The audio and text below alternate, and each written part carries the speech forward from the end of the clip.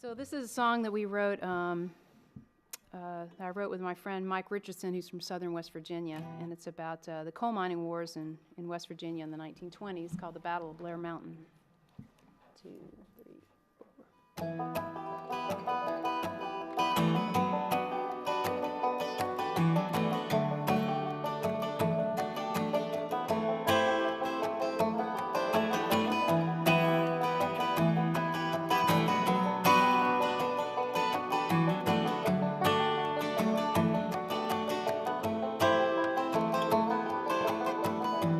Find a vein, drain the black gold,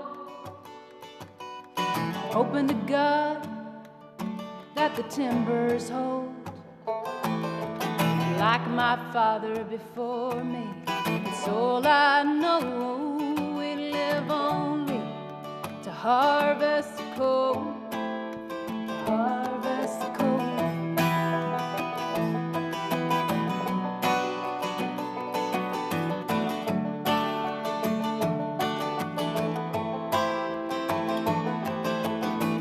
Mine owner's mercy, about as shallow as a grave. We're living in shanty towns, we ain't got no say.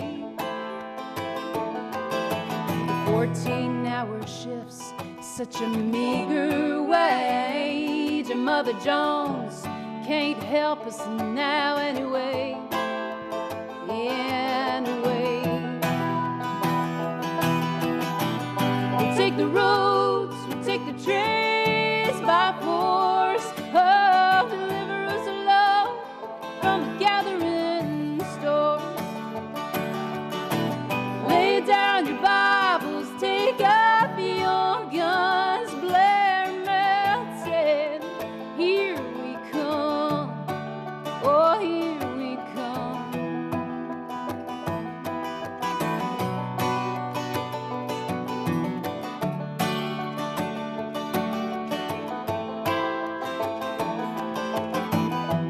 Red bandanas that tell us what side you're on. Yeah, we're the rednecks of the Union 1921. We'll leave tonight at 13,000 strong and take the fight to Blair Mountain before the dawn, before the dawn. We'll take the roads, we'll take the trains by force. Oh, deliver us, Lord, from the gathering stores. Lay down your Bibles, take up your guns. Blair Mountain, here we come. Oh, here we come. Oh,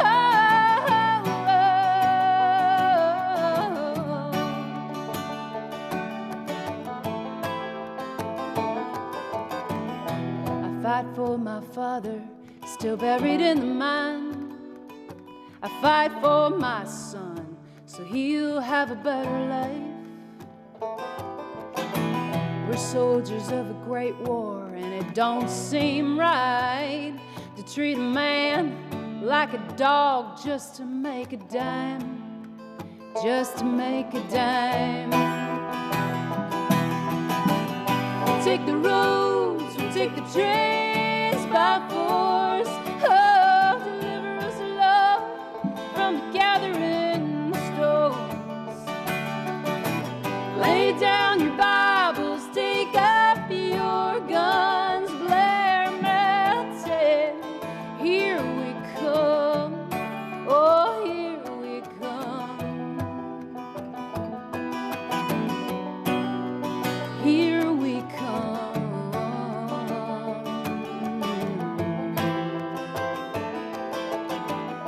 So find a vein, drain the black gold.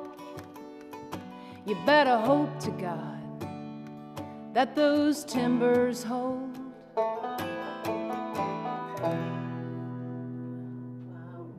Yeah, wonderful, wonderful.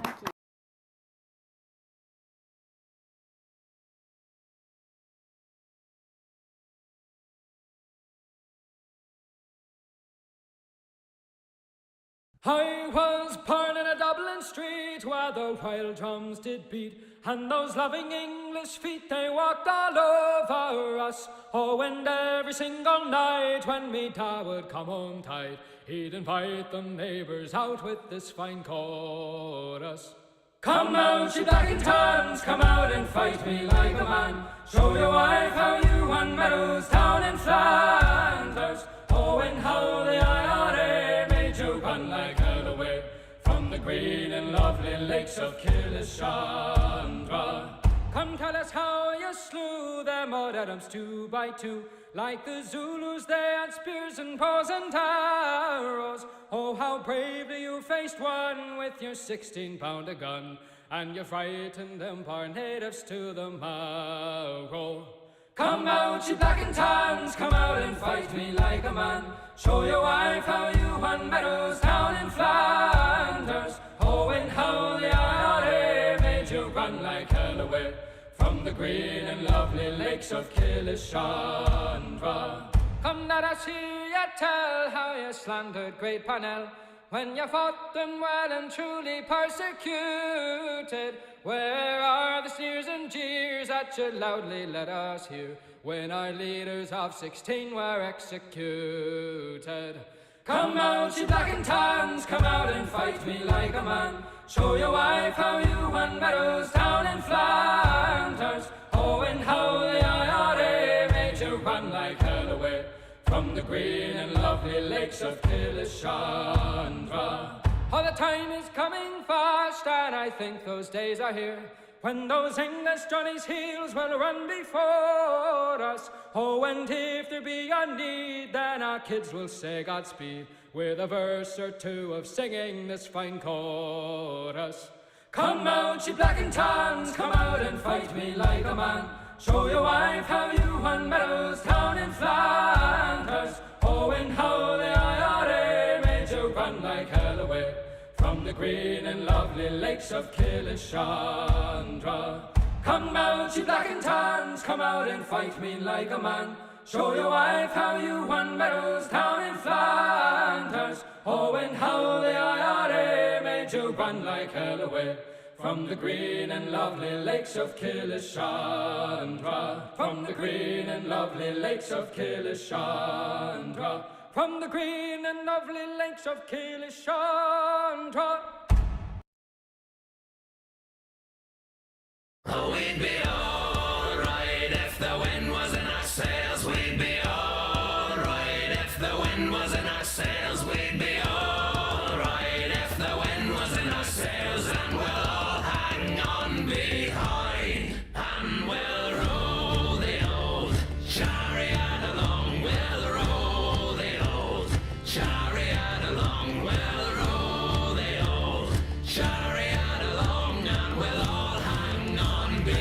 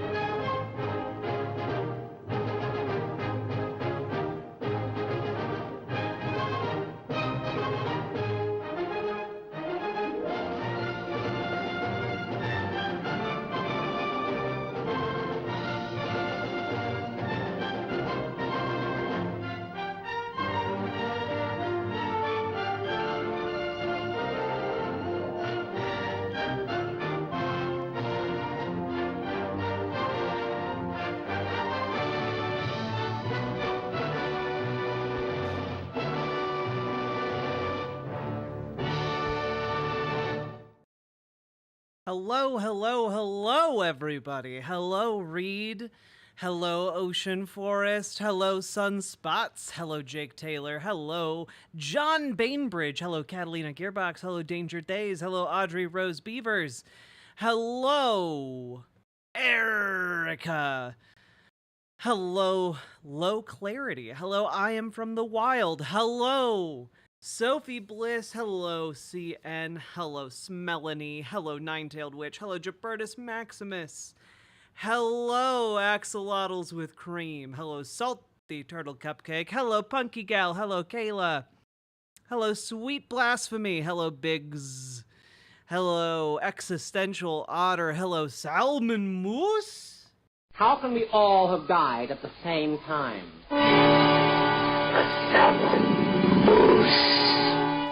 Hello, Snuggle Kitten. Hello, Delta Who. Hello. How we all doing, folks? How we all doing? We have an excellent crew tonight. We do indeed.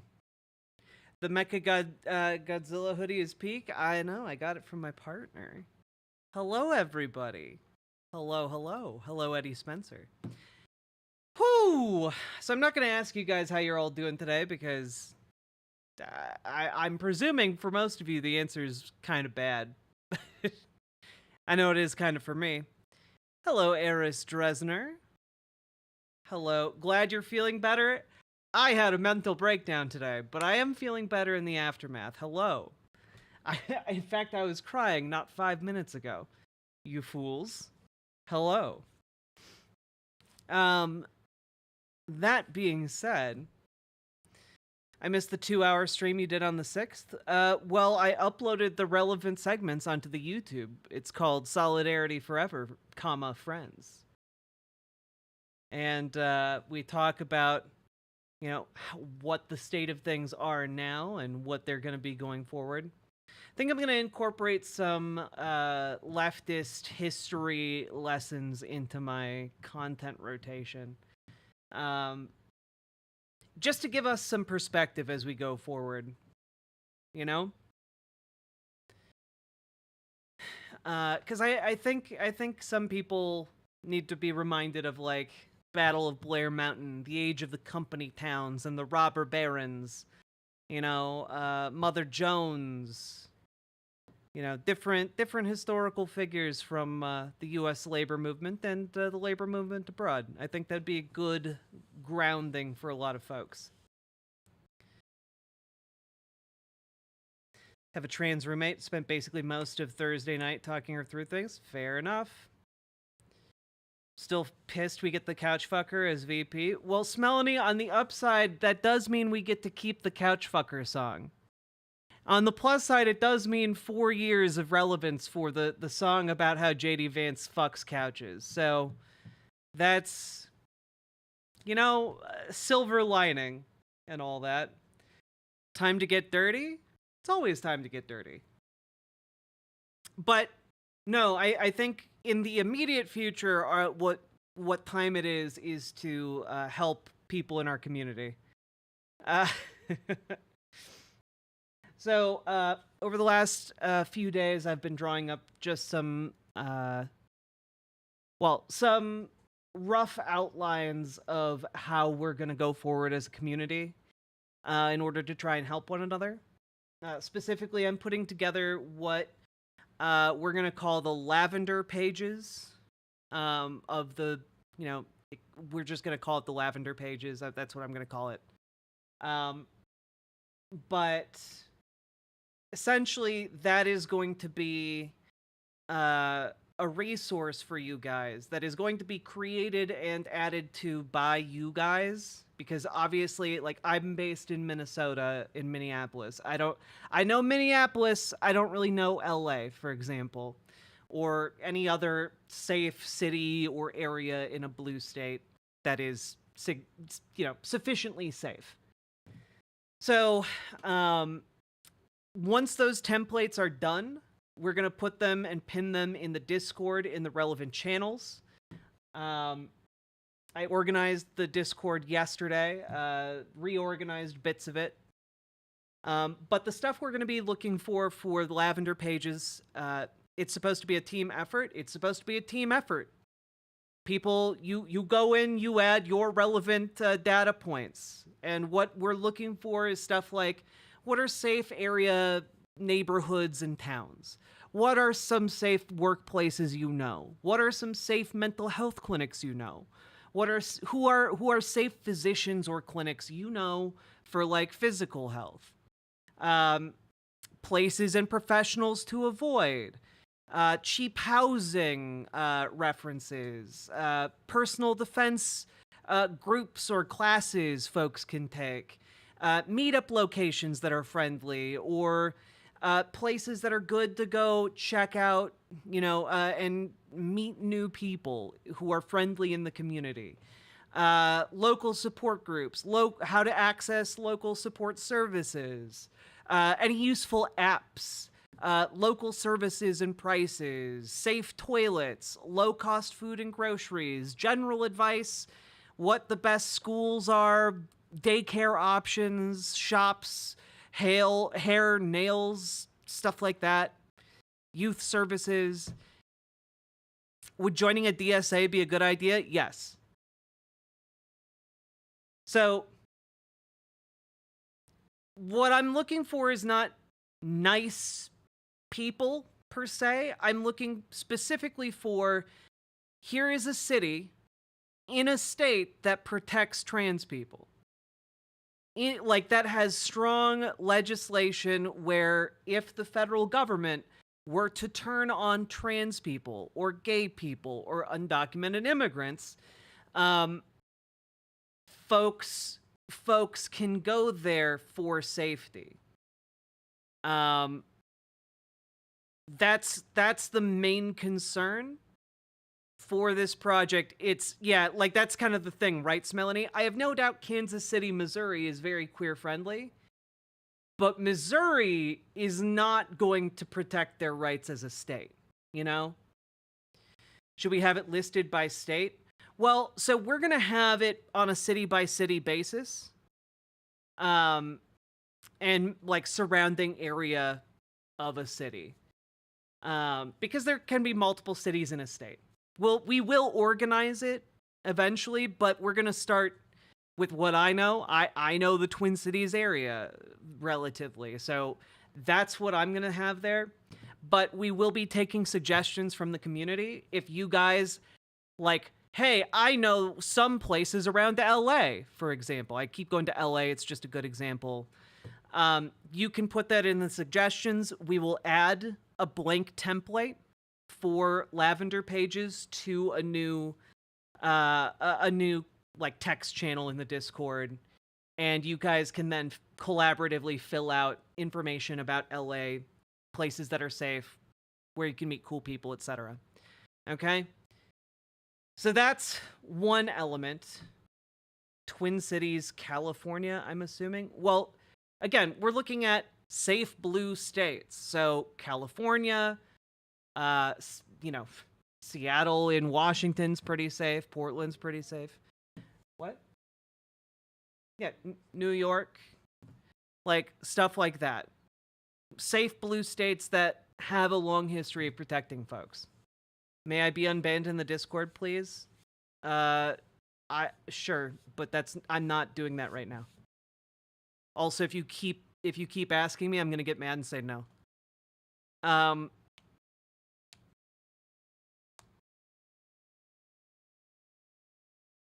Yeah, Colorado would be another safe state. But guys, keep in mind what we're gonna be looking for. Blue states that have significant LGBTQ protections, that's kind of where we're starting for the bedrock of this. Of course, other displaced people can make use of this information as well, but that's the main thing here. Didn't know you had a Discord link? Yep. ! Discord. Riverboat.gg/Discord.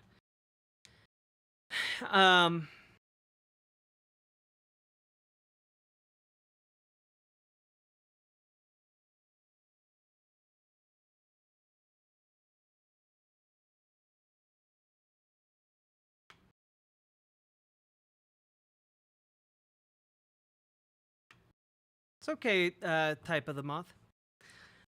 Okay. We will also have a page for mutual aid skills, i.e., skill sets you guys want to make available for community use. Whether it's like mending clothes, baking goods, cooking, stuff like that. Okay? We will be listing skills alphabetically. Just if you don't see your skill in there, plop it in there, and we will we'll sort it out. Okay? But we're gonna be looking. To sign up, you just have to put your skill, your screen name, your location, and your availability. And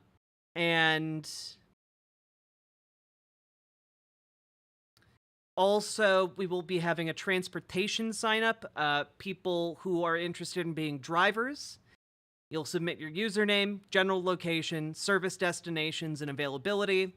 And we'll also have movers and packers, folks who are willing to help pack or, otherwise facilitate moving or moving or unpacking, stuff like that. Username, location, availability, etc. Okay?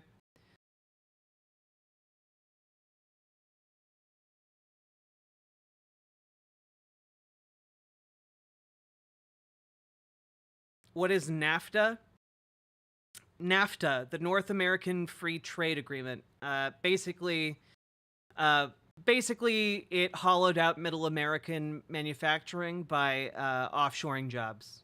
That is the long and short of it. Basically killed a bunch of factory towns across America, and Middle America has never forgiven that.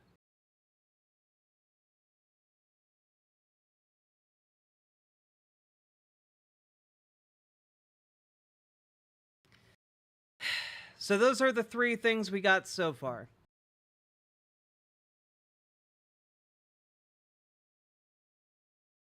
Can you refresh my memory about what?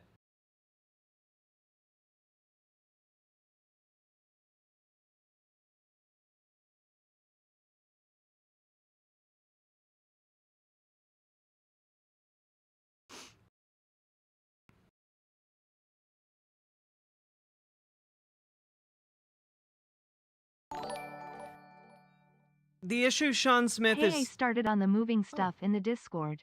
Hell yeah, Nine-Tailed Witch.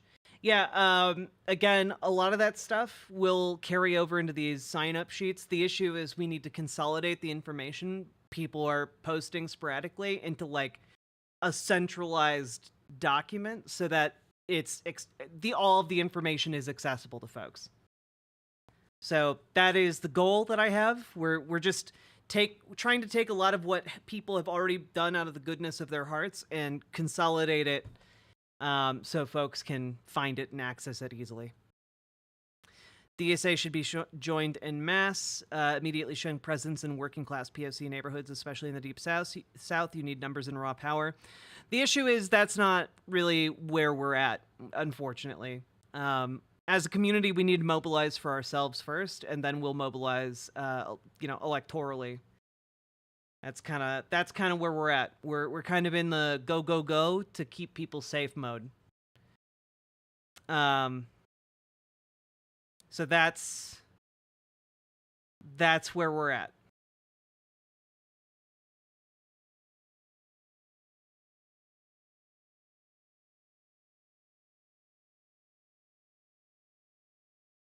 Should we get copies of banned books, ones that could be banned? Sure.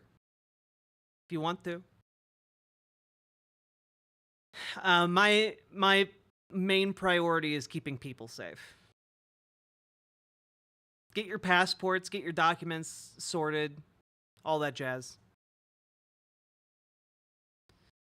SNL is live tonight. Why would I watch SNL? I'm a young person. Why would I watch SNL?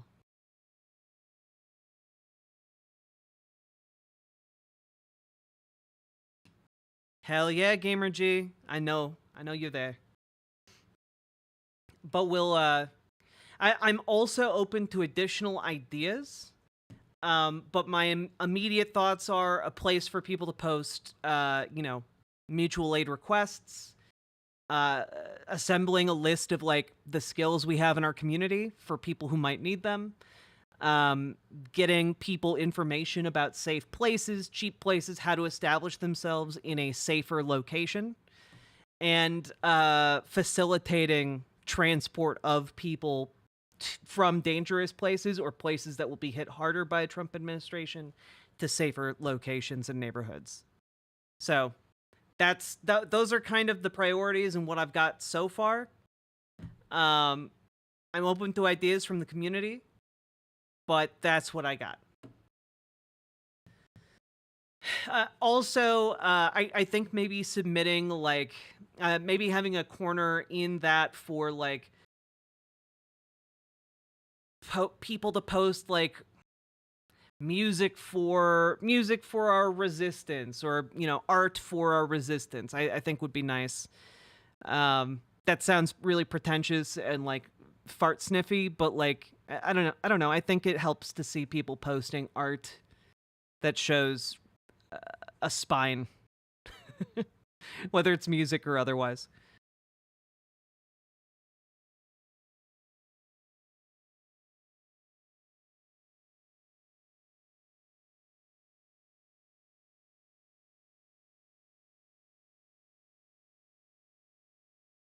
Kansas has a Democratic governor.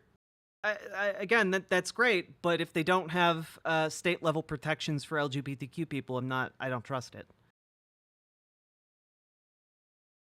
Think the election was rigged? I don't think the election was rigged. I think it was a pretty decisive loss.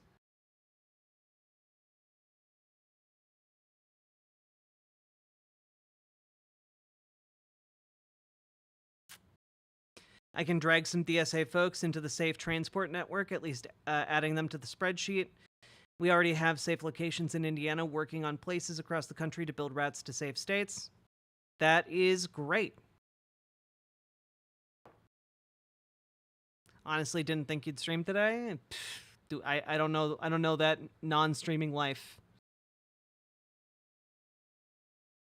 Should we worry about our internet data in case of a government crackdown? In case of a government crackdown, have a VPN. Like that's really the best you can do. And if the government crackdown goes beyond that, then you're pretty screwed anyway, without significant technical knowledge. So there was talk about a money pool. I've been looking into how to set something up, but thoughts first. I do not feel comfortable facilitating a money pool. I don't think that would be safe for me to put together. Will it be rigged in the future? Hard to say. Maybe.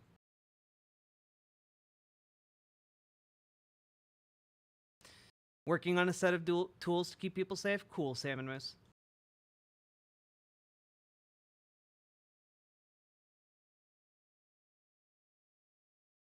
Yeah, honestly, I would rely on people with a lot more technical knowledge to answer questions about data security, because frankly, I have to be honest, I don't think that the Trump administration is going to care enough to crack down on the internet super hard. Outside of like big button issues, maybe they'll crack down on pornography. But other than that,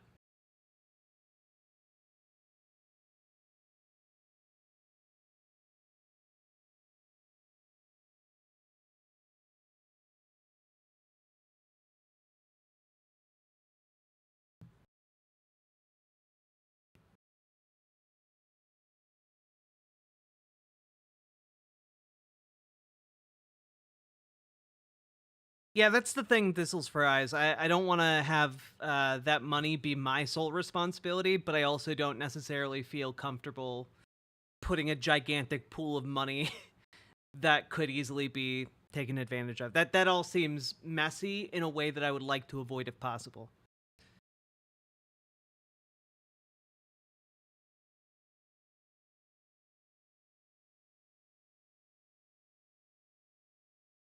Is there already a file or directory? For what?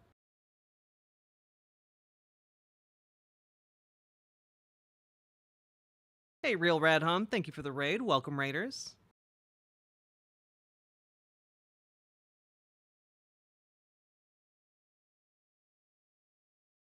Not looking forward to being forced to transition. Well, let's hope we can put together some resources that will prevent that from happening. That is my goal. Is it okay to post in the skills channel in Discord? Yes, but bear in mind the templates haven't been finished yet, so you'll likely have to be you'll likely have to resubmit it into like the centralized doc. But feel free to start chatting in those text channels before the template is done. They are for you guys to use and talk about what kind of skills you guys have. Talking about putting together all this information, is there already a spot to put it, or are you trying to put one together? I'm putting one together. That is the goal for by the end of this weekend to have. And they'll be centralized. We'll also be making backups of what we make and all the information we take in, so no need to worry about that. Hope you're going well in these fucked up times. Just had a short gaming stream, vintage story, before running off to work. Well, have a good day at work, Real Rad Hum. Yeah, we're going to be playing a game as well. Also, folks, I should have mentioned this at the top of the stream. Guys.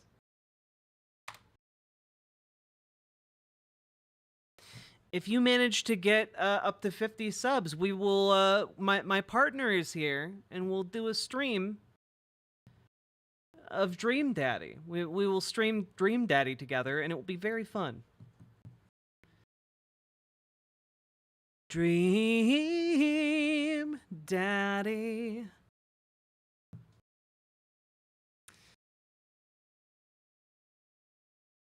Yeah, hopefully this won't go like the pigeon game and die. We chased a lesbian and died. That was our legacy. What's Dream Daddy? It's a game about dating sexy dads. You're a new dad on the block, and you're in a town full of dads looking for action.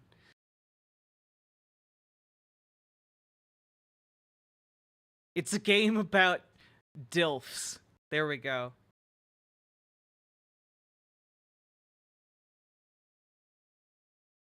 Even if the election was rigged, what do we have to gain from acting like it wasn't? What do we have to gain from acting like it was rigged? Why lie? It's a gay dating sim. It is indeed. Sounds gay. I love it. It's extraordinarily gay. Being honest. I'm being honest. Yeah.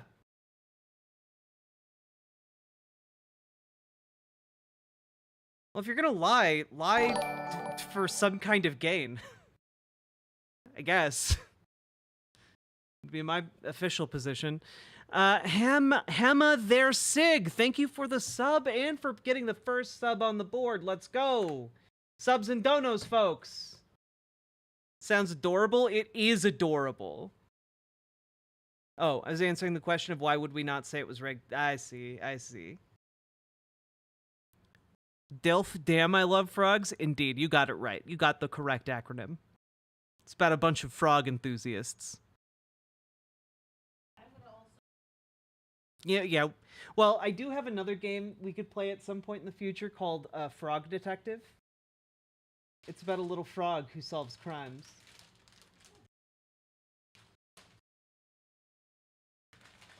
Well, now I want to go play this game. Do it.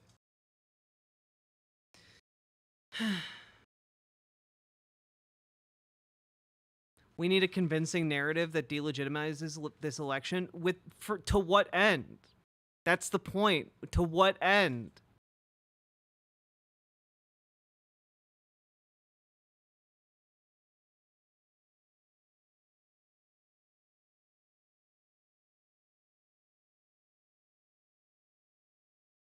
Frog Detective sounds like a hoot. It is a hoot. It's a good little game made by good little beans.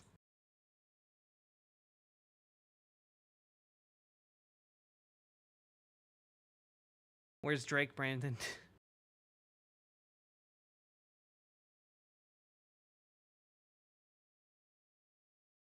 Hi, I'm still numb. Hi, I'm still numb. I'm mum.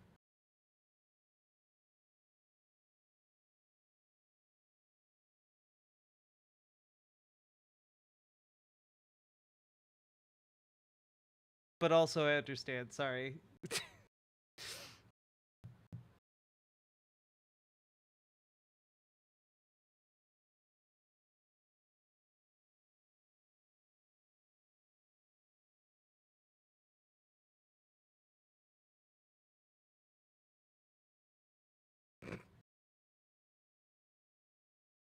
Continue to distract yourself with copious amounts of Factorio. I need to distract myself with copious video game playing. But I've been continuing to work on resources for you guys. Is there a similar game with MILFs? There are so many similar games with MILFs, but like not as good, and also with nudity, and they're sold on Steam. You can find them, I promise.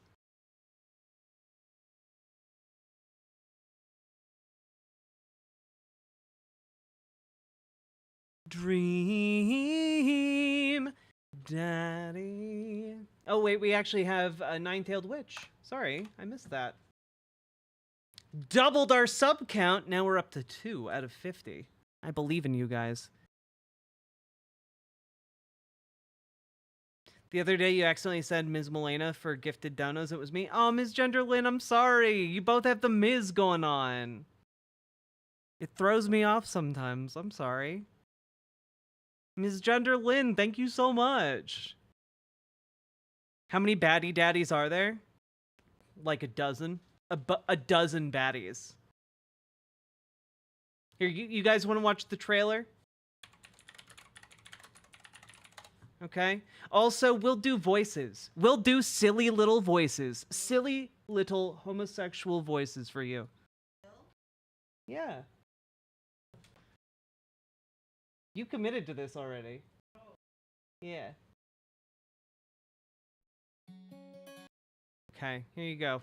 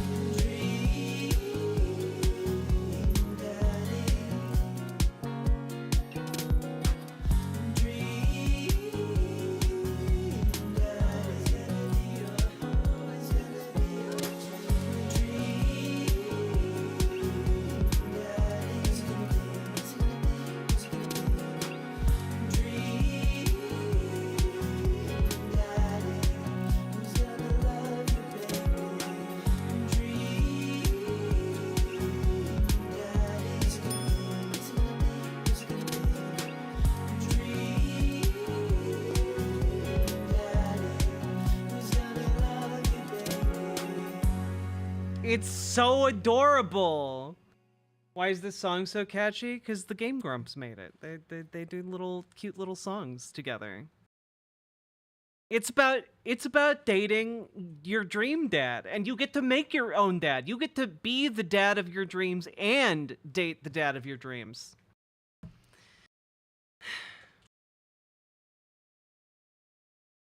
Did Tofu used to play this game? Maybe.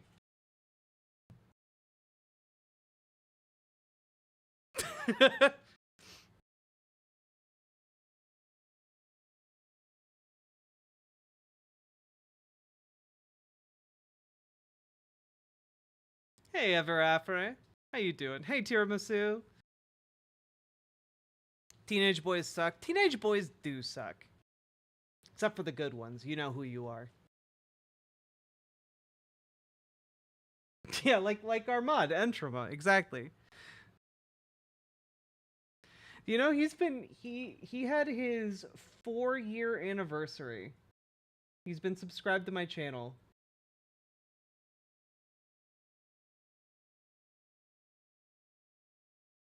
Our little man's all grown up. He'll always be our babby.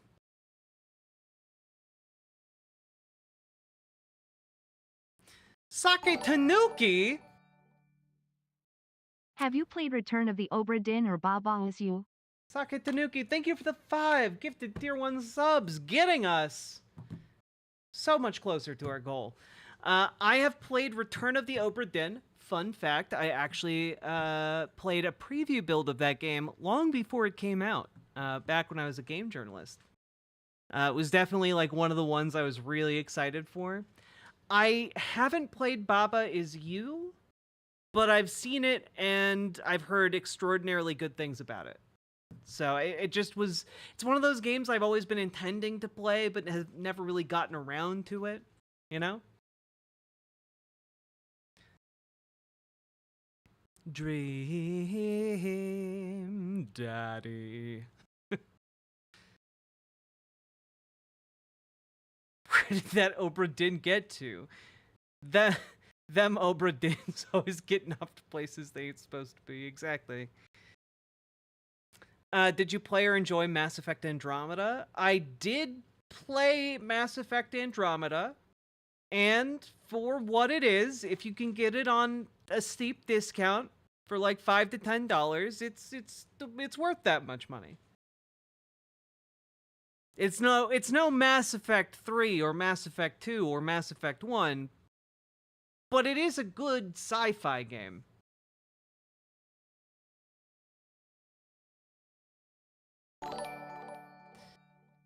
Got my IUD What this about year? Chrono Hell yeah. Trigger? I've been trying to get Vosh to play it for years. Ooh, Chrono Trigger. I have a confession to make about Chrono Trigger. I have played the first half of Chrono Trigger like 3 times. 3 or 4 times. And every single time I run into some kind of bug in the they have like a Square Enix did Chrono Trigger like so dirty with its like Android port, and every single time bugs got into it. They put it on a PC, it's still buggy as shit. They've never bothered to actually fix it. And every single time I run into like a game locking bug. So I've never actually finished it because Square Enix didn't really do their shit right. So that's deeply unfortunate, and maybe I will take less ethical means of playing Chrono Trigger in the future. Cuz I would like to finish it. I really fucking like the first half. It's pretty fun. I like it. It's good. I like that part where you're put on trial. That's some good stuff.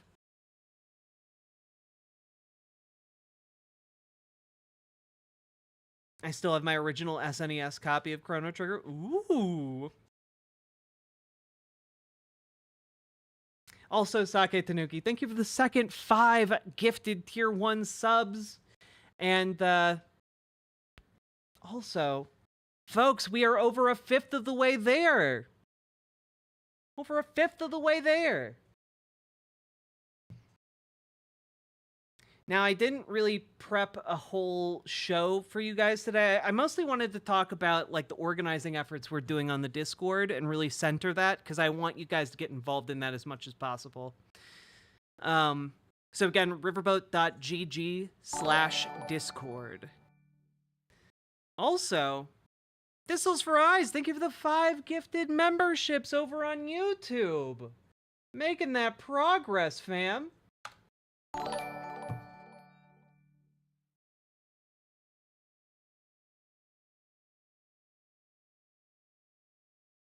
Patrick Lucas, thank you for the gifted Riverboat Jack membership. Also, this is a question I've gotten the last couple of times. Do we have a P.O. box that people can send things to? Yeah? Okay. Am I allowed to give that out?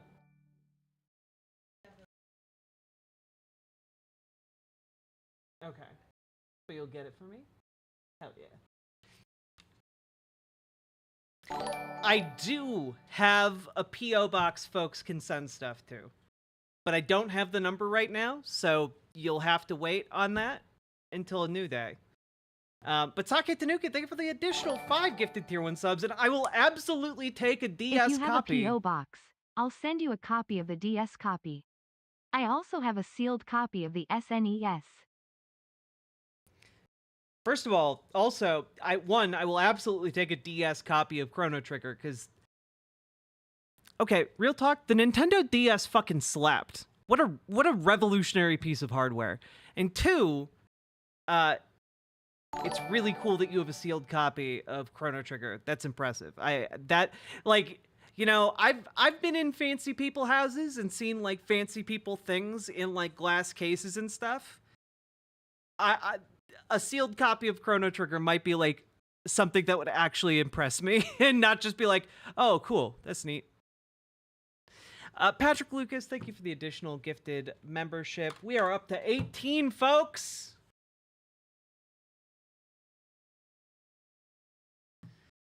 Whew, you gotta react to this. Well, that's strong language. The debate. Oh god, I don't know if I can summon the will to react to this. If I'm being completely honest. I mean, I can take a look, maybe. We'll see, Jess. You've got a signed copy of Halo 2? Signed by who, though? Whomst?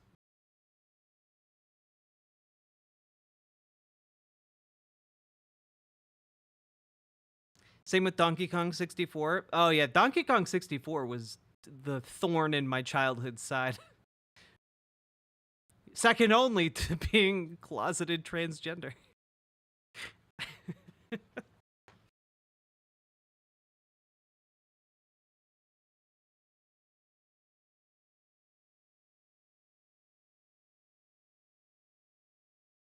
One of the senior game artists? That's cool as shit.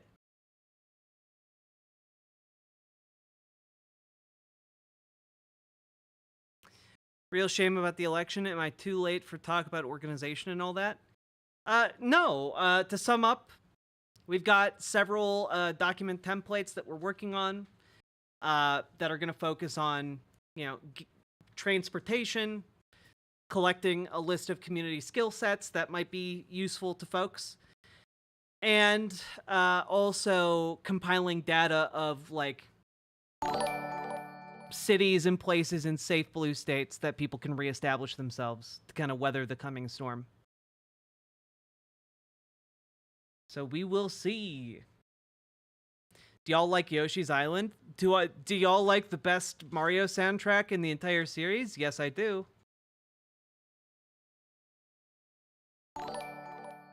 Oh, Ozchunk, thank you for Watching your Prime. the US from my Emerald Isle Fortress of Trans Rights has been like one demented reality show. You all will weather this storm. Have hope. Well, Thready, thank you for the 2 gifted tier 1 subs and the Emerald Isle Fortress of Trans Rights. I do want to go visit Ireland at some point. Seems like a decent place. Full of good people.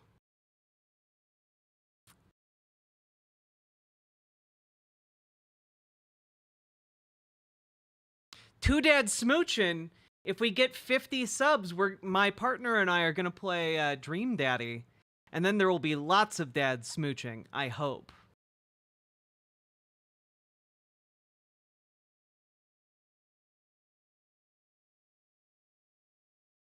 All right. Hello, Witch Night Melody. Hello, hello. Wait, what? Wait, what? Indeed, yes. My partner is here, looking like a real cutie patootie.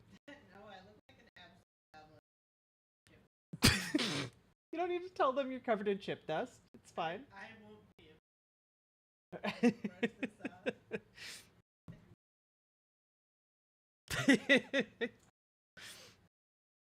out. And if you reach a stretch goal, we'll put on onesies. It'll be a good time. Promise you guys. Yo, Sake Tanuki, thank you for the additional 5. I have a signed copy of Messiah by Tommy Tallarico. I also have the Guinness record for most signed copies of Messiah signed by Tommy Tallarico. My mom is proud. I need to know because I know the Guinness Book of World Records does tend to have some pretty weird records. Is that a real record that they have, or are you just are you doing a goof? Because legitimately, I do not know. I don't know what Dream Daddies is, but that sounds like a blast. KEKW. KEKW indeed. Two Dads a Smooch, and thank you for the 2 gifted tier 1 subs. And well, do I even need an excuse to play this trailer again? Of course I don't. Of course I don't. Dream Daddy, everybody.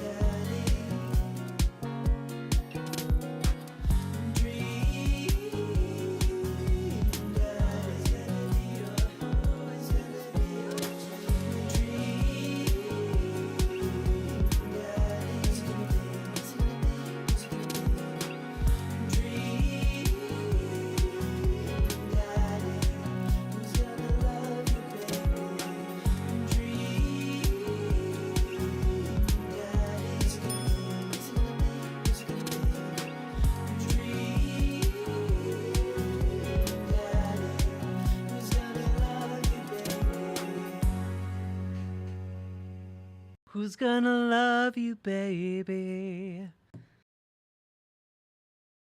Amazing stuff. Amazing stuff. What a solid trailer, right? Which Dream Daddy are you guys, chat? Yeah, look, guys. Last time my partner and I played a dating sim on stream, we played the Hatoful Boyfriend, and we wound up being seduced by a lesbian pigeon. And little did we know that it wasn't a lesbian pigeon. It was just queer baiting in a pigeon dating simulator, and we were led to our deaths. So, you know, look, stellar track record in terms of dating sim playing, okay?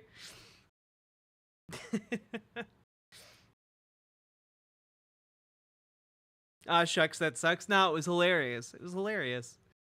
I do not feel bad. I mean, that's actually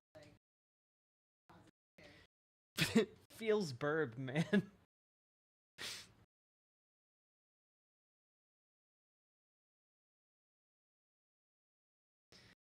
Oh, God.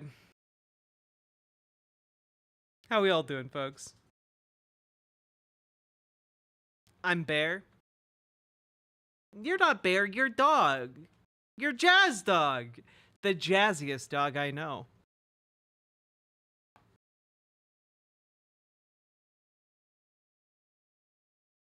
Toxic bird, Yuri. You know, people always say they want toxic bird, Yuri, and then they get it. Doing well, how about you? I had like multiple mental health breakdowns today. I'm doing a lot better now, though. Aren't bears just bigger dogs? You know, you'd fail biology, but you got spirit.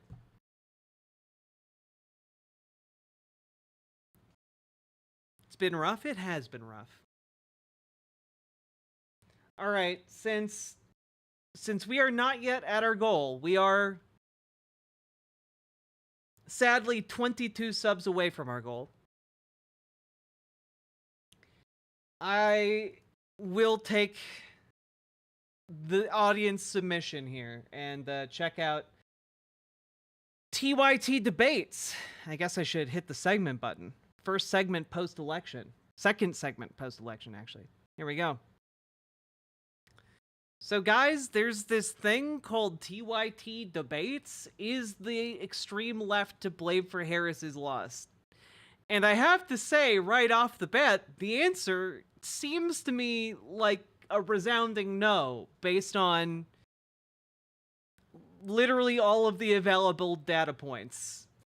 So I'm not exactly sure what kind of a debate this is going to be, but I'm looking at the runtime and seeing it's about 28 minutes, and that doesn't really bode well.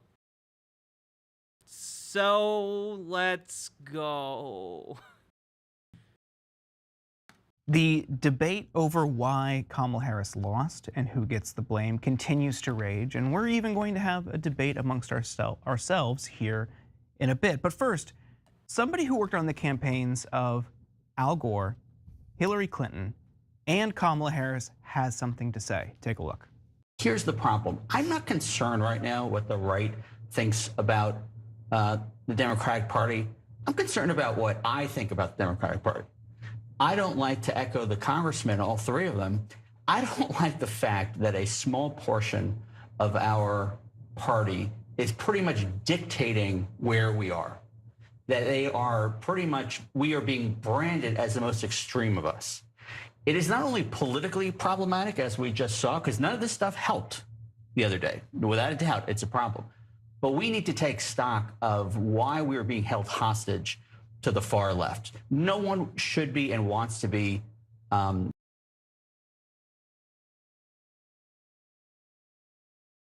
You're being held hostage by the far left? Because I'm literally a socialist, and I didn't see any of my politics reflected in the Kamala Harris campaign. At what point were we holding the campaign hostage? If only we could influence policy like that, she would have fucking won, okay? Actually have a spine to advocate for universal policies. kowtowing to the extremes of their own parties.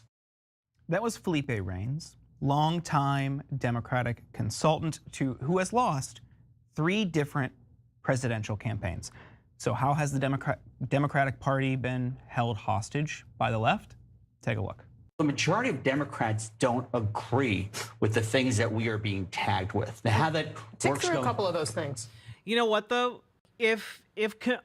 Let me put it this way. If our community organizing is effective at saving folks and helping people in our community, I do want to expand our organizing efforts to include electoral politics so that we can infiltrate the Democratic Party, overthrow these ghouls, and take control of the party. I would like, in the long term, for our organizing efforts that save lives today to be the thing that, kills the establishment Democratic Party in a political sense, not in any kind of physical sense.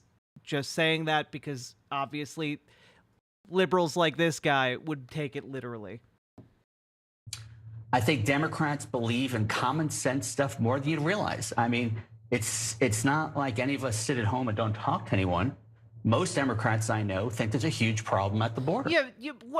Yeah, you guys don't sit at home and not talk to anyone. You guys go out to your little cocktail clubs and you talk to other, DC elites. That's what you do. That's your whole thing. Most Democrats I know think, frankly, that males at birth shouldn't play in women's sports and vice versa. Now, you can have a healthy conversation within a party. Also, no. Again, this is all his insular bullshit. And you have to have a room within a party for all this. But also, Sake Tanuki, thank you for the 20 gifted Maybe I'm subs. crazy, but I'd much prefer choosing between a Democrat and a socialist every election than between a Democrat and a fascist. Right? It would be so much better to choose between a Dem and a socialist. So much better. And yes, that does bring us to 2 subs away from our goal. Sake Tanuki, thank you for the incredibly generous 20 sub dono. And that is now a signal for my partner to compose herself. I love you so much. Can I tell them? Can I what? Tell them what you were doing.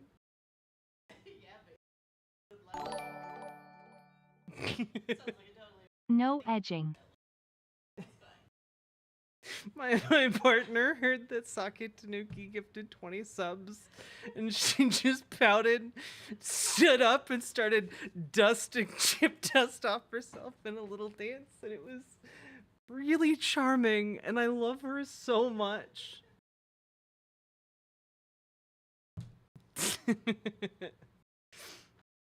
Oh my god.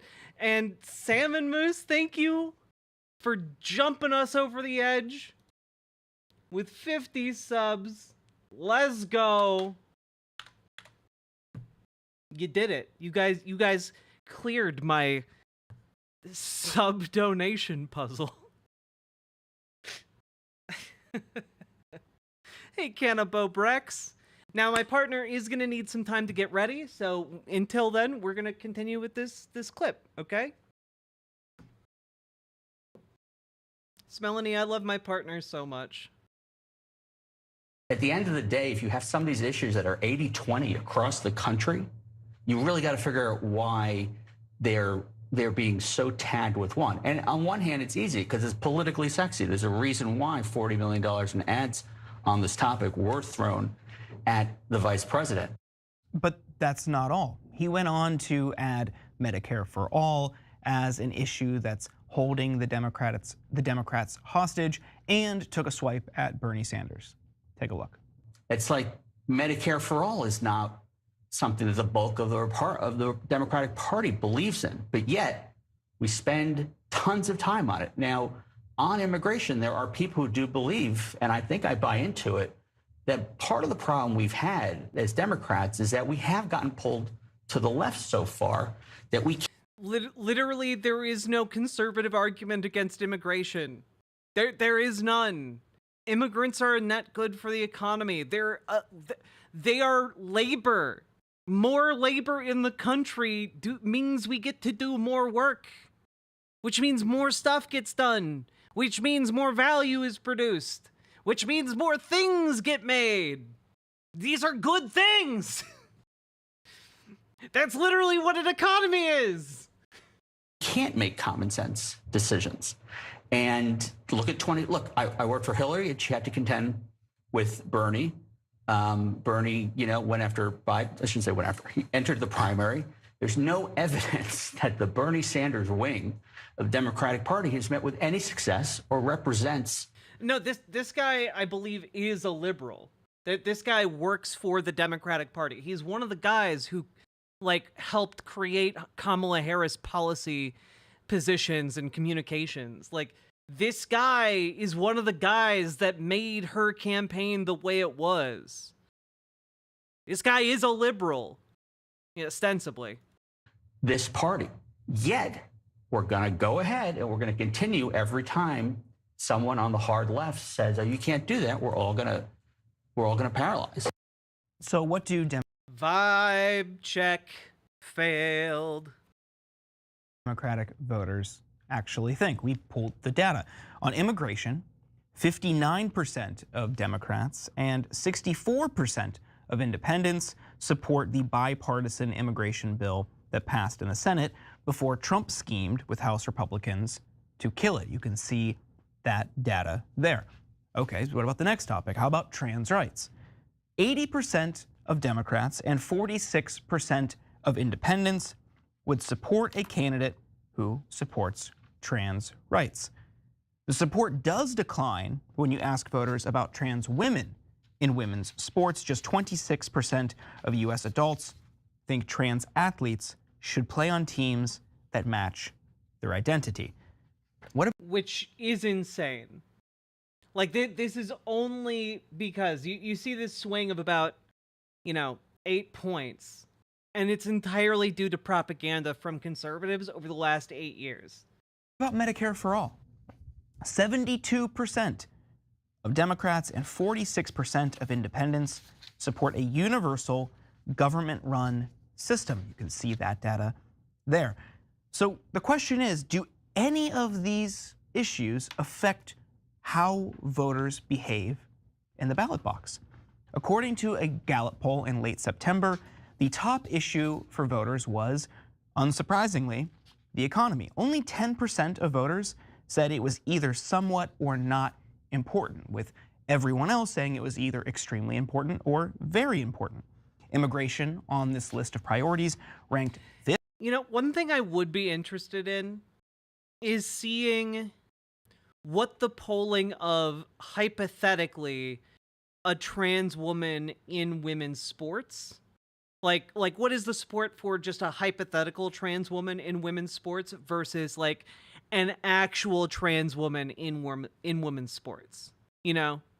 Like, if you poll someone on like the local trans college athlete getting like third place. Worth looking up Stephen Colbert's testimony before Congress.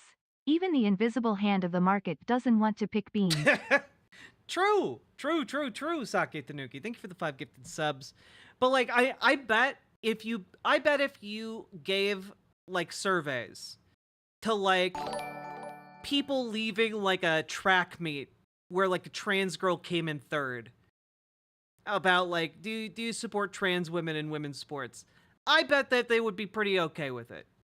If you ask hypothetically about some imagined trans woman in women's sports, I think a lot of folks are like, well, they imagine like Hulk Hogan in a tutu participating in like, you know, weightlifting. That's the immediate image that comes to mind, versus like if you poll about a trans woman in women's sports at like an actual athletic event, they're gonna be like, wait, that girl was trans? Yeah, I couldn't tell. It seems all right to me. Like, I think that is basically the dynamic at play here. Also, Nick Leftist, thank you for the tier 3 sub. I very much appreciate that. Fifth, with 72% of voters saying it was either extremely or very important.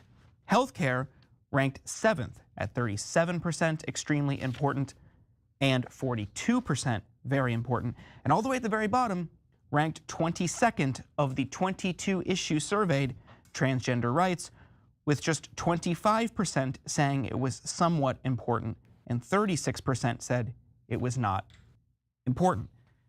So I guess Cenk and Jules, we're going to have a little bit of a debate here. There are a lot of people, a lot of pundits, a lot of Democratic officials saying this is why she lost. That's why she lost. Oh, you should have done this differently. You should have done that differently. Cenk's gonna have some dumb shit to say, isn't he? I can feel it coming. I can like feel it resonating through time. Okay, everyone's gonna have a different opinion, of course. But for what Felipe Reigns is saying here, God that damn it. the Democrats are held hostage by the left and on issues of immigration and trans rights, that's why she lost, and there's nothing that they can do about it unless they kind of purge these people from the base. Do you agree with him? Am I misinterpreting it? I'm curious what you both think. Yeah, so I've got a definitive yes and no. So first, I do think that the leftists that he's talking about are hurting the Democratic Party. That's what we're gonna, at a minimum, do it, because I know Jordan disagrees. But the first thing that we have to do is clarify the parts where we all agree he's wrong, okay? So there are, in my opinion, 3 wings of the Democratic Party at this point. There's what I call the 2016 Bernie wing, which is economic populist, Medicare for all, paid family leave, $15 minimum wage, etc. I think all 3 of us are in that camp, okay? Then there is the 2020 Kamala, where you take Bernie's economic populism, and what she did was, because she was floating in the wind and she saw the leftists that were ascended, she thought at the time, so going defund the police, trans people getting surgery if they're undocumented immigrants, all of those positions that I view to be extreme, okay? And I think what?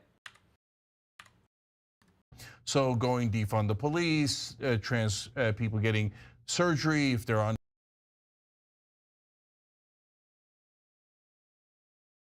undocumented immigrants, all of those positions that I view to be extreme, okay? Okay, yeah, that was some of the dumbest shit I've ever heard him say, and that's saying a lot. So, just to be clear here. Surgery if they're undocumented immigrants, all of. So he's talking about trans adults getting surgery if they are undocumented immigrants. That is that is something he views as an extreme?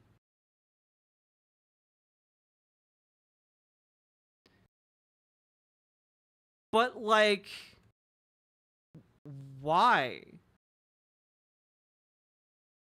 Is this prevalent? I'm guessing not. Like, do you think that these undocumented immigrants are playing the long game of coming to America to then get undocumented immigrant surgeries? I'm legitimately baffled here. Like, you're talking about maybe a number of people that you can count on one or two hands. That is an insane... That is like, focusing on that is as insane as, like, focusing on how aspirin is deadly because 2 people die from it every year. Like, that's... that's like talking about, yeah, the insane position that you should just be able to buy ibuprofen over the counter because, you know, people die from it every year, you know. Like, that's his position. That he sounds like a crazy person.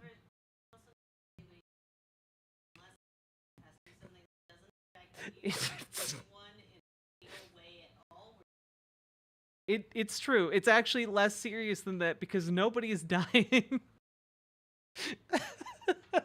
He actually managed to pick a less serious issue than even, like, the deadliness of everyday over-the-counter medicine. The police, trans people getting surgery, if they're undocumented immigrants, all of those positions that I view to be extreme. Okay? Also, let's be clear, the reason undocumented immigrants get healthcare is because it's more expensive to not give them healthcare. I want to live in a world where undocumented immigrants can get trans surgery in the US, because they'd be documented, and we'd have a health service. True, Sake Tanuki. Exactly. Like, how can you simultaneously advocate for universal healthcare programs and be against certain groups of people getting access to healthcare? Make it make sense.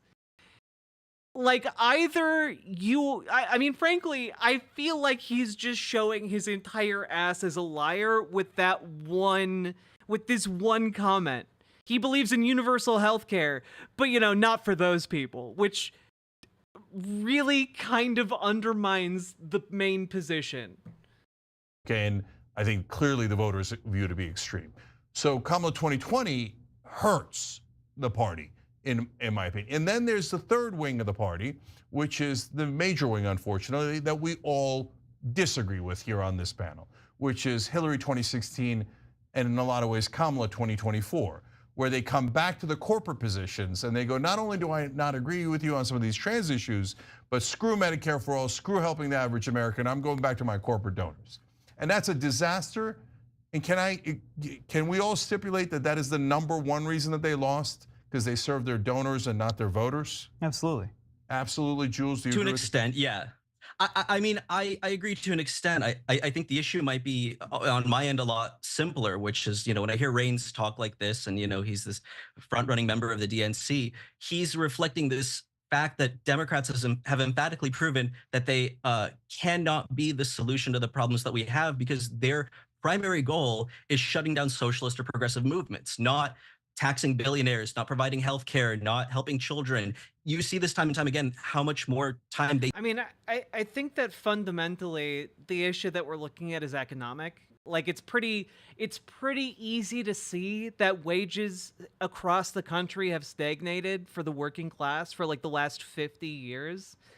And if you have stagnant wages that aren't being upped, you know, to keep up with inflation, and that inflation is combined with price gouging, that makes the groceries more expensive. And like, even if you get marginal increases during like the Biden era, you're gonna be feeling the, you know, 20-30% increase in grocery prices. Like, ultimately, a lot of middle America got screwed. And, you know, Biden had opportunities to prevent that from happening, like by raising the minimum wage. Remember when he helped kill the $15 minimum wage? Stuff like that. When when you have that in a president, and then the person who wants to be president and saying, I will fundamentally not be any different from that guy, that is a daunting economic prospect for the working class of America. You know, like, that's hard. And if you're trying to sell, you know, more abstract ideas than that, you know, people go to the grocery store more often than they think of, like, democracy as a concept. Frankly, it's the grocery store is more on their mind. And so, like, I think it's a pretty clear-cut, to me, example of economics taking precedence and the unwillingness of neoliberalism to really reckon with the economic aspect of this. They spend blaming the left for their failures because they're not addressing the key problems that we're running into. And I think that's the biggest reason Kamala lost. I think, you know, sweeping, getting popular vote, like electoral college, House, Senate, I think sweeping proves that this is the death of neoliberalism, not like, oh, the left is going too far again. Like I call this a Christo-fascist era. Things are not going back to the way that they were, and this is their fault. So listening to this honestly pisses me off that, like, oh, cool, we're getting blamed for the problems that they caused. Yeah, again, I think we totally agree on that. So, and the reason that they blame the left instead of actually delivering for the voters is because the left actually challenges their power. They could lose their party within the party, and then they got nothing, right? If they lose primaries, they're toast. So whereas if they lose a general election, who cares? They just come back and do it again, raise more money, keep more of it, et cetera. So I think that, Jules, what you're saying is something very similar to what I'm saying. The number one issue is that they're serving their corporate donors and never delivering for the voters. And they want to distract you from that. So every time they lose, and no leftist lost, every time they lose, they blame the left. So we all agree on that. So let's get to the part we disagree on. So now, guys, it appears my partner is ready. I'm ready. Oh. Oh, well, I was waiting for you to be ready. Oh, yeah.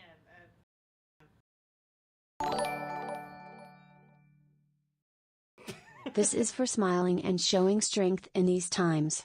Remember, Aww. every time their right posts are heating things whole we're down, it's not just sadism, they want to break our resolve. But that's because they know we can fight back if we keep it. Brutus Magnuson, thank you for the $50 super chat. I very, very much appreciate that. Thank you so much. And of course you're welcome for smiling. Always. Well, I think you guys met the sub goal, and you guys shall have your Dream Daddy playing, okay? So I will circle back maybe on this debate, maybe later today or tomorrow. We'll see. We'll see. But we're going to do some Dream Daddy now because my partner's ready. And, you know, if she needs to go to bed because she's too sleepy, then I'll finish this bit. What? Yeah, there's like another 20 minutes of this. So I'd rather do Dream Daddy with you while you're still awake. It's a limited window of opportunity, Chad. So I will be right back. We got to move some furniture around. We'll be back in 5 minutes. BRB.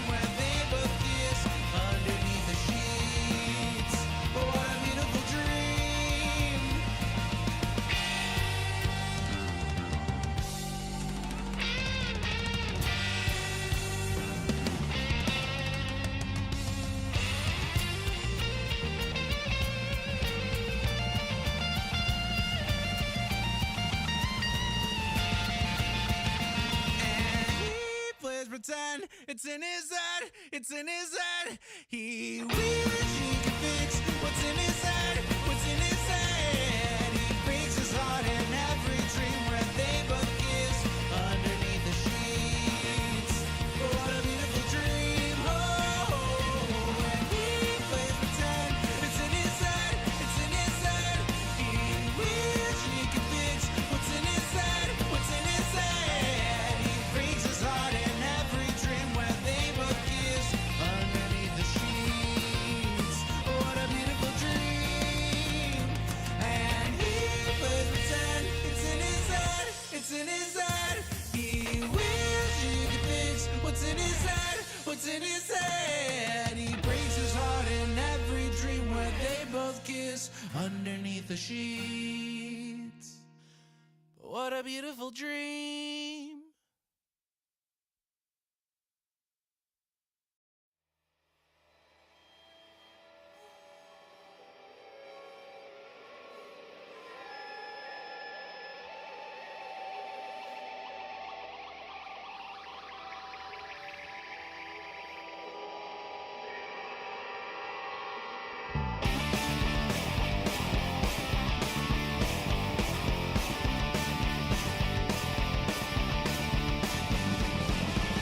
What does the fascist say when the lies are sold in spades? They say they need our civil rights while we work hard and die. When the guy they defend the genocide, they have said they cleanse her soul by making sure your tale is never told.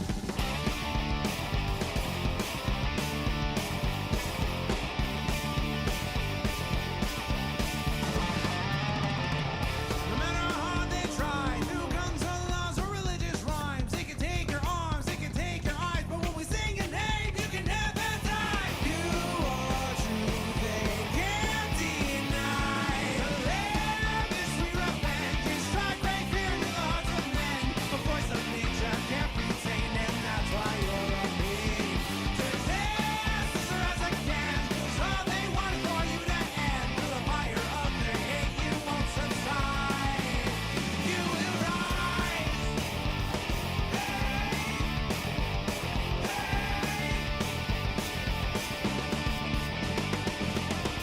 They thought they could make you hide, disappear right before their eyes, and no ban sesame. Here come the 40 thieves, riding into battle, wrath and power. This is stopping me. No matter how hard they try, through guns or laws or religious rise, they can take your arms, they can take your eyes, but when we sing your name, you can never die. You are true, they can't deny. To live is sweet revenge, you strike great fear in the hearts of men. A voice of nature can't be tamed, and that's why you're on me. To exist as far as I can, 'cause all they want is for you to end. Through the fire of their hate, you won't subside. You are true, they wish they can't deny.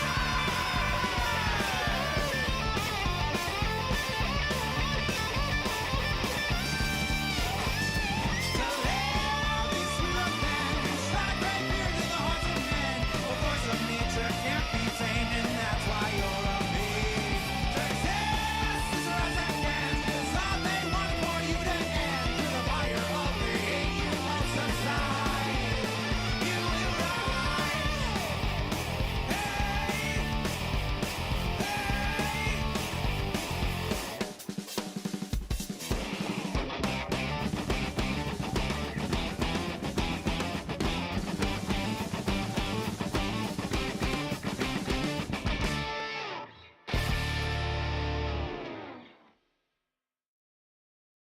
He called himself a hillbilly, wrote an elegy. His problem and his trouble is he went back and he doubled down on the fascism and the lies, and then he made a fatal crime.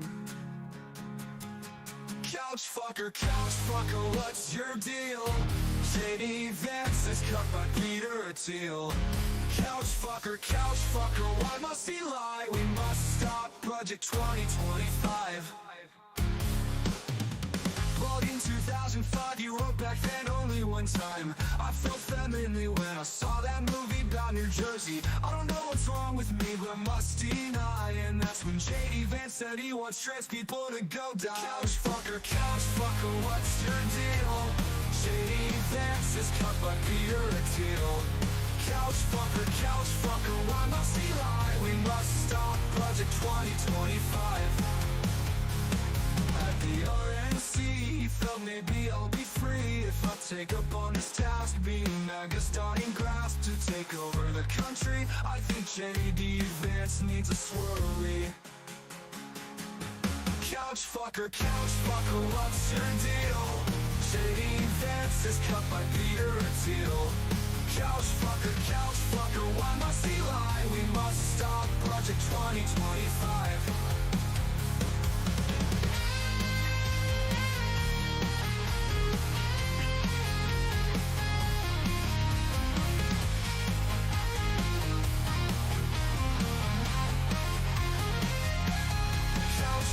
Couch fucker, what's your deal?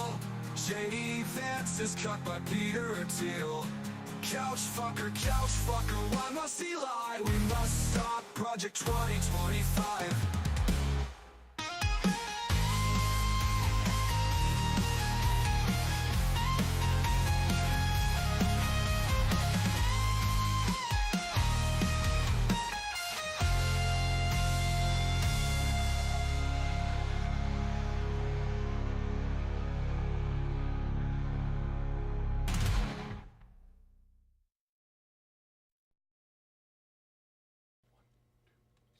When the union's inspiration through the workers' blood shall run, there can be no power greater anywhere beneath the sun. Yet what force on earth is weaker than the feeble strength of one? But the union makes us strong.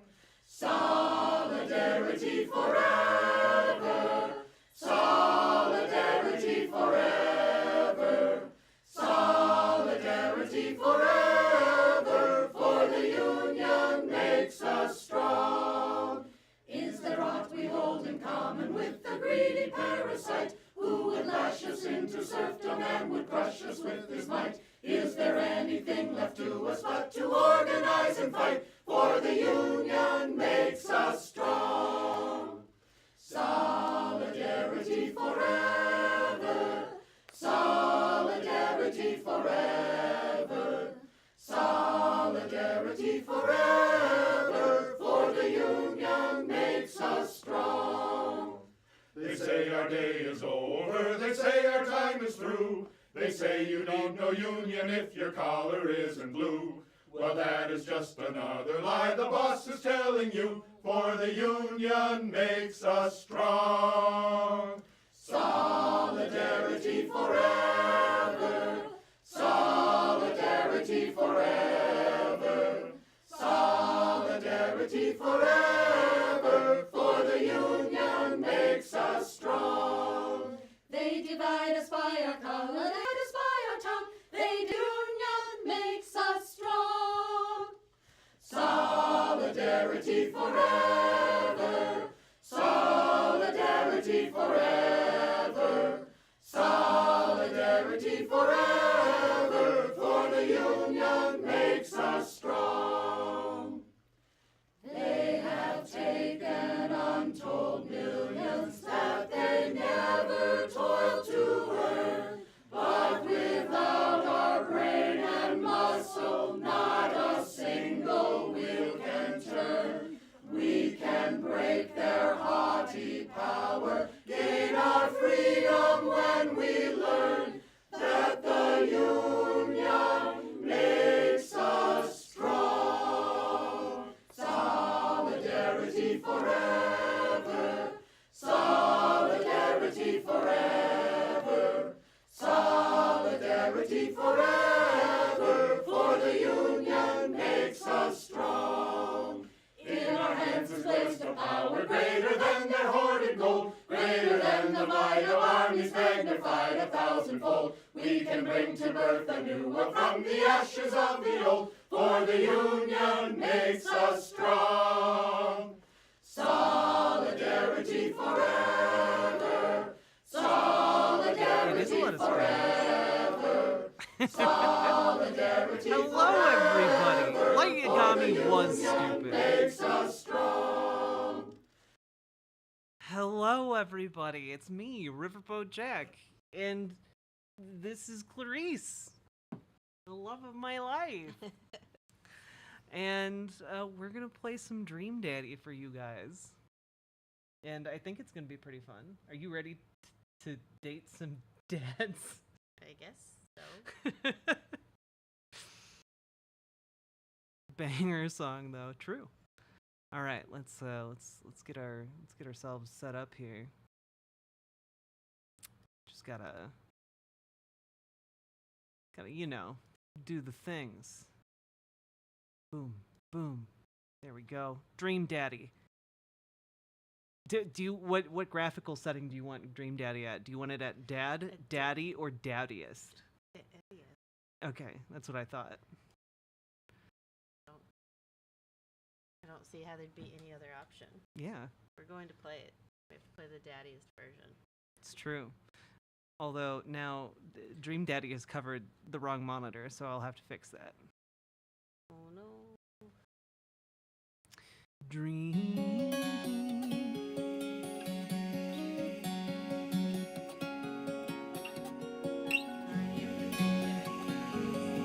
No.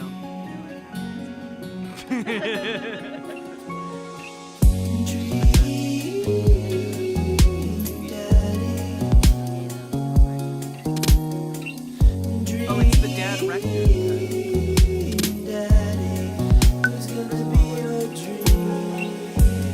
Removes content copyright flaggable. Okay, thanks, Gabe. Also, we need to quit so that I can put it on the correct page that it's supposed to be on. I got a smooch. May want to turn down the game volume. I'll do my best. Okay. Guess we'll go with, there we go. Right display. I like you. I like you.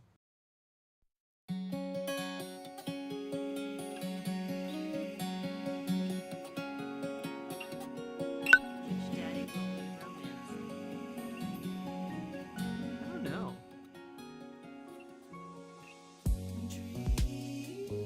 Is water like very old? Yes. Like before the end time? Yes. Okay. I'll just drink it and then fill it up with new water. Fill it up and not. We have more water. We have a sink. We live in the future with running water. No. Fresh water is becoming scarce, Clarice. I need to do my part. This is how you died of dysentery.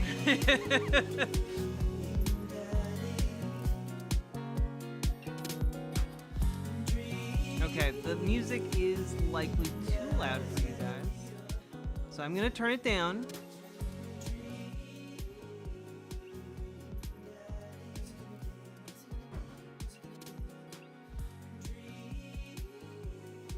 There we go. Is this okay?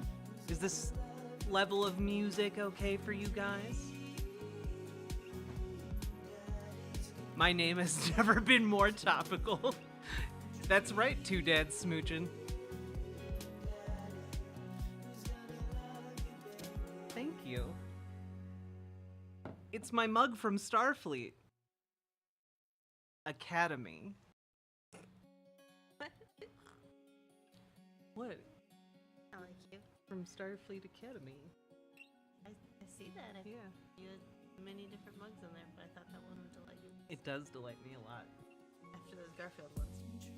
The Garfield mugs did delight me until I learned that my parents had missed a lead recall in the 80s and that they had been slowly poisoning me with lead my entire life.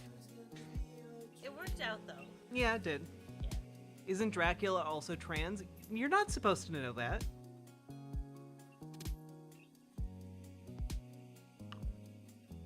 There should be a muscle mommy version of this game. Or, let's be honest, a top version of this game. Because, not all tops are muscle mommies. The same way not all dads are,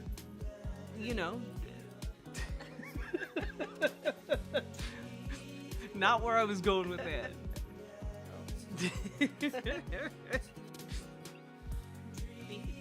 Beefy boys, spaghetti noodle boys, all kinds of boys. Yeah, the Dami mommy dream daddy, the dream mommy.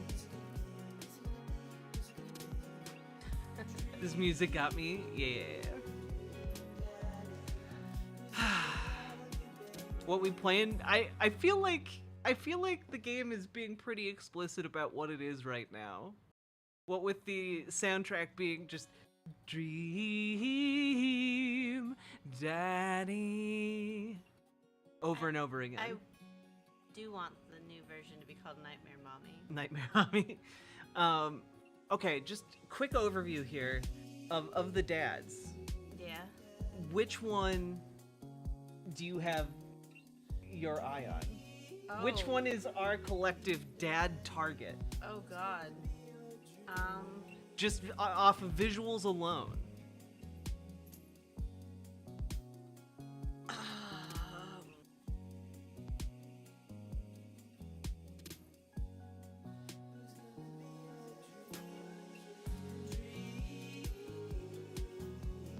That one or that one, but not this one. I don't trust him. But the that white... one could be fine too, but not that guy. Okay. He looks shifty and maybe not the white one. Not the white one. Okay. All right. Let's see. Should we jump in? See. Yeah. And not that one. You don't want. Not the dwarf up there. Okay. All right. New game. We're jumping in. Dad tip number 32. You can't beat the whammy bar. I don't know what that means. I guess that's really a dad tip. Zzz, zzz. Dad. Zzz. Dad, wake up. Okay. What do we do? Pretend to be dead. Okay. Wait, no. Oh, too late. Okay. I let my tongue roll out of my mouth and stop breathing. Amanda shakes me. Come on, Dad. This hasn't worked on me since I was 6. I'm sorry, Amanda. This is the end for me. Dad, I swear to God. Amanda, I bequeath to you all of my earthly possessions. Spread my ashes over my recliner. Okay, well, your corpse better get back to the movie van, because it's leaving soon. I finally open my eyes and sit up. I'm lying in the middle of the living room, spooning a moving box. I yawn and stretch. Morning, Manda Panda. Yikes, dad breath. Go brush your teeth. This is daddy discrimination. Try to drive in a way where you've never had to use your brakes. All right, we need to make our dad. What should our dad look like? What is our dad vibe? Can you get less hair on it? Hair. There we go. Yeah. Okay, Hairless. thank you. Okay, now let's look again. Now I can see. Oh, they have names. Athletic tank bod, thick tank bod, slim tank bod, slim binder bod, thick binder bod, or athletic binder bod. So binder bod. Yes, you can play as a trans dad. Okay, cool. Yeah. Oh, yeah, okay. I guess so.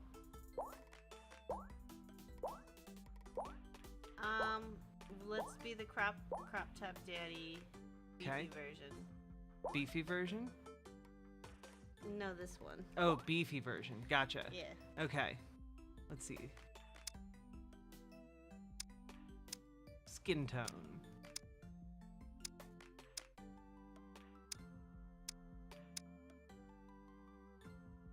Let's make it like the color of a certain father we know.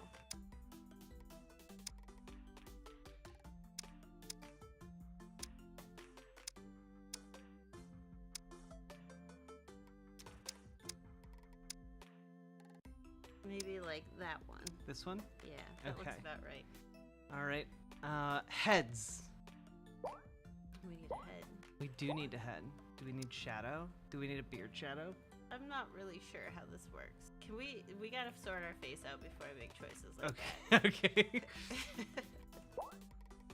Chin head, triangle head, square head, diamond head, heart head, oval head, I think we want round an oval head. Okay. Now, beard shadow? No. No. Okay. Hair, bald. Let's have the most beautiful hair we can get. Okay.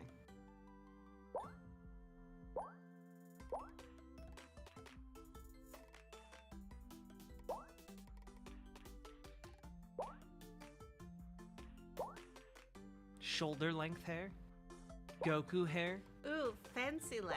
swoopy hair. Let's be a fancy lad. Okay, what color hair? What do we go with? That color. This one? Yep. Okay. Eyes. Ooh woo. Make the jack eyes. These are my eyes? Those are your eyes every time I look at them. You know, because you said that this one's a bottom. Okay, I mean, fair. Eye Okay, color. We could pick different eyes. No, what we about, can what go about with these this. ones? No. What about these? Maybe. What about these? Sassy. I think I like sassy, Dad. Captain Sassy. Black eyebrows. Fix her eye. Oh, we'll get to the Oh, eyebrows. eye color? That one. This one? Yes. Okay. Oh, mommy. His nose is good. Leave his nose. Nose is good? Okay. Mouth?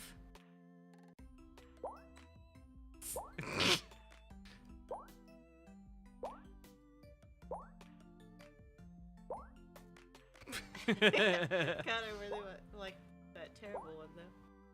Oh God, no. Salty sailor. What mouth do you want? Oh, do you want this silly one? I do kind of want this silly Kind of one. want the silly one too. Great. Do it. Okay. Eyebrows. Those eyebrows. These ones? These eyebrows. These ones? Yeah. Okay. There we go. How's that? Yes. Cool. Facial hair.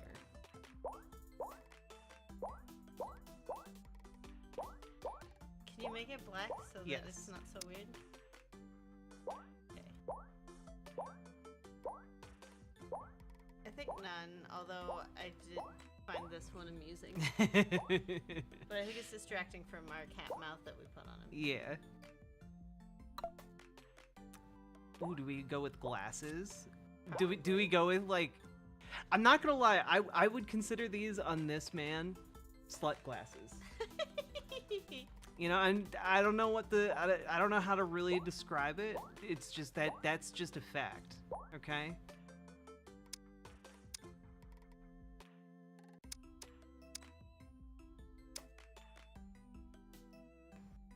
All right, keep the slut glasses. Do it.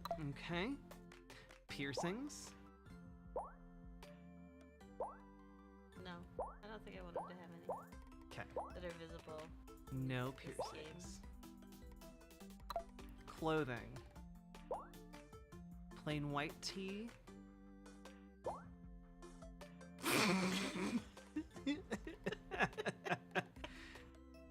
Damn. Damn, son, he go hard.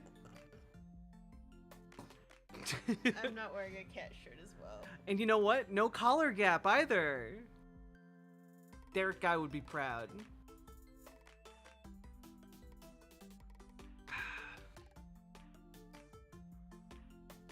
Okay. Are we good? Looking good, Daddy? Yeah. Okay. Name that. What is the name of our daddy here? Clarice. Clarice? No, give him a real name. Okay.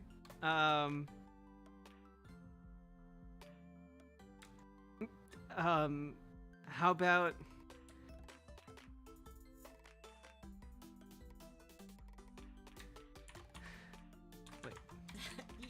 ED. Edward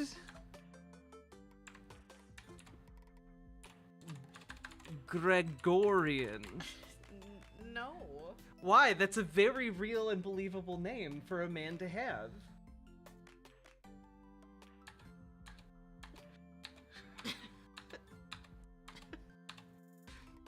Make it. Whatever. Okay. He can be named Eduardo if you need him to. Eduardo.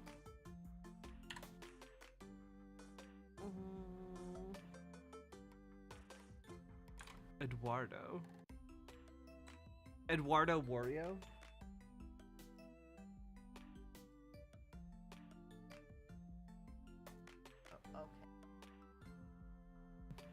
What better last name do you got? No, that's fine, man. Fine last name. Wario? I was just gonna Wario's name- a fine last name? Sure. Go for it. Eduardo Wario. Excellent. I was just saying it because Wardo and Wario are very similar. Anyway, be that dad. A different name? Nope, too late. Eduardo Wario. It should have been Eduardo Greguardo. Feel a lot of regret now. People are giving him like nice real last names. Yeah. But no, he needed a silly name. Eduardo Wario. Eduardo Wario. Eduardo. Did you fall asleep packing? I got most of it done, I think. Searching around the room, it looks like I did a pretty good job. Every box is sealed except for one. Wait, straggler. What's in it? Looking into the box, I see a bunch of old photos in little photo albums. Yes. Whoa, I haven't seen these in years. I pull out a dusty album from the top of the pile and we begin looking through it. That's the coolest baby I've ever seen. Father. The only way your father and I could get you to stop crying was to put the sunglasses on you. But whenever we tried to take them off, you'd start crying again. You spent the first 2 years of your life with sunglasses on. Nice. Halloween when you were maybe 4? Oh my god, that dragon costume. You couldn't decide between being a princess or a dragon, so you went with both. Princess Dragon. Oh. Why do I remember crying in that dragon costume? You saw yourself in the mirror and realized you were afraid of dragons. Seeing yourself inside a dragon's mouth was a realization of your greatest fear. I think. Right. Yep, definitely repress that memory. And this was you in your horse phase. Oh no. Dad! I believe you named that plush horse Sir Horsington the Brave? Oh. I don't think that was his. Amanda lunges for the photo, but I quickly snatch it away and hold it above her head with my superior dad arms. Nice try, but this is Also, important blackmail for later down the road. You know he's like 5'3". Yeah. Yeah. Go ahead and try me. I've seen pictures of you in your ska band. Ouch, kid. That Communist Manifesto had a chance back in the day. I look off into the distance and reminisce about the rad horn section. Hey, it's Emma P. Dad. No, Dad, that's Emma R. I didn't meet Emma P until high school. Honey, I promise you wholeheartedly that I will never stop mixing those two up. Ugh. Dad, Emma R has been my best friend since I was 7. Give it, like, a little bit of effort. Oh, right. Emma P was the one who Pooped her pants. pooped her pants during a sleepover. Ugh, always funny. Dad, that was me. I did that. Now. Oh. And I was having a sleepover with Emma R, who isn't Emma P. She never told anyone, though. True blue, that Emma R. Anyway, I gotta show this to Emma R. Later. She'll get a kick out of it. Oh, I thought she was like, later. Like, you know, the kids do these days. Yeah. The first photography award you ever won. Yeah, and it got us a $20 gift card to McFriday's. And then you got food poisoning from the cheesy tostada blasts. I think you mean food poisoning, you know, with a Z. Dad. Dad, Still can't drive past McFriday's without gagging. Still proud of you, though. Amanda reaches deep down into the box and pulls out one last photo. Neither of us says a word. We stare at the photo for a long moment. I finally decide to break the silence.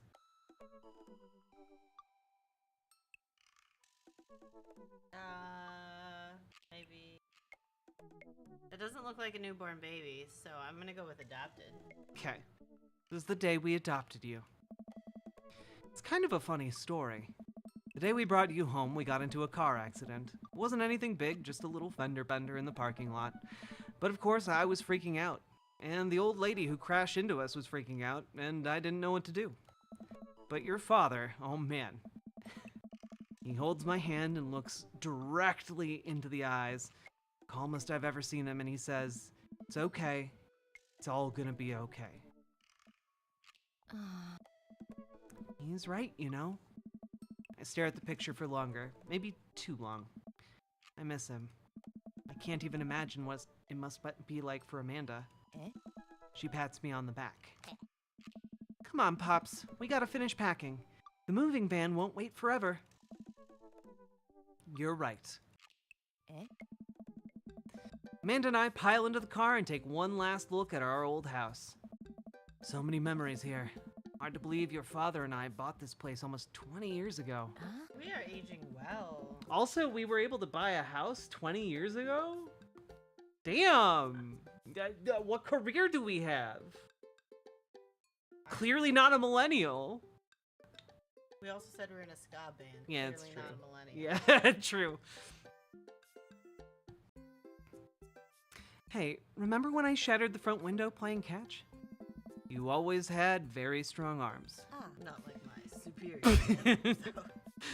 Hey, remember when I shattered the other front window pretending to be a robot who breaks windows?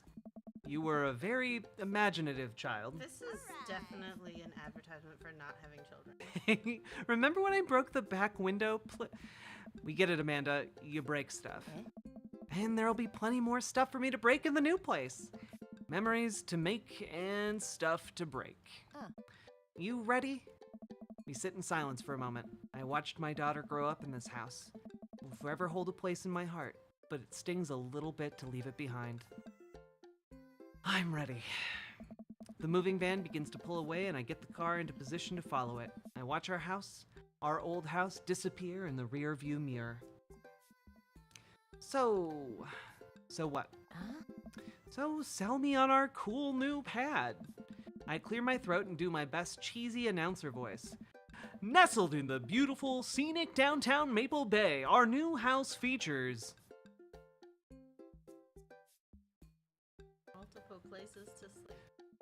multiple places to sleep. Not only are there bedrooms for your sleeping pleasure, but couches and floor space where you can, yes, catch a wink. What a deal! I mean, if sleep weren't for the weak, you sleep more than anyone I know. I admit my faults, Pops. I keep it real. Anyway, it's also smaller than our last house. Cozier, one might argue. Good spin. I think it's great. Won't we be closer to a lot of cool stuff we can walk to? So I won't have to waste gas, and I mean, trying to park downtown is, you know... Amanda, you know you're gonna have to learn how to parallel park at some point, right? Not gonna happen, Pops. I think someone needs to do a 3-point turn in their attitude. I don't know how to do that either. Have you met the neighbors yet? Not yet, but the neighborhood seems pretty quiet. So you won't have to chase any rowdy teens off our lawn? You are the very teen you mock when you say that, honey.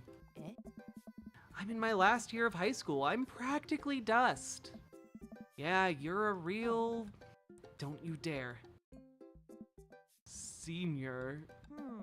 Dad, I know where this is going. Citizen. I'm just gonna ignore that. But I won't forget it. So what's item number 1 on the new house agenda? Well, first we'll need to forge a path through the solid wall of boxes that are blocking the living room. I still have to install the washer and dryer. We need to go grocery shopping. Pops, cool your jets. You have to promise me that you're gonna take a break and explore the neighborhood. Okay, you're right. We'll get some work done, then check the area out. You pull up to the new house and step outside. The lawn is freshly mown and the for sale sign is still in the yard. Hiya! And with a swift kick from Amanda, the for sale sign is no more.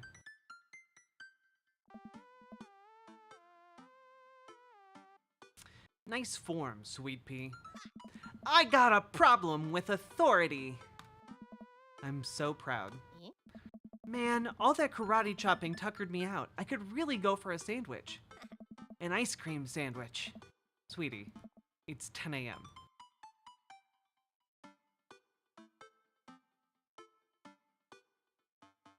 I need coffee.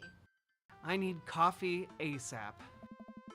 Gotta get my hands on a nice hot cup of the Sorry, we're drinking hot coffee? hot cup of the old I thought bean we were juice. gay. I'm gonna be useless all day. What straight person wrote this? I know we're a dad, but hot coffee?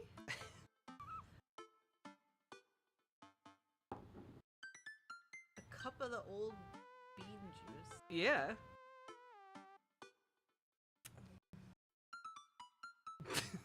I don't know. Cold brew all the way, baby. See, trans girl Jade knows what's up. Yes. Only cold brew. I mean, I guess that he's old, so maybe he drinks like an iced Americano. I think we passed a coffee shop on the way here. Maybe we could check that out. Let's do it. Dad tip number 47. Don't skip the corners. I don't know what that means. We can find out. Okay. Did the stream crash for anyone else? No? Yeah, what about Eduardo Waluigi? That's our evil twin. We walk down the street to the Coffee Spoon, a cute little place on the corner. Man, this is such a convenient walking distance from our place. I mean, I guess. What's wrong? Why would I go somewhere else and drink coffee on a couch when I could just drink better coffee at home on my own couch and not have to make awkward eye contact with other people? You know, he's Eduardo Wario's talking a lot of sense here. I don't know. He's still talking about hot coffee. At least when I'm home, some random guy isn't gonna come up and sit on the recliner next to me, and I won't feel like a little weird about it because technically he's not sitting at my table, but he's still very much within my personal zone. Dad. And what's the etiquette when you have a dirty mug? Is there a bin? Do you go set it up out on the counter but don't know where else to put it? Or do you leave it there and feel your face flush hot with shame as you consider the possibility that there is in fact a bin somewhere just out of sight and now you're that jerk who left their mug? Dad, are you just afraid to meet new people? Yes, Amanda. We walk inside. And inside of the coffee shop is incredibly warm and inviting. Vinyl records line the walls and patrons lounge on well-worn-in couches. Some cool tunes spin on a record player next to a little stage. Welcome. You know what? You do this voice. No. You do. You have to do some of the voices. No, I don't. Yeah, you do. You said you would. I did not say that. Oh no. You do the voices. Oh. Because you can do lots of silly voices and I'll just forget what I did. Okay. Welcome to the Coffee Spoon, guys. How's it going? What's with the name? Oh, it's kind of dumb. It gets mentioned in this poem I like, and I thought it was a good idea at the time, and I suppose now it's still a good idea because, like, the business is still running. But people ask me that question all the time, and I give them the same answer every time, and now I'm standing here rambling, and I'm sure we're all getting more and more uncomfortable the more I keep talking, but man, we're in it now, and I just can't stop.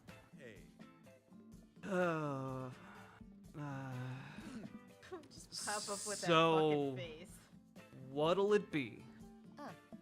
I scan the chalkboard menu and immediately am overwhelmed. I'll have a...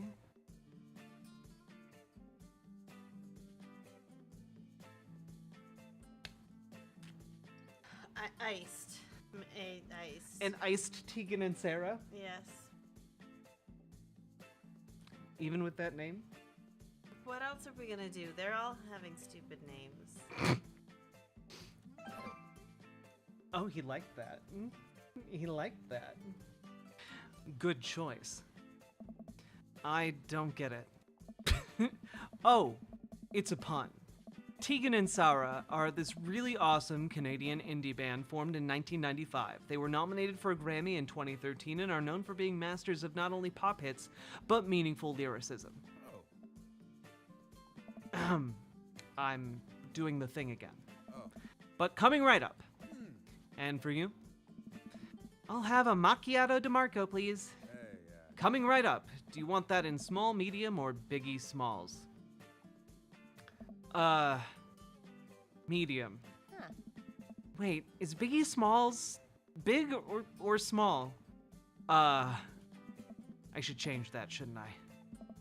Matt sets to making our drinks, and Amanda and I take a seat on one of the couches. What's his deal? Yeah. Let the man make his puns. They're cooler bands than you listen to anyway. Hey! Ska was cool once. This couch is actually pretty comfy. Maybe not comfier than our couch, but it's all right. Good lumbar support. You sink right into it. Okay, it's comfier than our couch, I guess. Amanda nudges me. This place is right next to our house, and that guy seems not only cool, but also just as uncomfortable with talking to other people as you are. You There's a should recipe for totally love. become friends. What? That is a recipe for love. Is it? Yeah. Because I thought our recipe for love was that we were really, really comfortable talking to each other. But we were uncomfortable talking to other people. Yeah, but we were so busy talking to each other, I didn't even notice that part. That's true.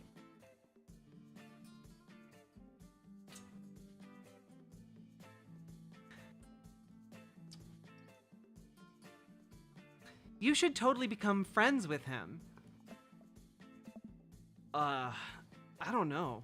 Yeah. Come on, what'd we say about meeting new people? I can't meet new people if I always stay inside and also don't go outside and also don't talk to people. See, we're making progress. Matt sets our drinks down at the table and I have a sip. Iced Teagle and Vera is delicious. I like that we immediately forgot what it was called. Oh, yeah. Hi, we're new in the neighborhood. I'm Amanda and this is my dad, Eduardo. Hey.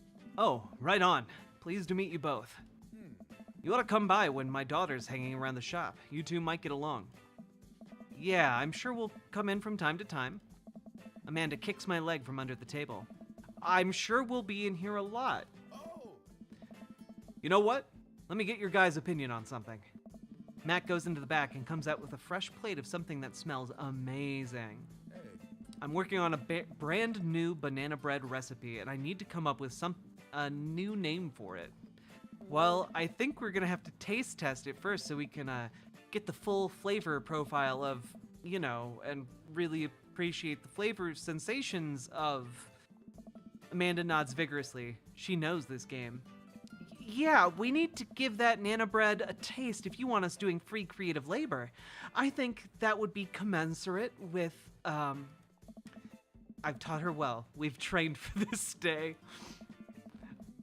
Was just gonna give you guys free banana bread anyway. Right, yes, that. Matt serves us each a piece. Amanda and I happily chow down. Yes. This is amazing. Hey, yeah. Thanks. Secret ingredient is bananas. So, any ideas? I'm stumped. Well, I think I might only be able to give you dad band puns, but I'll give it a shot.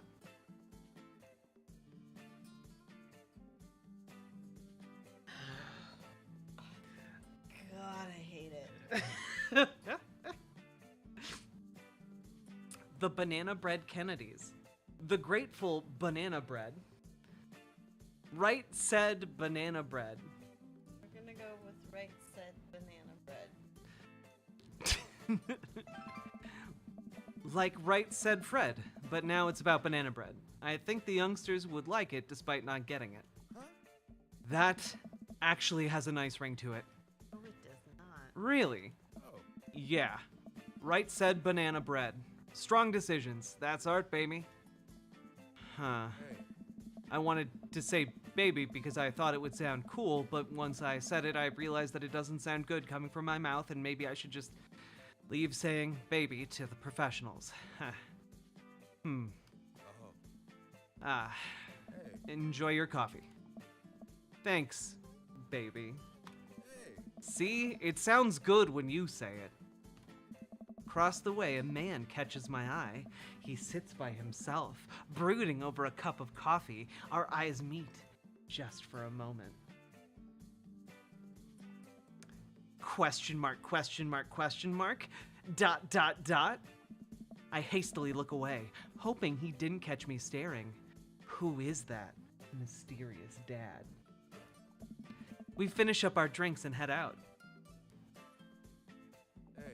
Thanks for stopping in. Take care. I keep forgetting how our face looks.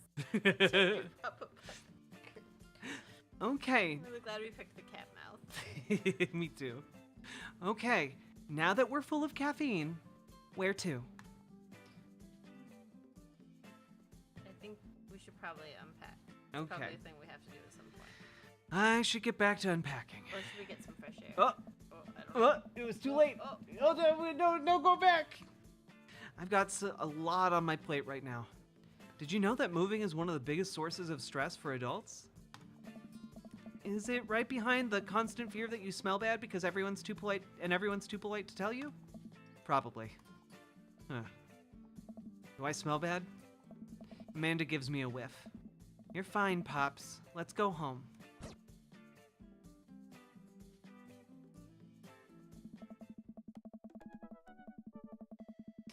I get to work unpacking the various boxes around the living room. A couple hours pass and I get some good work done. The washer-dryer unit is both washing and drying, and we can actually walk through the living room without tripping over boxes. First visitor already? I walk over to the door and open it. Hello. Oh. A handsome, clean-cut man stands at my door, brandishing a plate of cookies. Hello? Oh, where are my manners? My name is Joseph. I'm your next-door neighbor. Oh, yes. Hi, I'm Eduardo. That is what my name is. I saw the moving van and thought I should bring you some cookies. My daughter Christy wanted me to let you know that she baked them herself. Joseph leans in and whispers, but between you and me, she just sprinkled in the chocolate chips. We both share a laugh. Kids, right? Ho ho ho. Wholesome fun. Between dads. Wow, cookies, huh? So nice to meet you. Joseph hands me the plate of cookies with a smile. Hands her. Well, thanks for the cookies. Amanda disappears with the cookies. Amanda, come and she's gone. That's my daughter. Her name is Amanda, and she's a charmer. Daughters are tough. Sons are also tough. Children in general are just tough. I hear that. I mean, there'd have to be something wrong with you to try and raise more than two. I have 4 kids. What have you done? Oh. I meant... Don't worry. You didn't mean to be rude. Oh no. This is the first neighbor I've met, and my social life is already in tailspin. I wonder if it's too late to move again. Yeah, okay. Is the missus around? Mr., actually, and, no. Not anymore. He died. Oh. I'm sorry for your loss. Oh no, it's all right. Wow, this is uncomfortable. We stand there quietly for a moment, acutely aware of how awkward we both made things. I'm sorry, can you close the door real No. quick? No, no, no, no, no, no, no, no, no, no, no, no. I look Bad at vibes. Joseph. Stranger danger. I look at Joseph quizzically, but comply. After a second, I hear a knock on the door. Opening it, I see Joseph standing there with a huge... No, he was still outside. He wasn't in the house. So he was Well, in asking that to be case, have the door close- shut in his face. In that case, yes. Okay. Do close the door. Yeah, he wasn't... Chat, I understand if he was inside, that'd be really weird. He was still standing outside. The game format makes that unclear. I look at Joseph quizzically, but comply. After a second, I hear a knock on the door. Opening it, I see Joseph standing there with a huge smile. Hey, I'm your new neighbor, Joseph. I promise not to talk about your dead spouse this time. I'm throwing a barbecue for the cul-de-sac, and I'd love for you to come by and meet the rest of the neighbors in our community. What do you say, pal? No. I say no. That sounds great. My daughter Amanda and I would love to stop by. Also, 4 kids is a perfectly normal amount of children to have. No, it's not. We shake hands to seal the deal. Don't touch him. Well, neighbor, I'll see you at 3 p.m. sharp on Saturday. Sure thing, neighbor. I like how Chad is just universally like, Joseph can suck my dick, but not like that. In fact, he is the only dad in this game who cannot suck our free dead dick. He's uninvited to the dick sucking party that we're hosting in this game. Joseph starts walking away, but stops to think for a second and turns around. Hey, in all seriousness, raising a kid on your own can't be easy. If you ever need to talk about stuff, I'm the youth minister They called it. at a church down the street. Who called that dog? Who called that? Literal Somebody youth definitely pastor. said creepy youth pastor Yup, somewhere. yup. Yep. Oh my god. I don't know. I wouldn't really consider myself a youth. You look pretty young to me, but suit yourself. No, he winked at us. No. And with that, Also, Joseph's he's- gone. From his comments, he's clearly not raising his children alone, which means he's just the sussy youth pastor who's trying to fuck us on the side. Do not smooch him, Jet Gardner. Why would you assume I'm going to smooch him? I don't know. Yeah, why are you making that assumption? No reason. I feel like you have reasons. List them. Numerically, top 3. Oh. You said you'd go to his party and you shook his hand. That was the video game. I didn't have any input on that. You let it happen. He's incredibly sus. It's a no from me, dog. He's the worst dad movie. Christianity in this economy? Alright. He seemed nice. No, he did not. Amanda walks back into the living room, crumbs on her face and cookie in hand. That was the smoothest recover I've ever seen. I should be taking notes. Yeah. See? You're already fitting in great. Where'd those cookies go? They're gone. I'm sorry. If it makes you feel any better, they weren't very good. So you ate all of them anyway. I guess that makes it break time. Any ideas? Fresh air? Joseph, get his plate back? I'm gonna smash that plate. Let's get some fresh air. Okay, let's get some fresh air. Let's hit the park down the road. I saw a ton of dogs there when we drove past. Okay, will you help me steal a dog? For the last time, I can't fit a dog into the pockets of my cargo shorts. It's physically impossible. We're wearing cargo shorts at the bottom of this right now? Well, I assume after you steal a dog, there'll be corgi shorts. Anyway, But like, cargo shorts. There we go, I just want nailed you it. to envision the rest of our outfit. And also, with this is the top and the cargo shorts are on the bottom, what shoes are we wearing? I think we are to assume this is his default outfit, but he does change outfits. Well, This embodies his spirit. yeah, but it's also what he's wearing right now. Theoretically, with cargo shorts. This is That is this the his implication. this is him on the same day he exited character creation. So I guess it's it's a safe assumption. All right.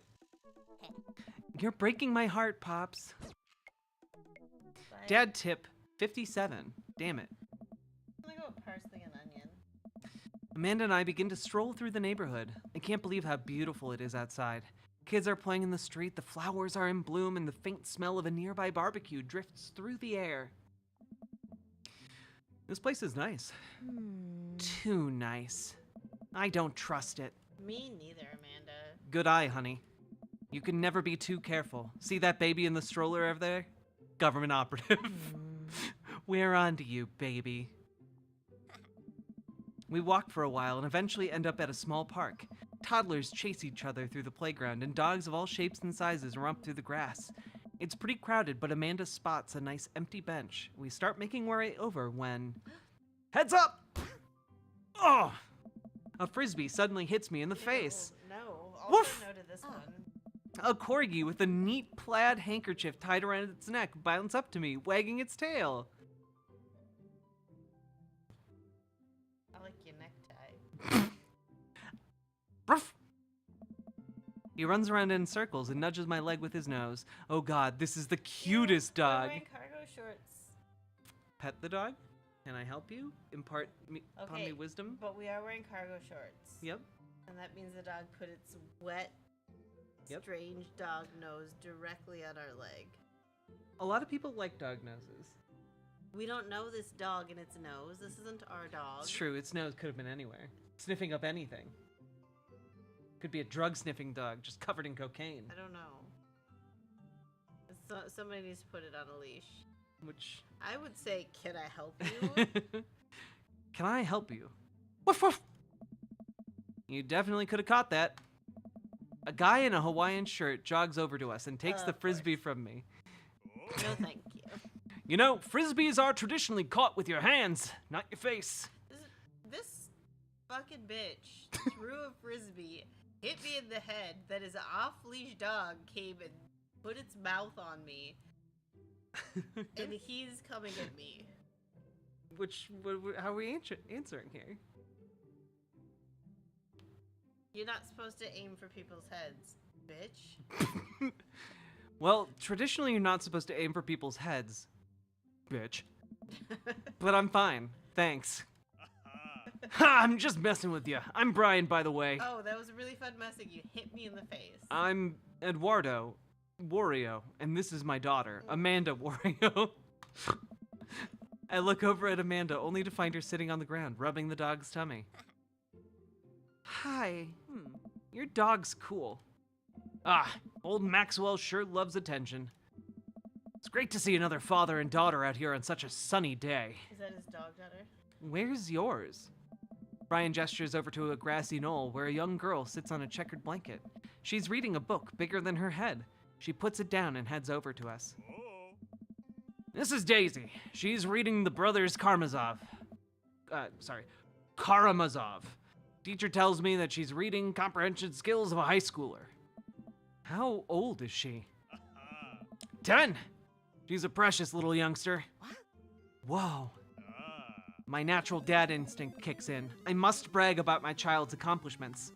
Oh no, it's happening.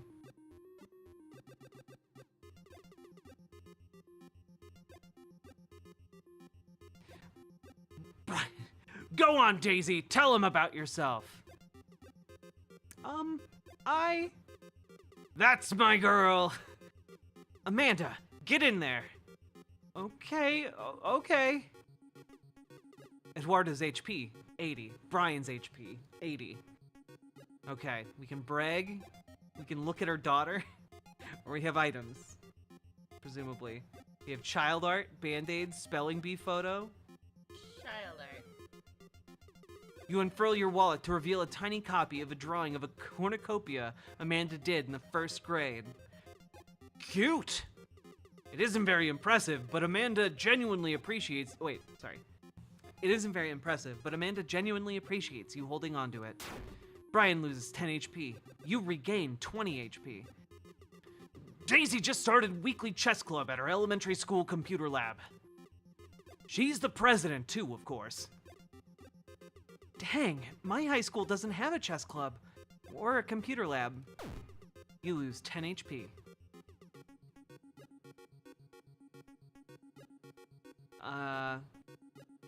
Spelling bee photo. Spelling bee photo. Fumbling through your phone's browser, you managed to pull up a photo of Amanda winning her 10th grade spelling bee. Wow, congratulations, Amanda. Daisy's getting prepped for her annual spelling bee right now. Hopefully this will be her 3rd win in a row. Yikes, you lose 5 HP.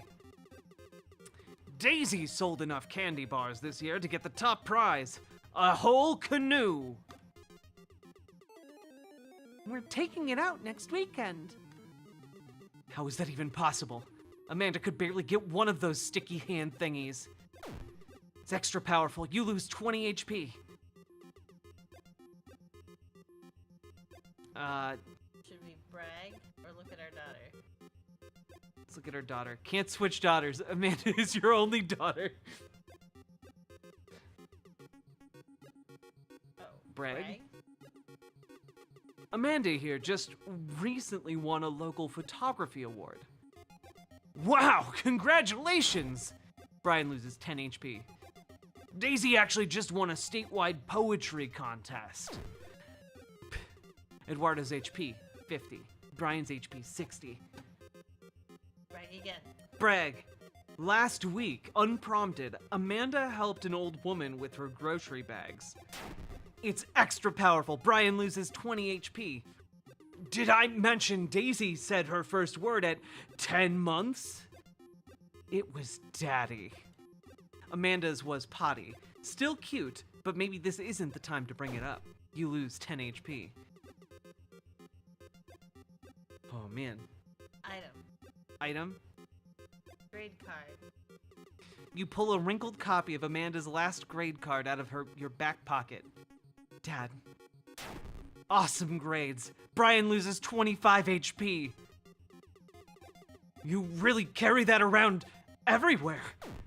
Ouch. Maybe it was kind of weird. You lose 5 HP. Daisy here is all her adult teeth. Never had a cavity either. Amanda self-consciously pushes her lips together to hide her teeth. It's extra powerful. You lose 20 HP. Oh man, we're neck and neck here. This last decision could really decide everything. Well, do we use the Band-Aid we have? I don't know what that would do. I'm a little curious. Let's see. With a flourish, you produce a Band-Aid from your pocket. Take a knee and start to apply it to Amanda's arm. What are you doing, Dad? Being a protective parent. Anyone would agree it is an unusual gesture. You lose 10 HP. No! Oh no! Words aren't all Daisy's good at, by the way. Her math is amazing. One time, I actually called her to double check my numbers before I made a cut for a support beam. You did that more than once, Dad. Doesn't that say more about him than it does about Daisy?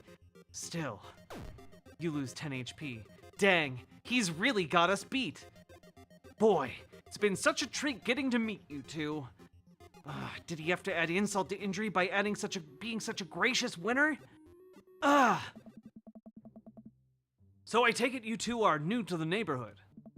We just moved in. Do you live around here? Yeah, we live in that cul-de-sac next to the coffee shop. What a coincidence. That's where we live too. Small world. Yeah, Daisy and I live in that little ranch-style house on the corner. I know that house. It's just like ours, but slightly bigger and better landscaped. Does this guy have to outdo me at everything? What a lovely place. Well, I don't want to take up any more of your time. Really nice meeting you guys. You'll have to stop by at some point. Yeah, definitely. Bye. Brian and Daisy walk further into the park, while Maxwell happily trotting along in tow. I wonder which dad is going to end up with Jack's Sonic voice. Oh no. Are you having fun? I'm having a lot of fun too. Good. You want me to get you anything? More water, I think.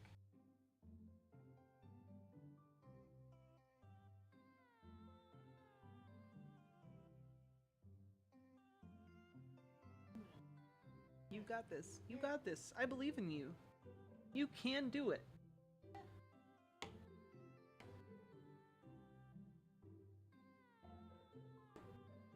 Is Eduardo your character? Yes, Eduardo Wario.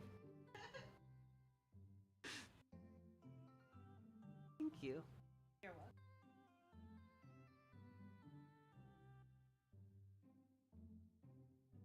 Also, chat, if you're enjoying the stream, hit the follow button, hit the subscribe button, hit the like button.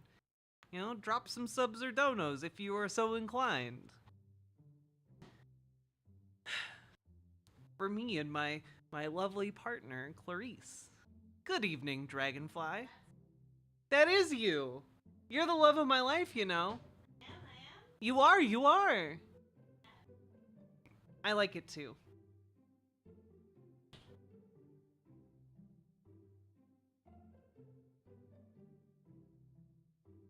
Good night, Erica. You need to catch a daughter with stab moves? Yeah, Amanda should have just stabbed him. In the middle of the park.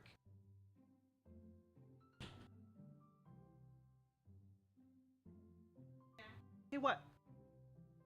Yes, please.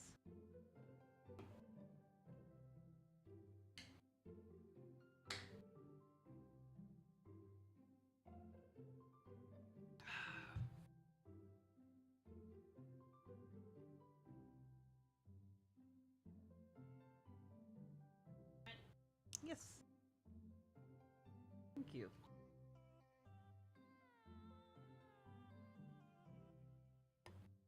Oh. It's okay.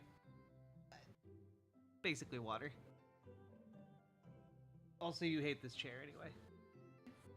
I fucking hate this chair. Hate it so much. Then free yourself of any concern of anything happening to it. Maybe we could destroy it. Would you like to destroy this chair at some point? No, because it's too narrow for me to sit in comfortably, but if someone was to like sit with their feet on the ground, like, Okay. you know, Like a straight? like a straight. Yeah. Like, but it's a fine chair and it's in good condition, and we could just donate it Okay. for some Fine. narrow ass. What if I came up with some kind of weird stream gimmick that involved destroying it for money? I don't really enjoy the wastefulness of something when like people may need furniture for their homes. Fair. Because I got it when I first moved here and I didn't bring any of my furniture, and I needed a chair and it served me well. But I do hate it.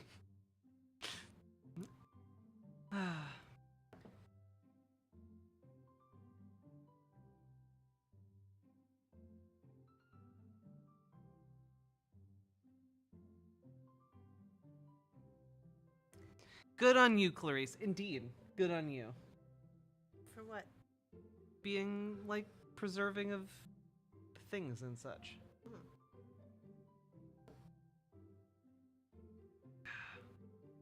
Yum. Those are good. You muted.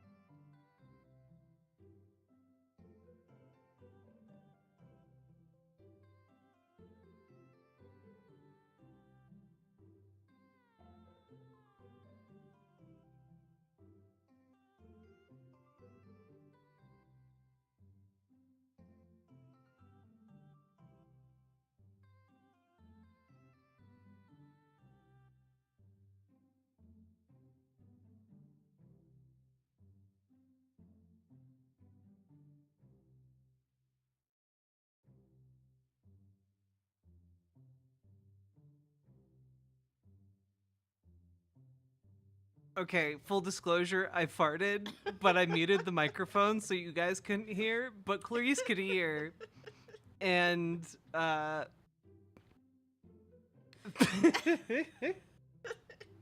it smells really bad.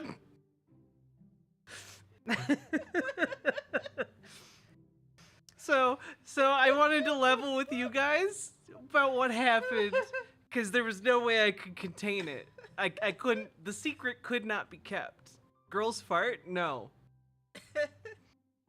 This is true love. It really is true love. We've been together through all kinds of smells.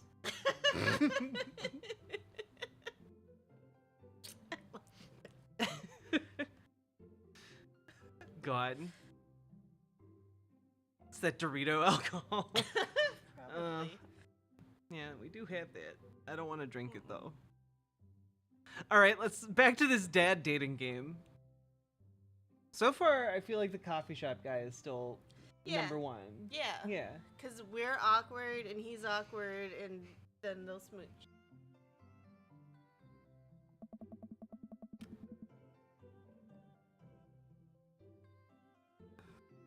Do you get the feeling that he was trying to one-up us? Trying and succeeding. I can't believe that kid's only 10. What was I even doing at her age? I believe you had a bit of a thing for horses. Shame that didn't pan out. Could have majored in comparative horse studies. It's not too late to minor in horse creative writing. What? Too close to the truth, Dad. Let us never again speak of the fantastic adventures of Sir Horsington the Brave, an epic in 7 parts by Amanda Wario. We laugh off the horse epic and walk around the park a bit more, enjoying the day. Go take a nap. Really wants us to take that nap. We gotta take a nap. A dad nap. All the sunlight is making me real tired. I don't think I got enough sleep last night. You slept for 14 hours. What kind of dad gets to sleep for 14 hours? That's what I want to know. One whose kid is in like 11th grade. Do you remember that 10th grade was in the past? I guess. Oh no, she's a senior this Yeah, year. yeah. Yeah, so 12th grade. Exactly. As we're walking home, I hear heavy footsteps coming up behind us. Eduardo, bro! I turn around and am greeted by a familiar face jogging up to us. Craig? Oh. Bro.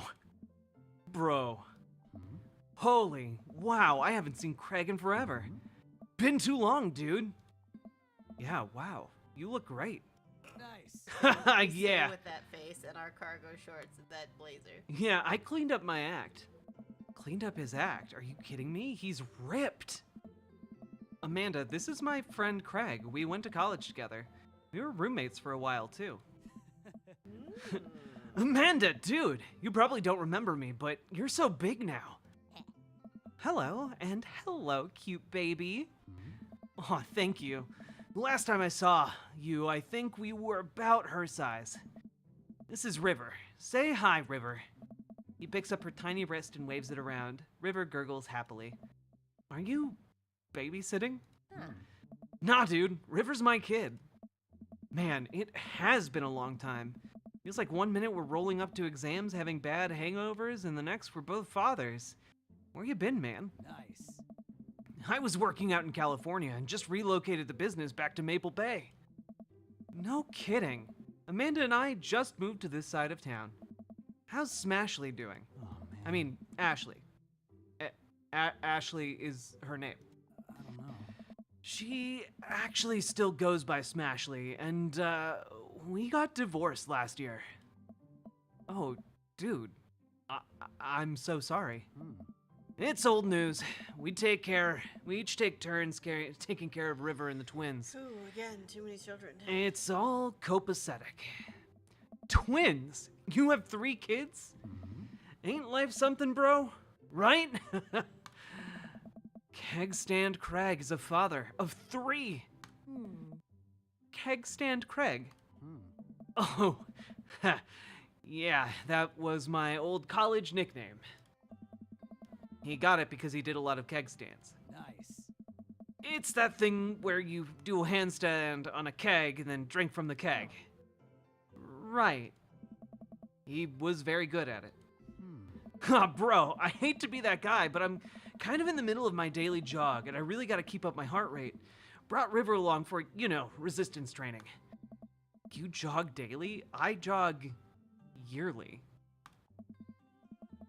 On January 1st, when I promised myself I'm gonna jog daily for the rest of the year, but give up at 30 minutes and just walk home. Well, it's never too late to get back into it, dude. You should join me sometime. I don't know. Hey. Come on, it'd be fun. We could grab breakfast afterwards, catch up. We could do like a bro brunch, like the good old days. All right, sure, sounds great. Great. Let's get that going soon. I better get moving. Good to see you guys. Gotta go fast. Craig pushes a little wave, puts his earbuds in, and jogs off. I can't believe Craig is ripped and has kids. I'm reeling. Huh? Why is that?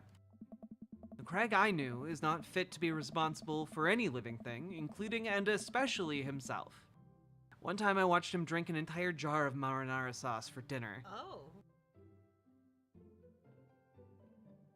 What would happen? Are you impressed by that? Kind of. I just want to know what would happen. To what? Like, would it be delicious? It is the best part. I don't... Would it be like a better tomato soup? Is it as healthy as tomato soup?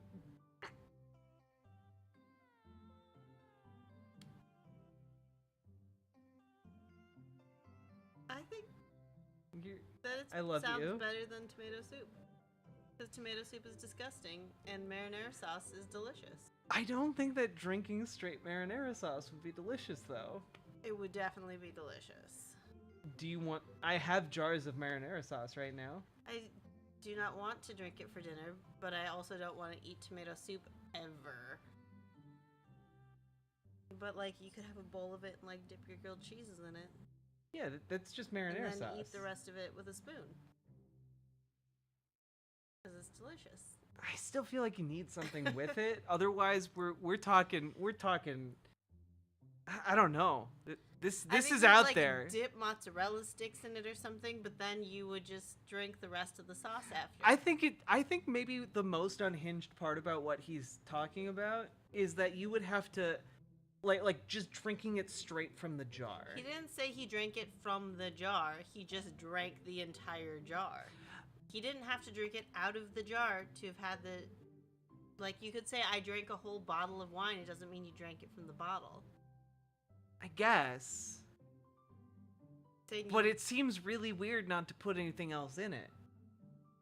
And we don't know He would 100% drank it from the jar. That's true. That guy specifically definitely would have drank it straight from the jar. Fine. Keg Stand Craig? You don't think Keg Stand Craig drank it directly from the jar? Yeah, I think that keg stand thing is probably grosser than the marinara sauce thing. Huh. The sauce is the best part. How many donuts to skull a jar of sauce? Yo, that offer is not on the table for me. I've drank marinara sauce from the jar. Was it delicious? Dorian Tell us Gray. more, please. Dorian Gray, tell us more in What YouTube brand chat. of sauce? And was it delicious? I feel like if you had a good, like a homemade tomato sauce, then you could drink it.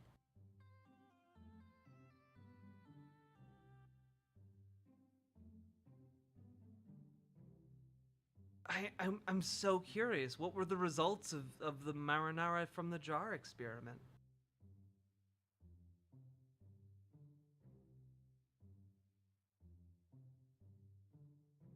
I guess we'll never know. If you keep it in the jar, can you still dip some mozzarella sticks in it? Yeah, that makes sense to me. And then drink the jar to wash No, down the mozzarella sticks? you have to eat so much more of the jar from the mozzarella sticks. But no, because the mozzarella sticks are a lot of cheese sticks.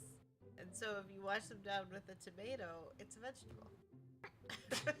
I don't think that maths.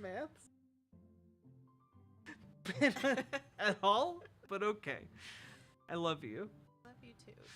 If you're eating bland freezer mott sticks, you might as well be eating marinara from the jar.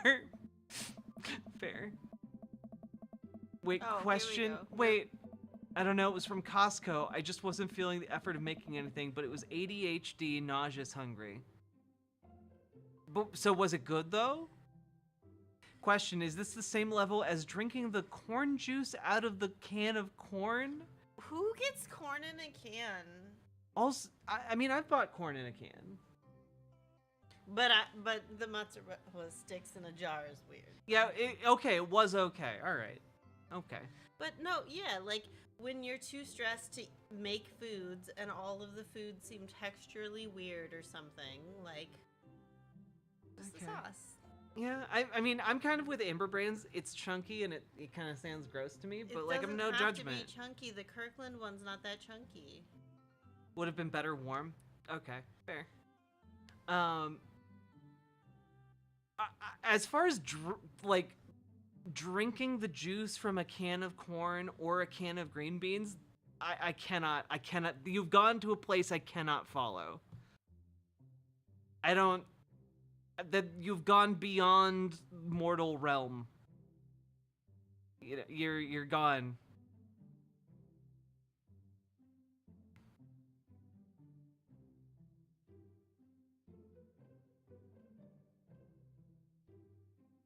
I'm on the edge of my seat. I know, this is riveting. And also, yeah, like SpaghettiOs are good cold, and it's just kind of like that with no noodles.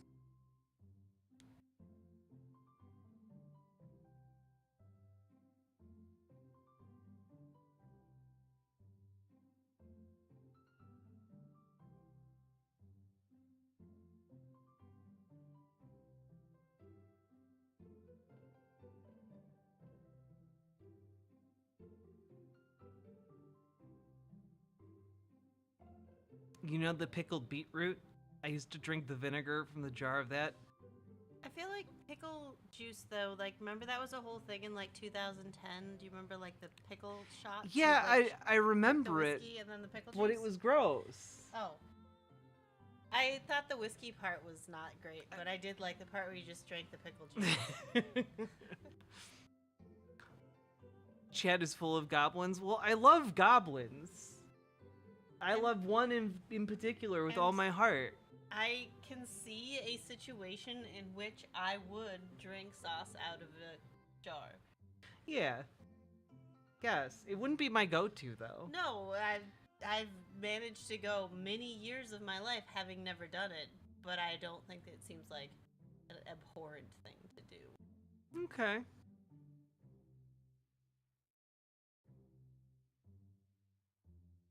Also, we got to find out. I was just seeing where it was going. True. Here. Amanda. Wait. Wait. Amanda, we have more details. Amanda, he opened up a new jar of marinara sauce and then drank it like it was a thing that normal people do. It was unholy. And then I asked him what the hell he was doing, and he said, I quote, "It's basically a smoothie, bro." Jesus Christ. He's not wrong. Tomatoes are a fruit. Is this just you and me? Are these two characters No, 'cause roughly if equivalent? if these two guys get together, now you have 4 kids. True. That's too many kids. That is too many kids. Yeah. No. But if you take the kids out of the equation, are these two individuals basically just you and me? Kind of. in the same way that you and I like to find anything and then say it's us. That's true. We will literally look at like 2 rocks that are slightly different shapes that are next to each other and be like, that's us. It's true. True. So in that metric, yes. I mean, technically, he's not wrong. Thank you, Amanda. He jogs. Hero of the show. He was jogging. Oh. He's like a totally different person. Anyway, we better get home. I'll have plenty of time to reflect on how old I feel later. Amanda and I flopped down on the couch. Amanda has to shove some empty boxes out of the way before she can sit. Too bad we're gonna be putting my stuff back into these boxes in a few months. No, don't say that. Aw, Dad, it's gonna be okay. I'll be fine. I know. It's just, you're my little girl. It's gonna be weird not having you around.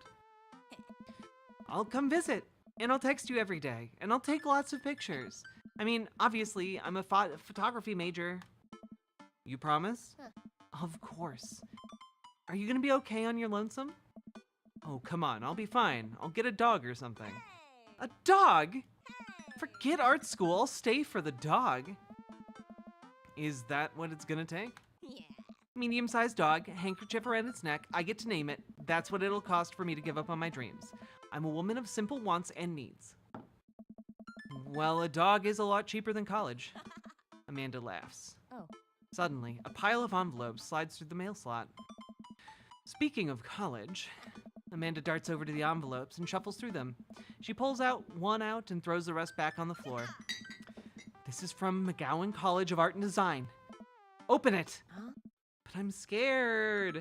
It's just an envelope. Yeah, but it's like my entire future. No big deal. She takes a deep breath and rips the letter open with her teeth. Ew.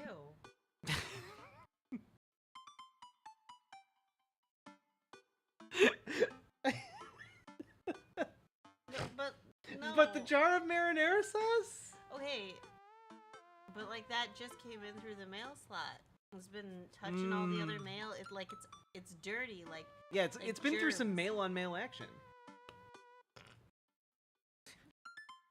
We have a letter opener, but okay.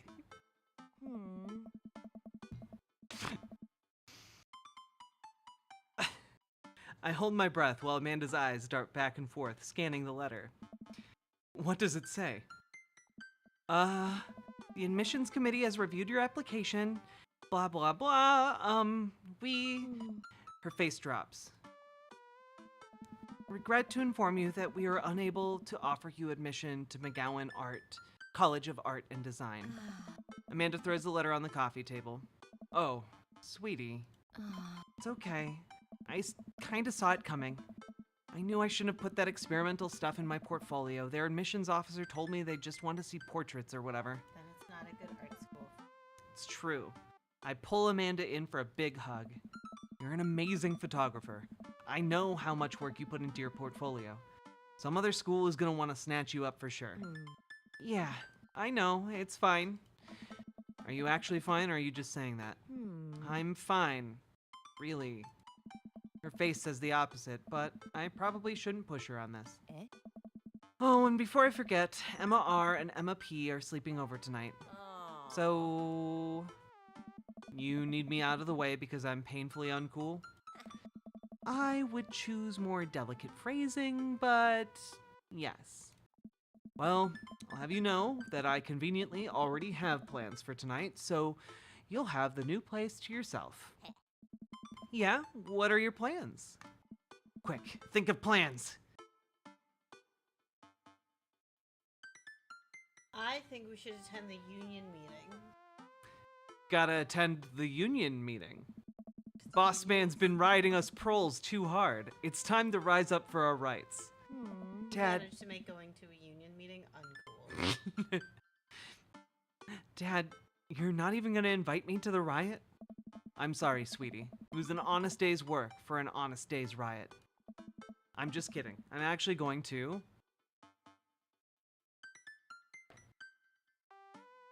go out and watch the game. Why can't we go to a union meeting? Why do we have to watch a sport? I think because he's not in a union. He's not, we have no idea what her dad does. Oh. I assume we should get out of the house. Fine, let's go watch the game. Nice. Which game? You know, the game. The one that's on tonight. The game on TV at somewhere other than here. Okay, cool. While you do that, I'm gonna do drugs and commit some light arson with the Emmas. I'm concerned you're hanging with the wrong crowd. Amanda shrugs.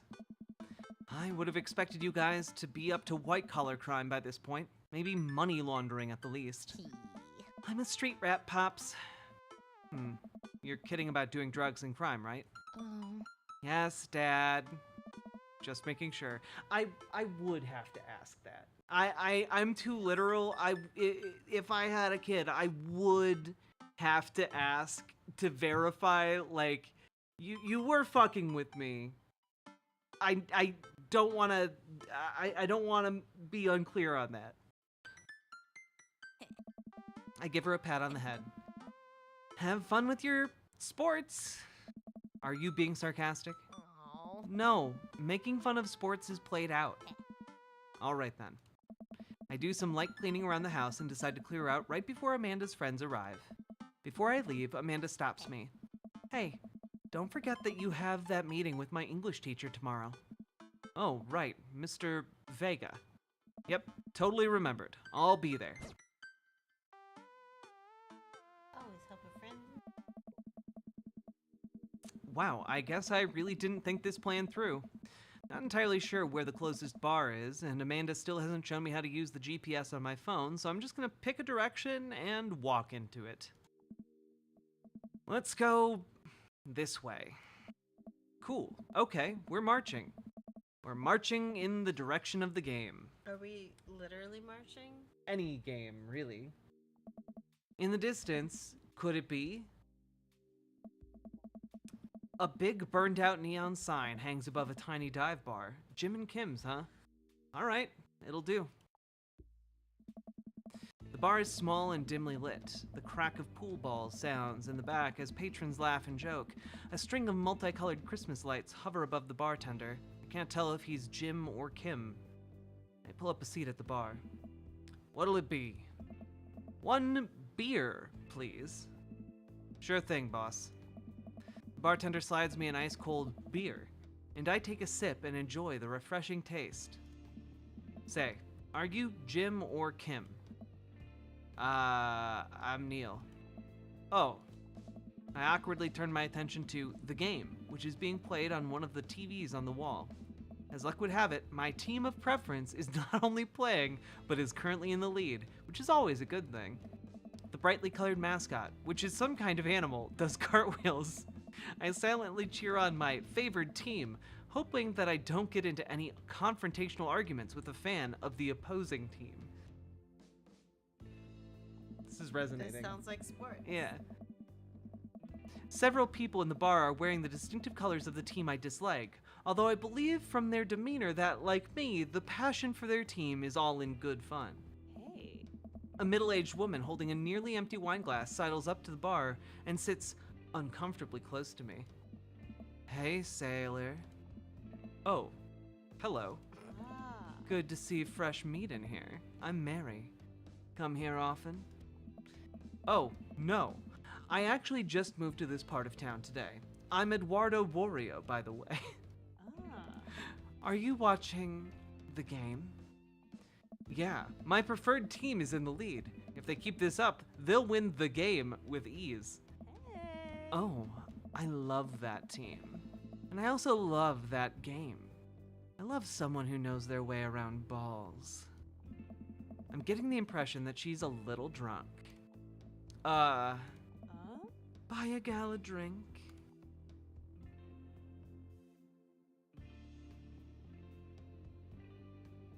I don't know.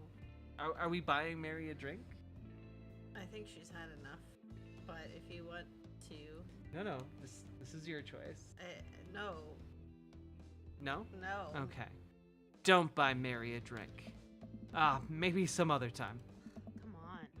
Suit yourself, sailor. Mary saunters off, setting her sights on the newest bar patron to enter. I happily watch the game over another beer. The game has gotten close in terms of points, a little too close to what I'm comfortable with. After a particularly skilled player scores a number of points for the other team, putting them in the lead, I hear an affirmative grunt from another man at the bar. Go team. It's the brooding man from the Coffee Spoon. He sits alone, sipping whiskey and watching the game as well. enjoying the game? I am now that we're winning. Oh, we must be rooting for different teams. In my opinion, my team is far superior. I have to disagree with that. Based upon our win-loss record, I'd say that my team is superior. That's where you're wrong, since as it stands right now, my team is beating yours. Ha! Conversation ends there, and we both go back to silently rooting for our respective teams.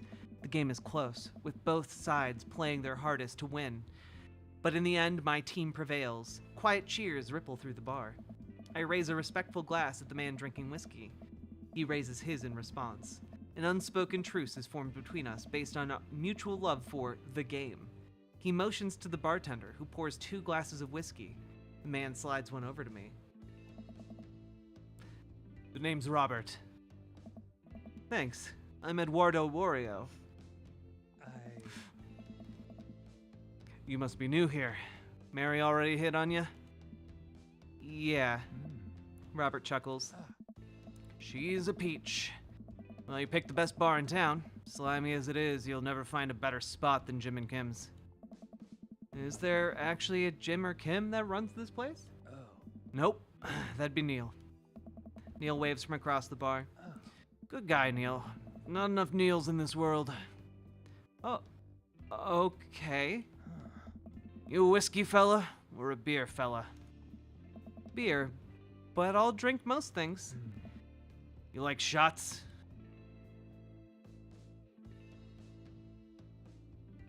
I love shots. I love shots. Thank God. Robert nods to Neil, who serves up 2 shots of whiskey. He hands one to me. Here's to your health. We take the shots. The whiskey burns going down, but I try my hardest to look tough. Wait, I think this is what making friends is. Okay, Eduardo, this guy's out of my friend league, but I think if I play my cards right, we'll be pals in no time.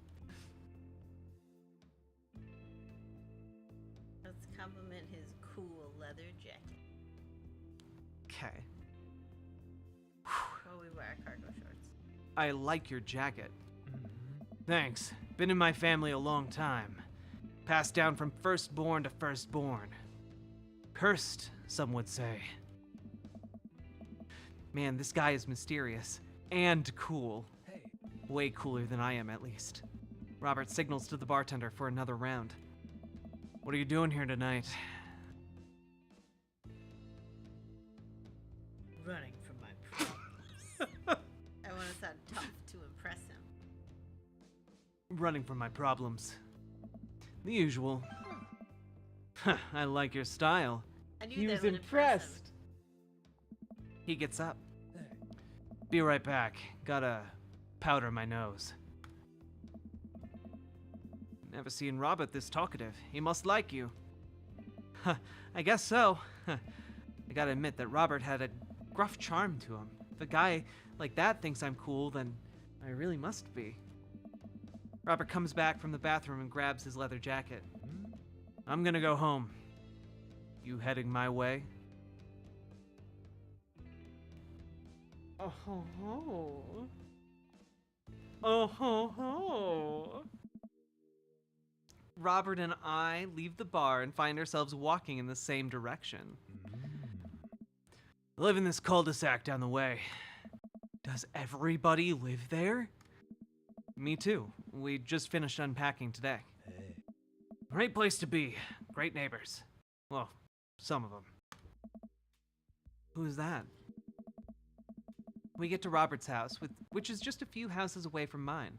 We stop and he turns to me. Oh. I don't kiss and tell, Eduardo. Oh. So, are we doing this or what? Oh shit, dog! Hey. You know, do you want to come inside or not? A wave of realization rushes over me. I blush. What do you think? Should we go inside? The point is to go inside, right? Go inside. Okay, but... Smile and nod. Smile and nod. Smile and nod. I think we've learned that our character can't lay anything on smooth. Let's do it. I follow him up to his door. He fumbles with his keys for a second and unlocks the door, leading me inside. The moment the door closes behind us, he pushes me up against the wall and kisses me, I told you. grabbing my hips. Come on. Robert takes my hand and leads me up the stairs and into what I assume is his bedroom, but it's so dark I can't see anything but Robert's intense expression. He kisses me again, and I hear him shucking off his jacket. I clumsily take off mine too. His hands roam down my chest, and suddenly he's tugging at my belt. I don't normally do this. Do you want to stop? Nope. Nope. No.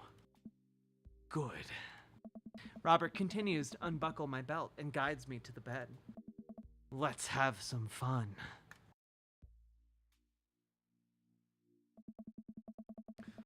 Sunlight streams in between the slats of the blinds. My head is pounding. I really overdid it last night. Wait a minute. This isn't my old house. Or my new house. Oh, right. I look around for Robert, but I find myself alone. Hello? There's a clatter from the bathroom, and the door opens. Robert is fully dressed and grabs his keys. That was fun. Yeah, it was. You should go. That's certainly not what I was expecting. Well, talk to you later? Mm-hmm. Robert cracks a smile. Sure. Your clothes are over there. I hastily get dressed and show myself out. The sun is unbearably bright. I need to lie down. I start to make my way back home when suddenly I remember. Amanda! Oh, we got the bad dad achievement.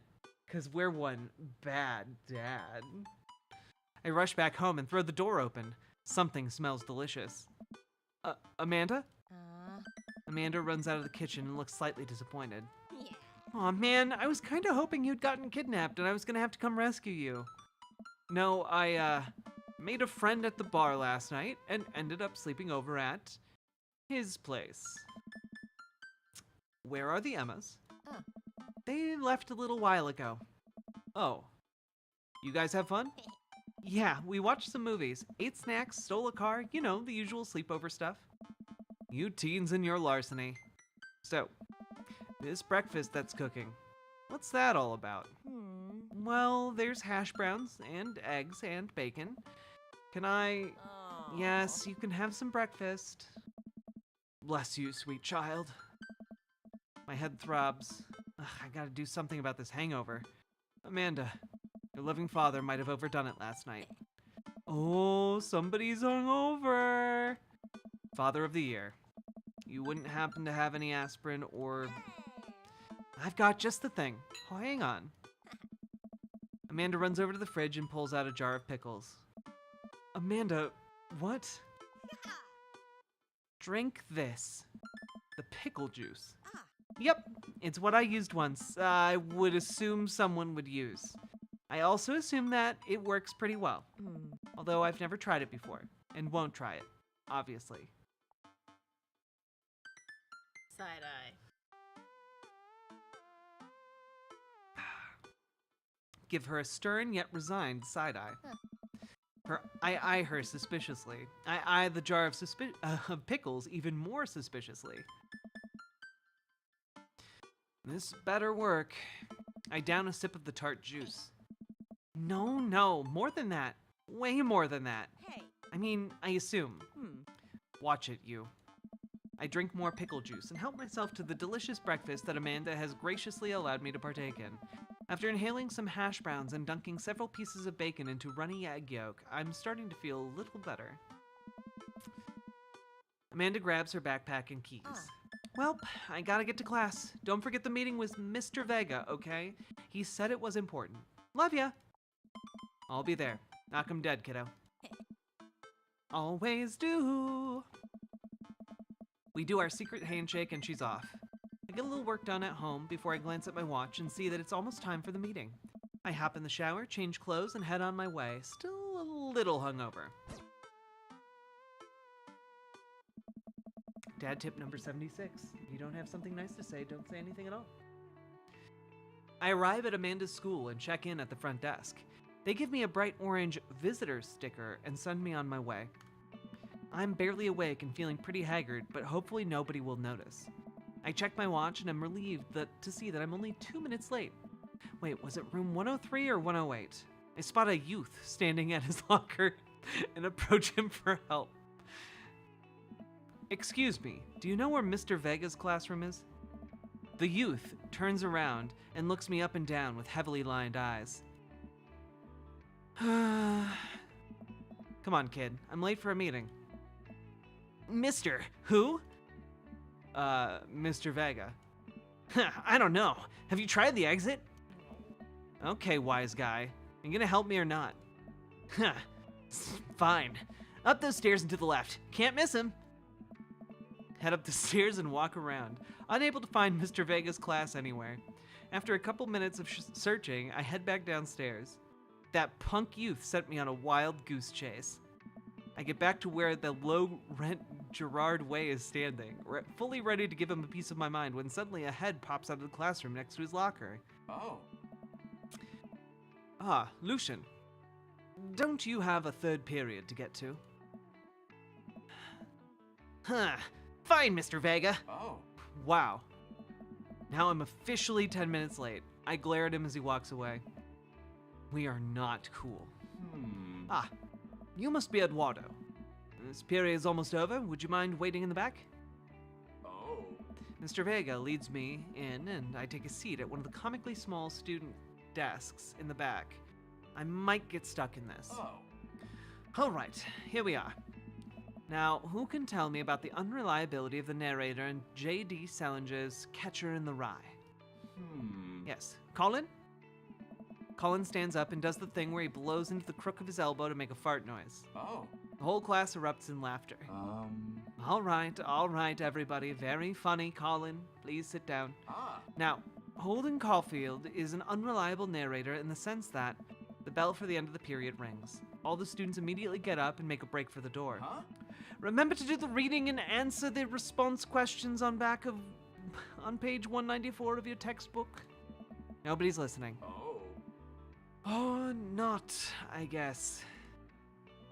Mr. Vega turns to me and sighs. Middle schoolers, right? Don't you teach high schoolers? Both, you know. Budget cuts. Right. Thanks so much for coming in. No problem, Mr. Vega. Oh. Please, call me Hugo. I don't normally do these impromptu parent-teacher meetings, but as I'm sure you know, Amanda's a very bright student, and I'm concerned about her recent behavior. What's been going on? Amanda's never been the most engaged student, but I know she cares. Recently, though, she's been falling behind. She's not completing assignments, has been doing rather poorly on tests. And I'd normally chalk this up to senioritis, but this is strange. I thought Amanda always shared everything with me. Hadn't even crossed my mind that something might be wrong. I just wanted to ask, is everything okay at home?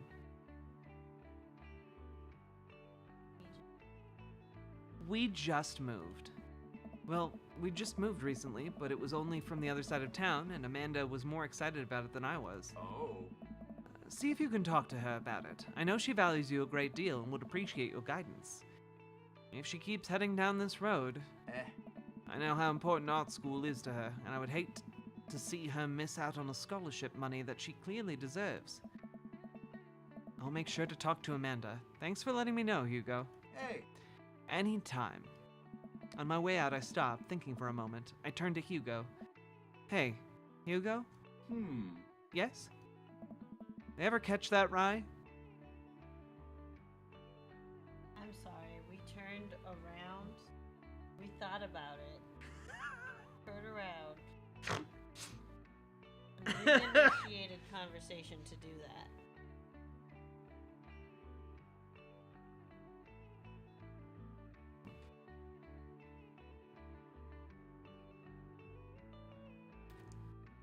Where are you going? Okay.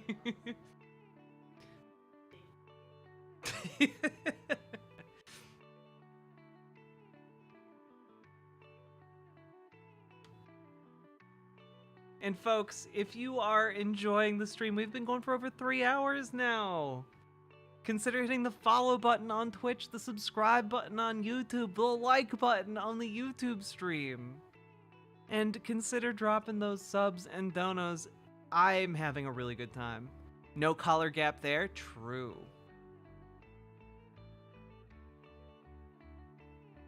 Will your partner be disappointed if you don't pick the teacher? I mean, my partner is the one driving the decision making here. But yeah, which daddy? What are the daddy rankings? We have to pick one. I mean, which one? Like, give me your top 3. Well, not country club rapist. Okay, not the white daddy. Not the other white daddy. The one who's bragging Oh, about the his outdoor- kid that we had a fight with. Yeah, the one who hit us with a frisbee. Not that Yep. kid. Not that guy. Coffee shop daddy is my favorite one. Coffee shop daddy is number 1. Yeah, because they were both awkward together, and I Yeah. thought that was kind of charming. Yeah. Number 2 is probably marinara sauce daddy. Okay. Because I appreciate his marinara sauce drinking, and I want to see if he does it again. And 3 is maybe teacher daddy, because We slept with a daddy that wasn't even in your top 3? It was an opportunity. It's been a hard day. Needed to let off some steam. Okay. So We went home with him like from the bar after doing shots. That doesn't mean we wanted to like date him. yeah, he was only a DILF to us.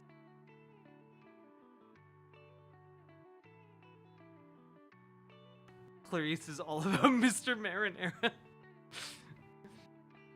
No, my favorite one is the coffee shop one. Can I make a confession to you? Is it about drinking marinara sauce? No, which it's you not. pretended to be very judgy about. I am very judgy about it. Okay. No, the first time I played this game, I romanced Coffee Shop Man. Yeah. Because that's the best one. Yeah, it's the one that resonated with me the most.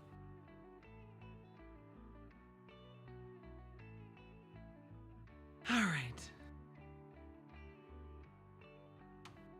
Want to pick a different one then for fun? No, we can do whatever. This is your dream daddy journey. This is your journey to find the daddiest of dads. Look at my face. Do you love my character? How does one even actually make that face? I feel like I've seen people make this face naturally, I can't do it. but I don't know how they do it. Nope. Can't do it. All right. How does Hugo respond to this?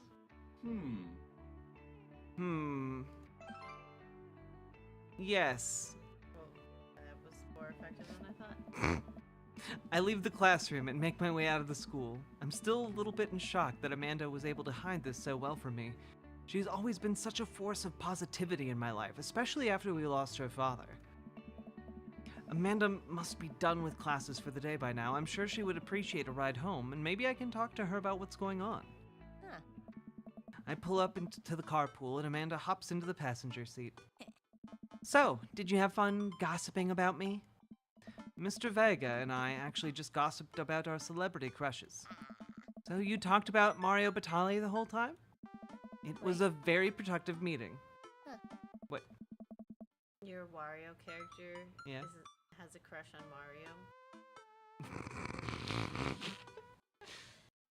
Mario. Yeah, he has a crush. Eduardo Wario has a crush on Mario Batali. Yes. Yes. Okay. I'm pretty hungry. Can we grab some dinner? Sure thing. It's like 3 p.m. We can make something at home, or we can go to the mall food court. Let's go to the mall food court. Let's go to the mall. Let's see what daddies are there. Does that sound good to you? Yeah, sure. Why the mall? Geez, can't a dad take his daughter to the mall? Will you buy me things? I will buy you a thing. Singular. Sounds like a deal to me. We drive in silence for a short while. Amanda plays a game on her phone. I should say something. You know, sometimes when a kid gets older, they find that they have to keep things hidden from their parents. And that's okay, because sometimes that's what kids do. And that's okay, but also sometimes it's good to have parents' perspective because, you know, maybe the parents have also dealt with similar situations. And maybe they're a little cooler than you give them credit for. Anyway, what I'm trying to say is that it's good to share. Love you. Have you been reading my tweets? You have a Twitter? What? Never mind. Look, sweetie, Mr. Vega said you hadn't been participating in class and that you're not turning things in. Oh, I'm fine, Pops. Senioritis and all that. I thought you liked Mr. Vega's class. It's fine. He's fine. We pull up to a stoplight and I eye Amanda. She's still texting. I want you to know that you can talk to me about anything. Uh-huh. I can tell that whatever it is, she doesn't want me knowing about it. That's frustrating. I heard Emma R. is going to that fancy art school in California. That's exciting. Yep. Are you bummed that you guys aren't going to the same school? Yep. Amanda keeps texting. She stifles a laugh. What's so funny? I don't think you'd get it. Okay. Who you texting? Noah. Who's Noah? My friend. Does he go to your school? Yep. Do you like Noah? Hey. What? No. Dad. Ugh. I can't believe you would... Dad. I mean, geez. Why would you... Gross. Sorry. Just asking. Dad, he's just my friend. Guys and girls can be friends. He's my friend. Okay. Jeez. This is going well. Well, good talk. Love you, kiddo. She leans forward and turns up the radio, and I guess that conversation is over. To the mall, then! We arrive at the mall, a big indoor shopping center with a couple different floors. It's kind of dead, but that doesn't stop a mall security guard from yelling at a group of loitering teens. Let's eat something disgusting for dinner. Hell yeah! Language, Missy. Heck yeah? Better. We approach the food court and evaluate our options. There's greasy restaurant after greasy restaurant. My heart burns just looking at the menus. Nobody looks happy to be here. What are you in the mood for? Bread dipped in sugar? Bread with cheese on it? Or do you just want me to inject some fat directly into your bloodstream? I extend my hand to her. Would you do me the honor of sharing some nachos? She takes my hand with a grin. It would make me the happiest, cheesiest girl alive. That's how we started dating. It's true. But not in this remotely this situation. Yeah. But I feel like I asked you to get nachos and then we held hands and I found out you were true. And happy. Yeah. And I already knew you loved cheese because of the nachos. Yeah. The more cheese, the better, actually, turned out.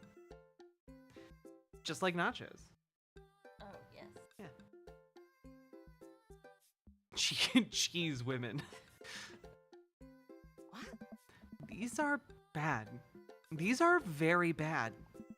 But also strangely delicious. We have to eat through the pain.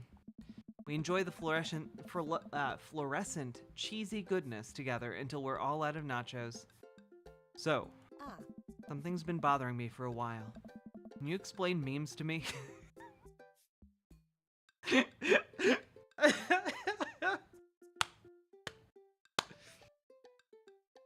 10 out of 10. 10 out of 10. This is exactly. This is good. Which meme? All memes? Amanda sighs deeply and places her head in her hands. Dad, it's complicated. See, memes are inside jokes shared by a bunch of people that get less funny the more people do it. So the problem is that by the time a meme gets to you, Dad, all us youths have already done the joke to death. Dad. And what's worse than that is that movies, TV, video games will try to jump in on a meme train, but just based on how long it takes to make them, the meme will be long dead by the time it comes out. So it just dates it and it isn't funny. Oh shit, what up? That was totally the correct response to that conversation.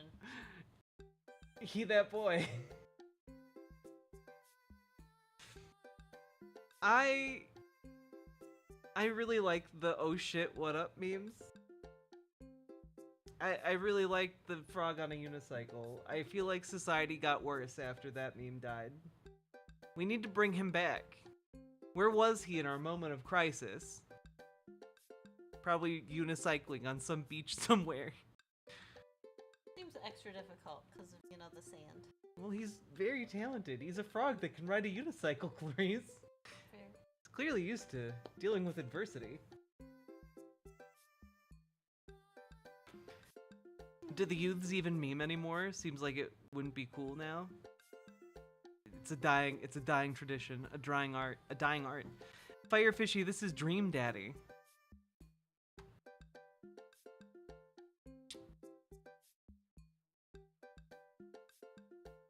Whenever you're ready to be done, you can let me know, okay?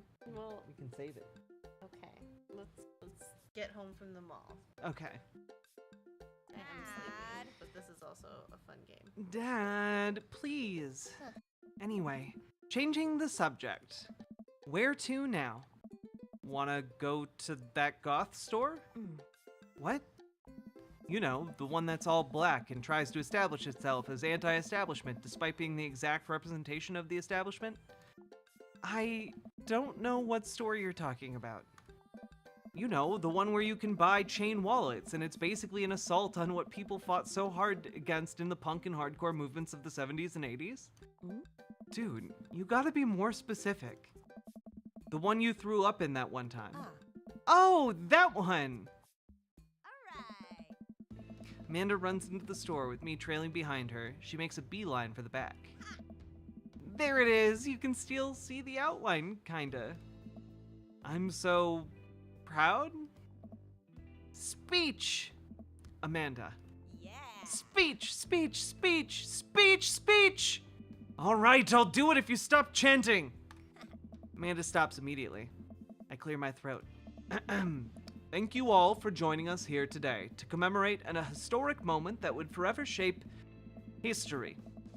On a day very much like today, some 5 years ago, our very own Amanda Ann Wario had too much blue raspberry slushy on an outing to the mall. After begging her father to take her to Dead, Goth, and Beyond to buy rainbow suspenders, she proceeded to throw up all over a display of My Chemical Romance merchandise.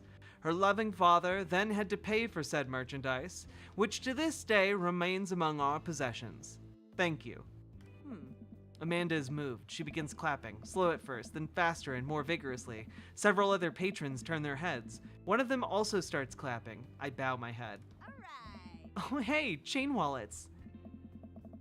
While Amanda busies herself looking at band t-shirts, I try to find something of interest to myself. Not much for a dad to look at in a Dead, Goth, and Beyond. I guess we'll look at ironic mugs.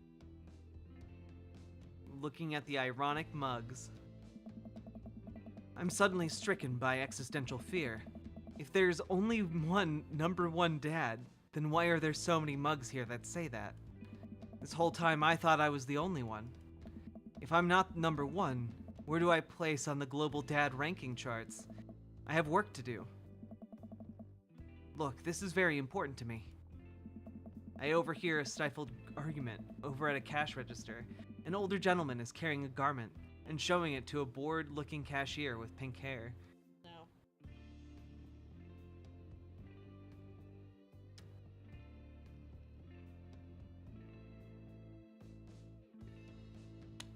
This is just that magician you know.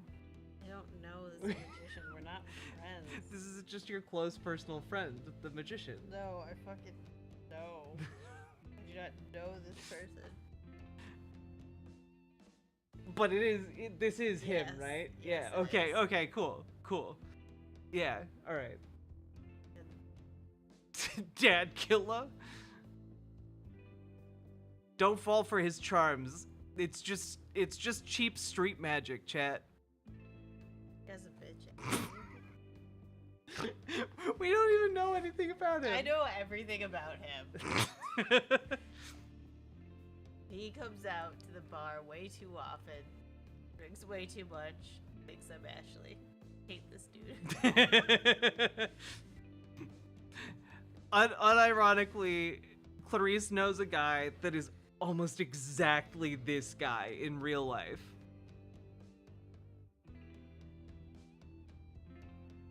I need to drink the rest of this.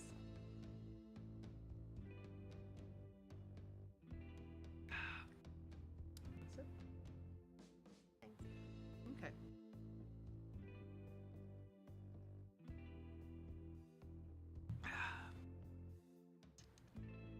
We also keep finding him in like weird little scenarios, don't we?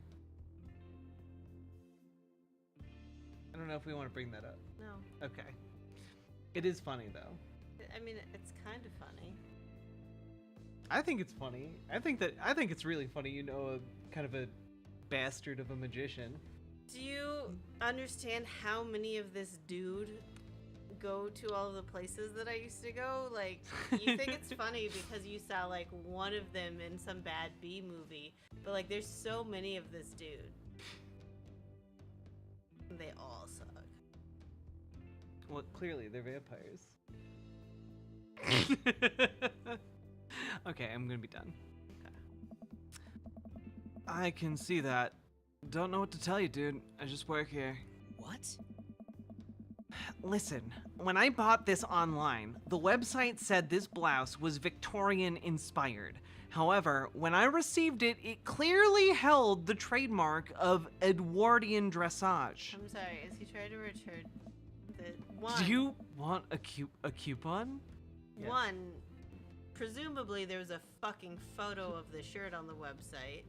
And two, are you seriously trying to return something to Hot Topic in a suburban cul-de-sac mall based on historical accuracy? You know it's polyester. You know it's polyester. Yeah. Do you want a coupon? I can give you a coupon. Will you leave if I give you a coupon? Is there a manager present? People have to know what they're buying. I am the manager. I see. Well, it would seem that I have outstayed my welcome. Good day, shopkeep. Your superiors will receive a strongly worded letter by post. Can we kick this guy on our way out? Whatever, dude. The man whirls around and storms Can we roll out. to projectile vomit in this store again? His literal coattails trailing behind him. I can't tell if they're Victorian inspired or Edwardian in nature. Amanda trots up to me with a t-shirt in her hand. Oh boy, here it comes. Hey, Dadtron 5000. Yes, I'll buy it for you. Wow, that was easy, thanks. At least it's only this time. Amanda plops the shirt onto the counter and grins at the cashier. I love your hair. Cashier says nothing and rings Amanda up, radiating hatred. I hand her a 20. So, what was that guy's deal? The cashier rolls her eyes so hard I'm worried she'll pull something. Which does not mean put them in a full circle, we found out. That's Damien. He's in here all the time. He's obsessed with Victorian fashion or whatever. Of course, his name is Damien, and of course he's wearing machine-sewed polyester. I demand we do. Can we fight him? Can we fight this man? She hands Amanda her bag, and it's clear the conversation is over. We make our way out of the store and head home to get some rest. Amanda and I sit on the couch, trying to find something to watch over bowls of ice cream. Oh, cool. Long Haul Paranormal Ice Road Ghost Truckers is on. Your favorite, right? Oh, hell yes. They have to make it over the Canadian tundra before the ice road melts, but they're hunting ghosts. Also, the trucks are haunted. This is an episode I've already seen, but it's one of the best. Calman Frint Dogbone. The twin brother truck driving and ghost hunting duo find themselves in the greatest peril yet.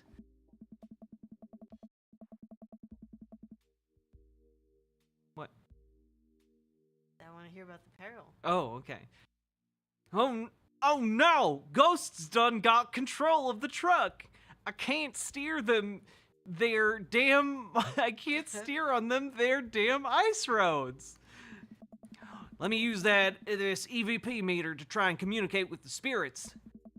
Flint, we're about to die. Almost got it. If you listen carefully, it sounds like they're saying, you're gonna die. That's because we're gonna die, you... This is art.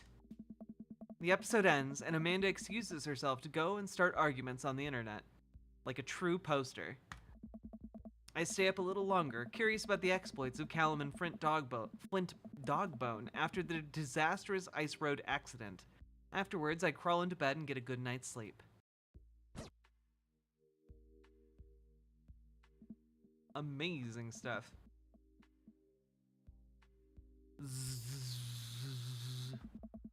Morning, sleepyhead. 5 more minutes. You have never ever let me have 5 more minutes, so get up. Fine. We have cereal for breakfast and spend the morning putting together furniture. Amanda's much better at interpreting the tiny manuals. We're able to put together a few shelves and one desk, but I'm pretty sure it was supposed to be a bookcase. So, are you excited for the cookout today?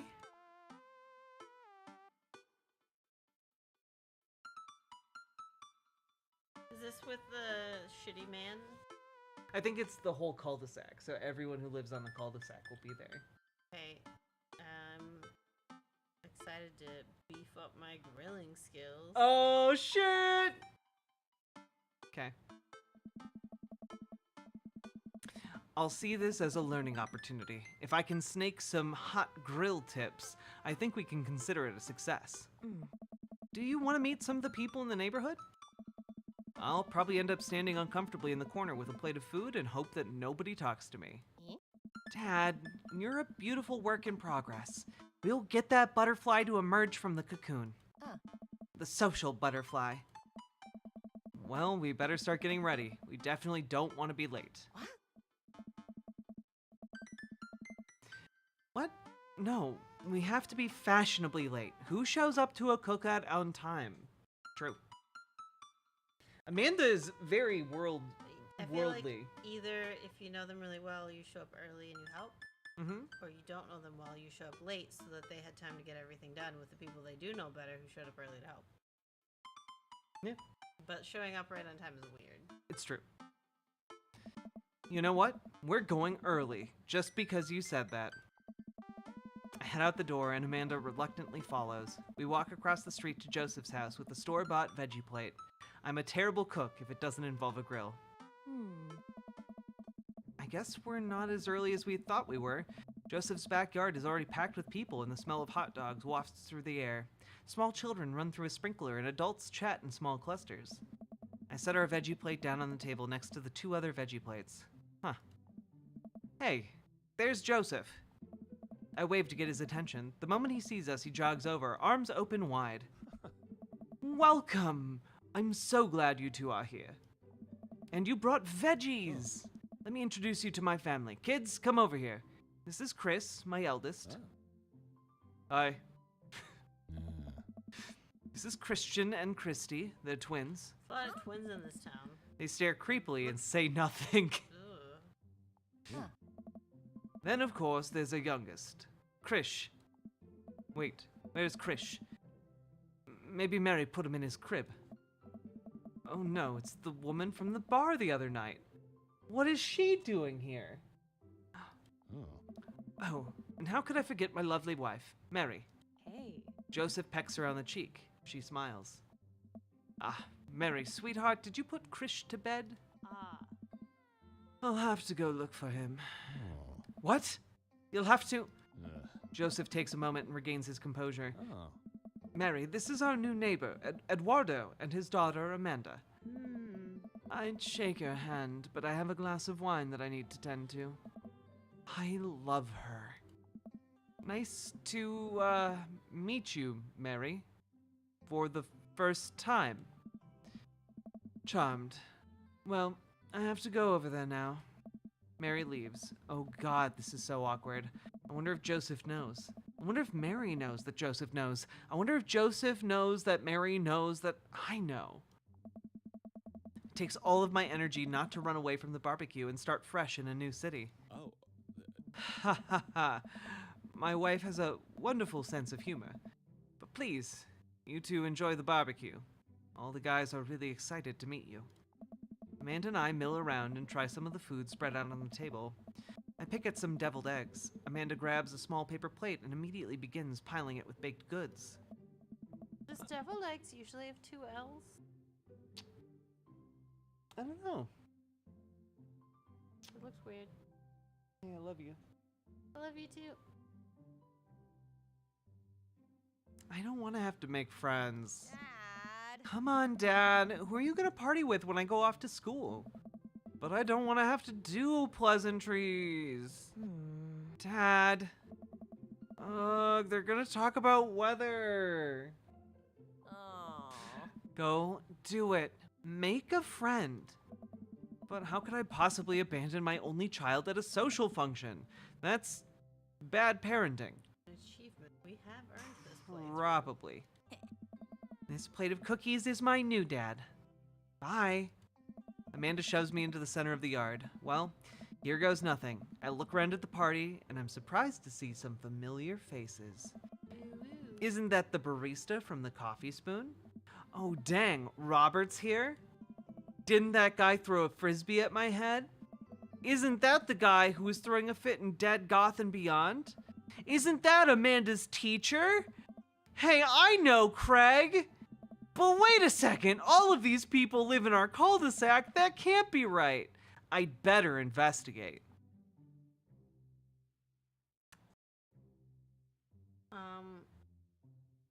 So I don't know who anybody's named. So Robert is the guy we fucked. Okay. And Brian, I think, is the guy who hit us with a frisbee. I hate them both. You hate the guy we had sex with? Did our love mean nothing? Our love making? Oh yeah. No, it didn't. We don't like him. We're not talking to him. We're avoiding him. Okay, why do we not like him? I don't Is it know. because he likes sports? We fucked him one night in a bar. We're not gonna date him, Jack. Okay. Okay. Okay, Matt is... Well, Craig is the guy who did the handstand. Okay. The keg stands. Which would be the most logical, because we should talk to our actual friend. Yeah. And Matt is coffee guy, and Hugo is the teacher. Then Joseph is the white guy, and Damien is the other white guy. So, the middle one. Our actual friend and the 2 guys who aren't the worst. Okay, cool. Matt and Hugo seem to be embroiled in an intense discussion. Craig looks on, smiling politely. I walk over to say hello.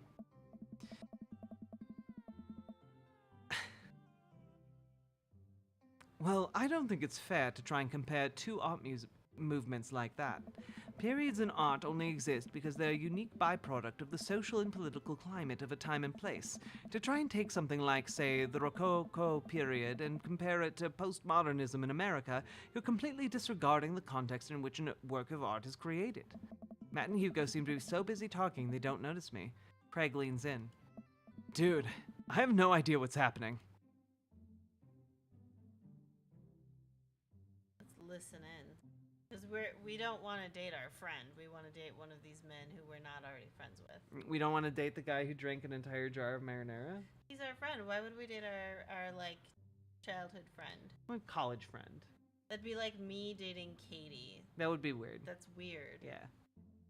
You have friends you drink marinara sauce with, and you have friends you smooch, and they're not the same friends. Fair. Okay, listen in on Matt and Hugo.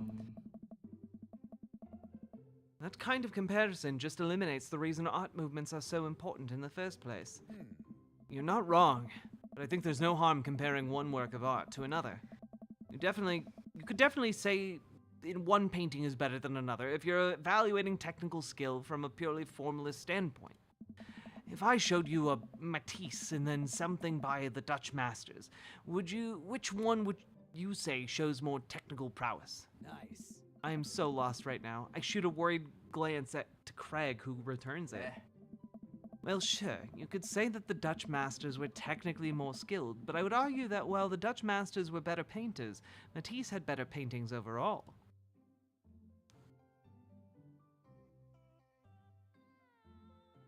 I think subjective. Well, that's pretty subjective. Oh. How do you mean? Well, that painting of the guy with the apple in front of his face is pretty nice. Matisse rocks. Oh. That's a Marguerite. Right. Art. Sorry. You're fine, dude. We're just discussing the importance of context when talking about artwork. Listen, all I asked is if you like Van Gogh or Picasso better. Hugo throws up his hands in frustration. But they represent two completely different art movements. How could I possibly choose between the thick, creamy impasto of post-impressionism and the abstractionist beauty of cubism? Man, that is all way above my head. Just a weird dummy. Me too, bro. I guess maybe we should just smooch our dumb friend. What? What? Wait, what were you? Apparently we're stupid and we can't follow a conversation about art history, and so I guess we should just smooch our dumb friend and have 4 children.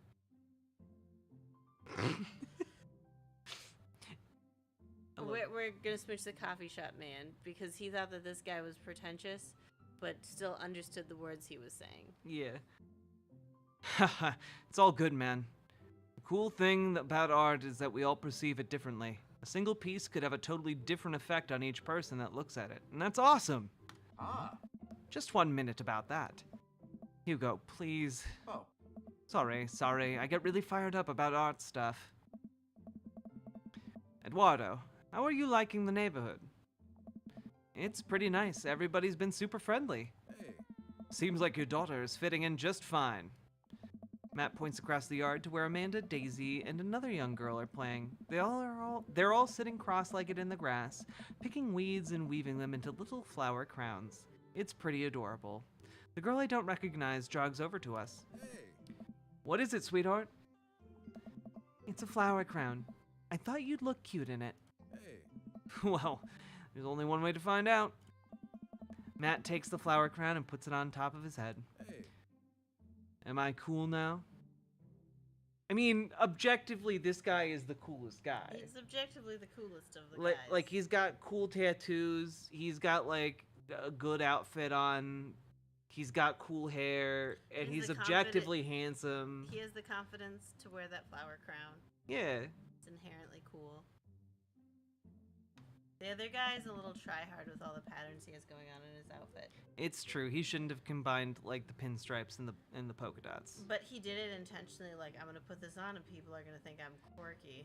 Yeah, like the diagonal stripes, straight up and down stripes, the fucking dot shirt. No, too much going on. The girl stares at him, thinking it over. Nope. But you're slightly less cool when you were slightly less uncool than you were before you put it on. Ha! Hey, Eduardo, this is my daughter. Hello. I'm Carmenista. Or, wait. Carmencita. Ah. Amanda comes over with Daisy in tow. I read that right? That wasn't just my brain farting? Carmencita was what was written? I wasn't looking at that, so then I was reading this, and you Gotcha. definitely did say Amanda comes over with Daisy in tow. Okay. But I think that was the name that it said. But I didn't look at the screen, so. Gotcha. Yeah. Amanda comes over with Daisy in tow. Dad, look, I'm making friends. Yeah. Are you making friends? Why are you hanging out with a 10-year-old? You better be making friends. Isn't your daughter a senior in high school? Yeah, but that 10-year-old's a genius, remember? I still think that, like, Also, she's emotionally getting and socially, developmentally. She's getting to know her neighbors. That's fine. But I don't feel like they're friends. Yeah, actually, Amanda, you remember the cool barista from the coffee shop, and my old college friend, and, your teacher. Hey. Oh, hi, Mr. Vega. I didn't realize we were neighbors. Oh. Yep. You still gonna get me over that? You still gonna get me that overdue term paper? Ha ha ha ha! Great seeing you. Amanda finger guns her way out of the conversation like a champ. She learned the finger gun move from me. I'm very proud. Oh. She's definitely a charmer. Speaking of which, where did my son go? Huh? Hugo looks around the party. You must finally spot him because his eyes go wide. Huh? Ernest! Ernest Hemingway Vega, are you smoking? Hmm? Ernest is holding a lit cigarette. No. I see Ernest across the way. He casually takes a long drag of his cigarette and then flicks it into a gutter. Oh. Unbelievable. Excuse me. Hugo marches over to Ernest, and I turn my attention to Matt and Craig. Kids, right? Hey. Man, I do not envy Hugo. Last barbecue we had, Ernest tried to shove a sparkler down Joseph's pants. Nearly burned down half the yard. To be fair, I also hate that guy. And the barbecue we had before that, he actually burned down half the yard. And then it spread onto my lawn and burned down half of my yard too. Hugo walks back over to us, practically dragging Ernest behind him. Hey everybody, sorry about that. Eduardo, this is my son, Ernest. Hello. Ernest looks away, sulking, his hands shoved deep into his pockets. I'd be mad if my parents named me Ernest too. Hugo nudges him impatiently. Hey. Hey. Nice to meet you, Ernest. What grade are you in? Doesn't matter. Ernest. Okay, I'm in my 8th grade. God, are you happy now? I'm sure you were just dying to know. Yeah, good for you. Oh. Can I go now? I'm tired of talking to old dudes who blame my generation for the failing economy. Ouch. Ernest! Oh yeah, because I'm totally embarrassing you. Ernest puts earbuds in and storms off to stand in the corner. Well, that was certainly something. He seems nice. Hugo puts his head in his hands and sighs. I'm so sorry. He's having a really rough time. As much as I want to be the cool dad, I have to be the authoritarian dad, and he clearly resents me for it. Nice. I mean, I think as a dad and a teacher, it's about as authoritarian as you can get. Honestly, are any of us cool dads? Is it even possible to be a cool dad? What? I'm cool as a cucumber. Hey. See? That right there. You can't say that. My kids think I'm cool. But for how long, Craig? How long do we get to be the cool dads? I don't know. Yeah, man. I don't know. I think we just have to accept the fact that as dads, we've become the machine that we once raged against, and accept our fate to unironically wear socks with sandals. Our kids may think you're cool now, but the moment they hit puberty, you're doomed. That's not true. Amanda's 18 and she still thinks I'm cool. I yell across the yard to my daughter, Amanda, I'm cool, right? Amanda just laughs. She keeps laughing. I see your point. As much as we all want it, I don't think it's as important to be a cool dad as it is to be a good dad. We can't all be best friends with our kids. It just doesn't work. I mean, look at me and Ernest. Our job as parents is to make sure our kids turn out okay. Yeah, you're right, but it'd be nice to have it both ways. Hearing these guys talk about this makes me think of my relationship with Amanda. We get along so well, but there might come a time when it won't be like that. Is college when that happens? Don't let us eat up your time. Eduardo, go meet some of the other people around the neighborhood.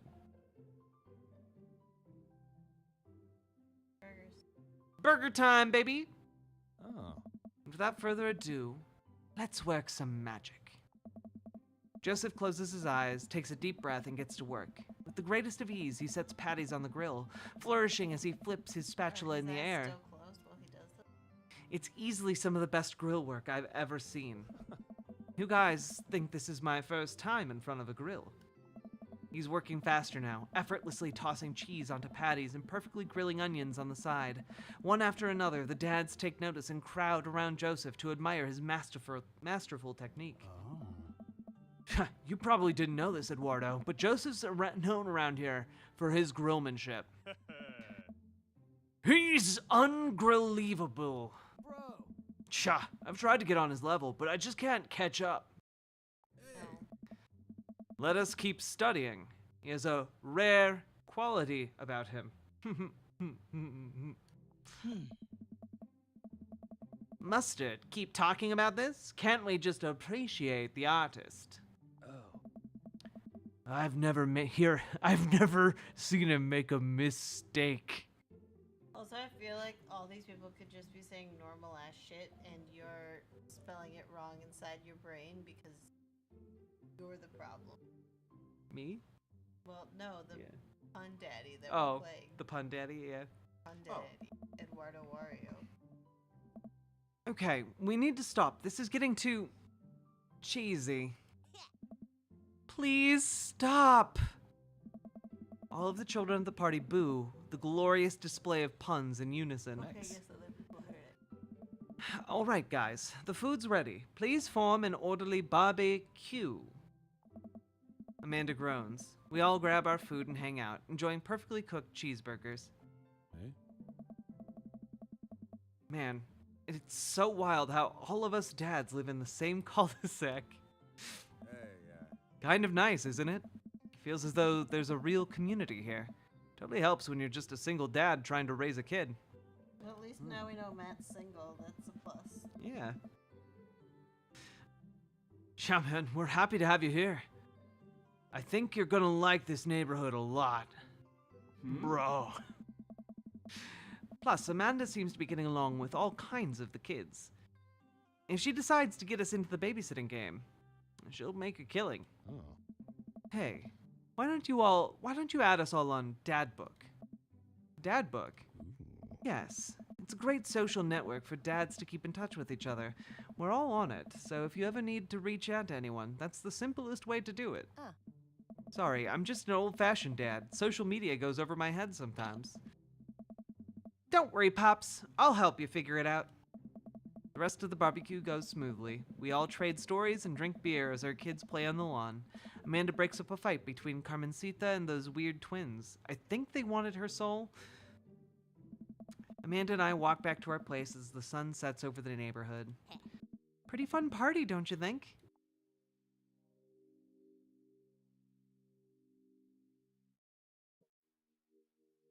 I got a burger. I mean, I got a burger in me. I got a burger in me. Don't know the rest of the words to that song. Gonna read the lines on the screen. Sweetie, if I can impart any sort of wisdom upon you right now, and not that this was a bad situation, but if you're ever in an uncomfortable situation, always look for the silver lining. The silver linings get you through to the other side. And we ate rockin' burgers today, and it was good. Rockenberg. I thought he was gonna say something about how much he likes having meat. But instead he went with Rockenbergs. I would call them burgies. That's a much cuter way of saying it. And would you say that they're rockin'? I want to eat some rockin' burgies. It's like just something where it doesn't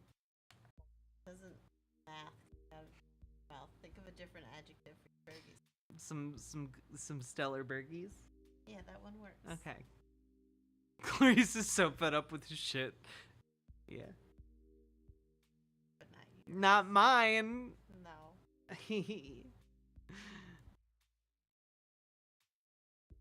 You saw me like totally fall apart today too. I did it yesterday. Yeah. It's your turn.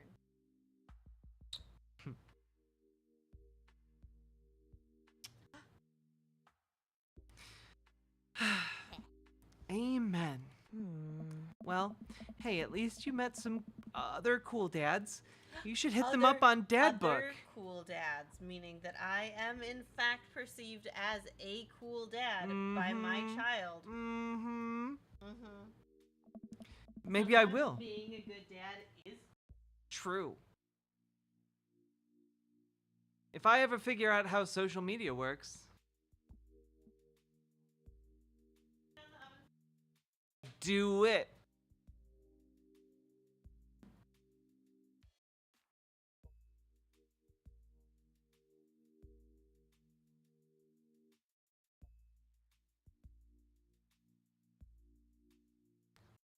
And chat, we've been going for 4 hours. If you've been enjoying the show, hit the follow button on Twitch, hit the subscribe button on YouTube, like the goddamn YouTube stream, and consider dropping those subs and donos, folks.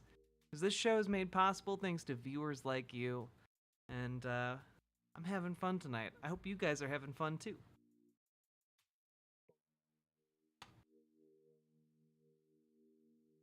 You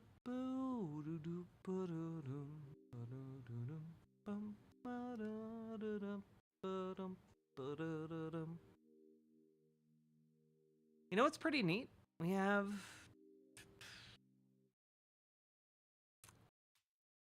We have 170 people watching a gaming stream. This is a new high for us in terms of gaming streams.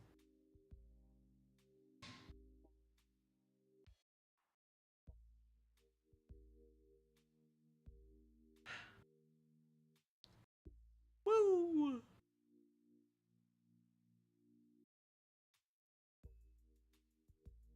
Woo! We have 170 people watching us play this game. Okay. Yeah, right? Do they see us right now? What? Do they see us now? Yeah. Oh, okay. Yeah. I thought you were paused. Nope. Because you were talking. Nope. Okay.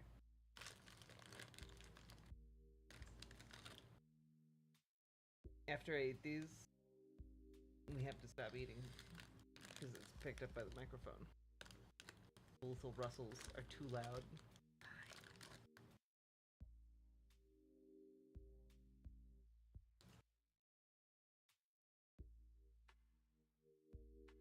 Sour Patch Kids are the perfect candy. Mm-hmm. Hey. Hey. Hi. Yeah.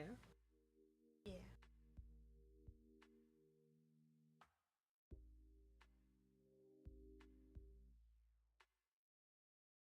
And let's see what's up with these daddies.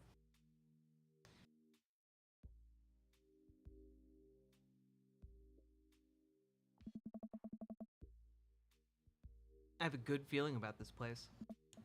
Me too, Dad.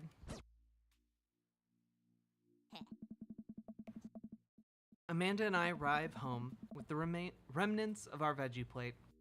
Seemed like nobody was really into the cauliflower. Any big plans for this evening? Actually, yeah, I'm gonna go out with some friends. So you guys just moved into this house, and this is your second night here, right? Uh-huh. Like, when's the night when you like sit and you have like a picnic on the floor of your new home? Like, when do they like watch their first movie together? Well, they watched Ice Red Trekkers the other night. Okay, so I guess you did have one night in between. Yeah. You had your weird bartender fling, and then you watched Ice Red Truckers. So okay. Yeah. Because I felt like we weren't getting to spend very much time with our child, and I was kind of sad about it. Yeah. She's going off to college soon, and we're gonna miss her. She's all grown up now. I know. We want to watch shows with her while we can. Is that okay? Of course. Just keep me posted. And be home before midnight? You got it, Dad. And be careful. I will. Make good choices. Of course. And call me if you need anything. Dad, you're not gonna do the thing where you wait silently for me to come home in the living room with the lights off, are you? What? No, I've never done that, and I will never do that. Okay. Do you have plans for tonight? My plans were kinda to eat ice cream and watch TV with Amanda, but I'll find something to do. I'm gonna... Just Well, let's throw a party. I don't want to, but I think that's the best way to move the video game forward. I'm gonna throw a party. A real rager. All the other dads in the neighborhood are invited. I'll see if I can get you a spot on the list, but honestly, it's looking tight and you may just have to wait in line. I know a guy at the door. I'll get in, no problem. I'm just relaxing tonight. Have fun, okay? Great. See you later. I watch Amanda drive off into the night. I really do hope she has fun. I plop down in front of the TV and turn on some Wine and Dine Mastermind with celebrity chef Gavin Chapman. Looks like Gavin's making a roasted rack of lamb with rosemary mashed potatoes. Delicious. I do like rosemary. I would like to eat that. I'd love to be able to cook like that. Although I think if I was actually good at cooking, I'd use my powers for evil. Like just making baked Alaskas all day instead of any food of real nutritional substance. I mean, Gavin Chapman just caught that thing on fire, but he meant to do it. What a professional.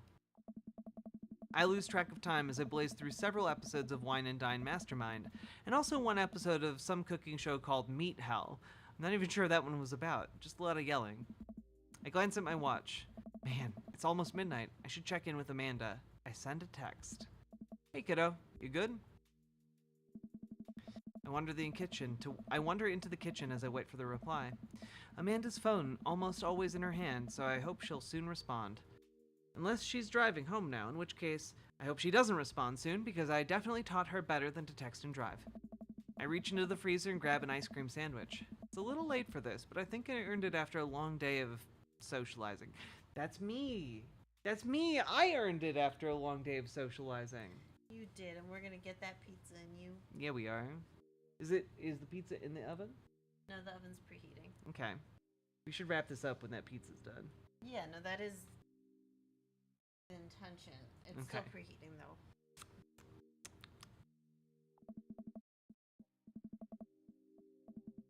I check my watch again. Then my phone.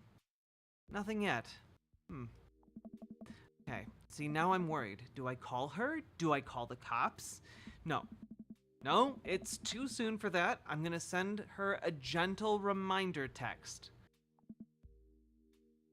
What's up? Half an hour passes. Now I'm really worried. The episode of Gavin Chapman's Meat Hell are not only not assuaging my anxiety, but possibly exacerbating it with all the yelling, so I keep pacing around the house, waiting for her to come back. Why didn't I find out where she was going? Who she was going with?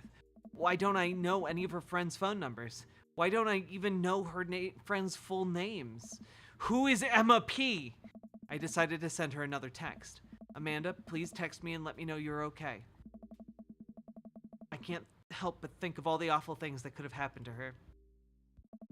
Oh, thank God, it's her. Amanda opens the door and shuffles in. Finally she's back home. I'm glad she's okay.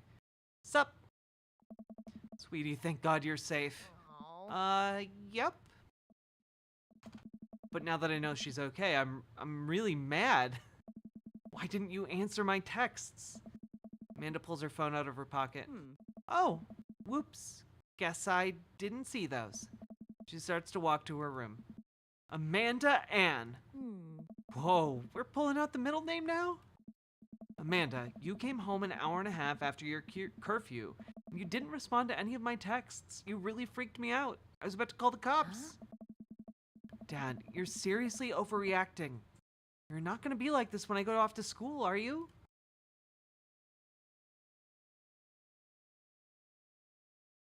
I was scared.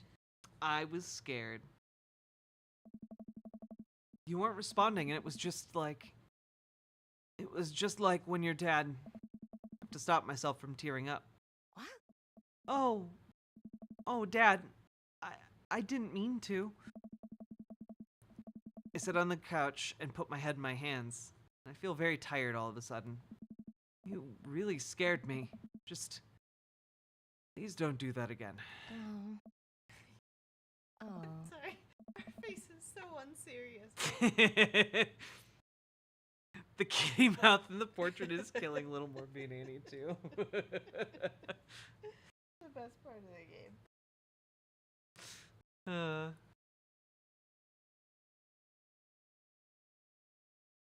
All right, I'm gonna go to bed now.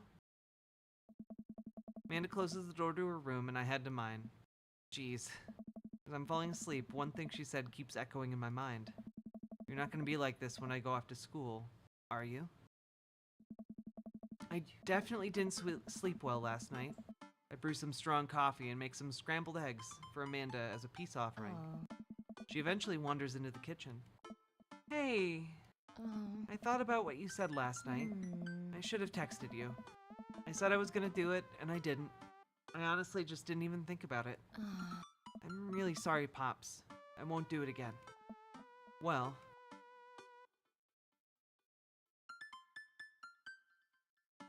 I'm sorry for freaking out. I'm sorry for freaking out on you. You're an adult now. I shouldn't have gotten so worked up.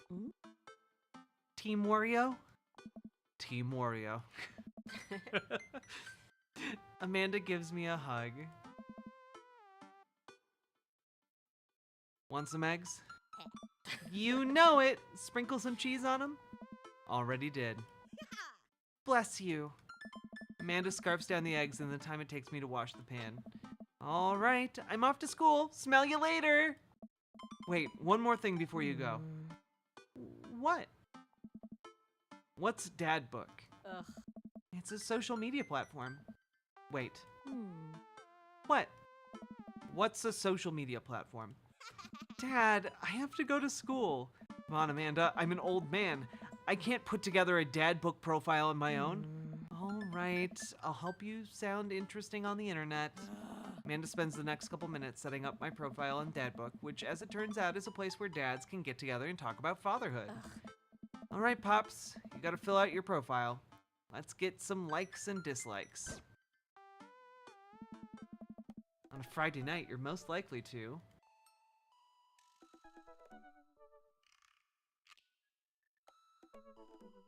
Fall asleep watching the history. Boom. If you had one thing to take with you onto a desert island, what would it be?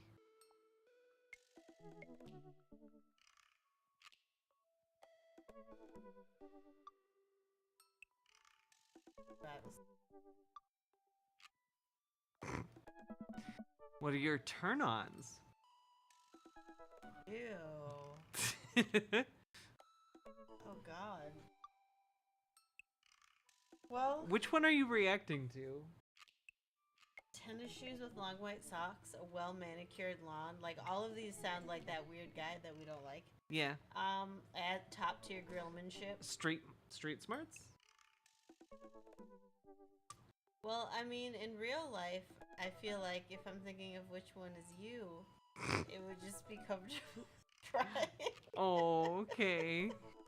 Alright. But you know, I'm gonna go comfy with crying. Okay. I love you. I love you. Dream Daddy. Neandroid, thank you for subscribing. Appreciate you. What did you want to be when you grew up? I'm gonna say good father. A good father. What's your favorite movie genre?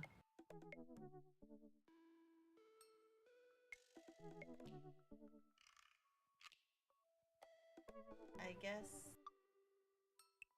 What? Anything on Laserdisc.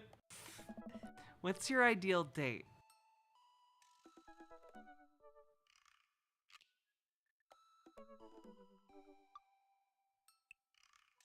Doing a 1,000 puzzle together. What do you never leave home without? My sick vape. No, not really. Cool night. Yeah. I spent a lot of time thinking about.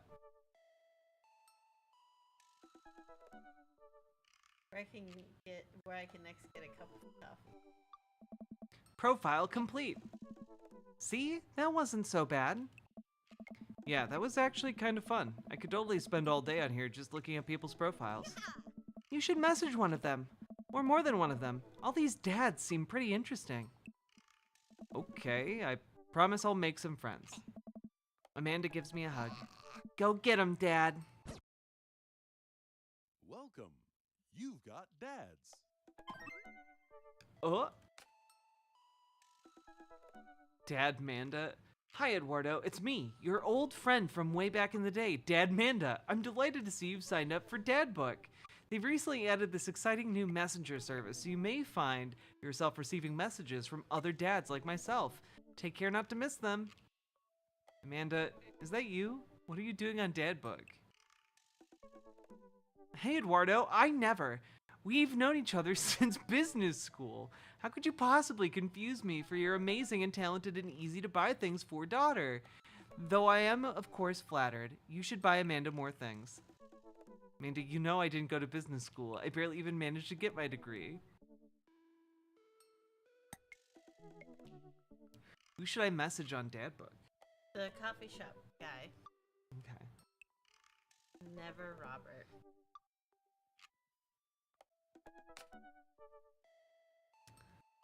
All right. Oh, here's this profile. Avid music enthusiast, passionate coffee drinker. You can find me most days selling bean juice over at the Coffee Spoon or hanging out at the park with my amazing daughter. Hit me up about 80s no-wave music. On Friday night, perfect my cold brew setup. One drip at a time, baby. Okay. If you had one thing to take with you onto a desert island, what would it be? Fine tunes to pass the days away. What are your turn-ons? Multi-instrumentalism. What did you want to be when you grew up? A barista, weirdly enough. What's your favorite movie genre? Shit with subtitles. Yeah. I can't understand mouth words, so I like cats. I like watching everything with subtitles on it. I appreciate that he's doing the thing that he's passionate about. Yeah. Like following his dreams. He also seems to be doing pretty good at it. Yeah. Oh, cold brew, the best kind of Yeah. coffee.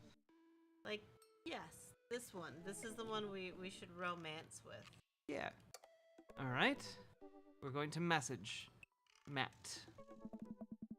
I navigate to Matt's Dad Book page and type out a message. Hey man, great getting to see you at the barbecue. We should definitely hang out soon. You free later? A minute or two later, I hear a ding and see Matt's response. Hey dude, I'd be so down for that. I'm actually catching a show tonight at the Sound Garden. Wanna come out? I think for a moment. What's a Sound Garden? Oh man, I haven't been to a real concert since Amanda was born. Am I ready for this?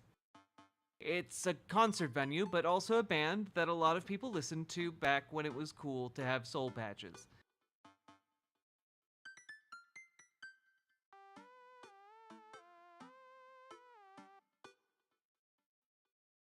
That was Matt's answer.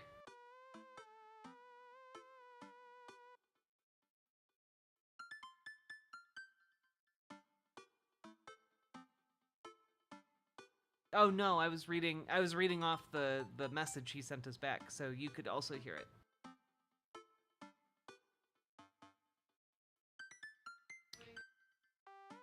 Huzzah!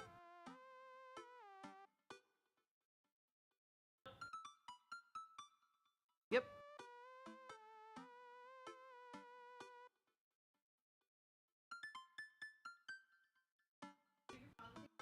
I do not. I don't know where my phone went.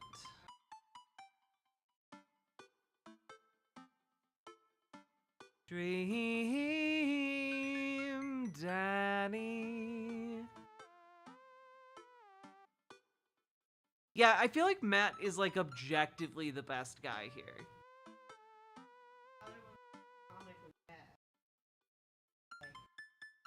Silly amount.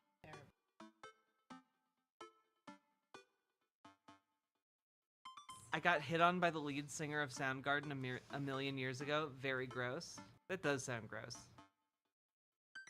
I'm sorry.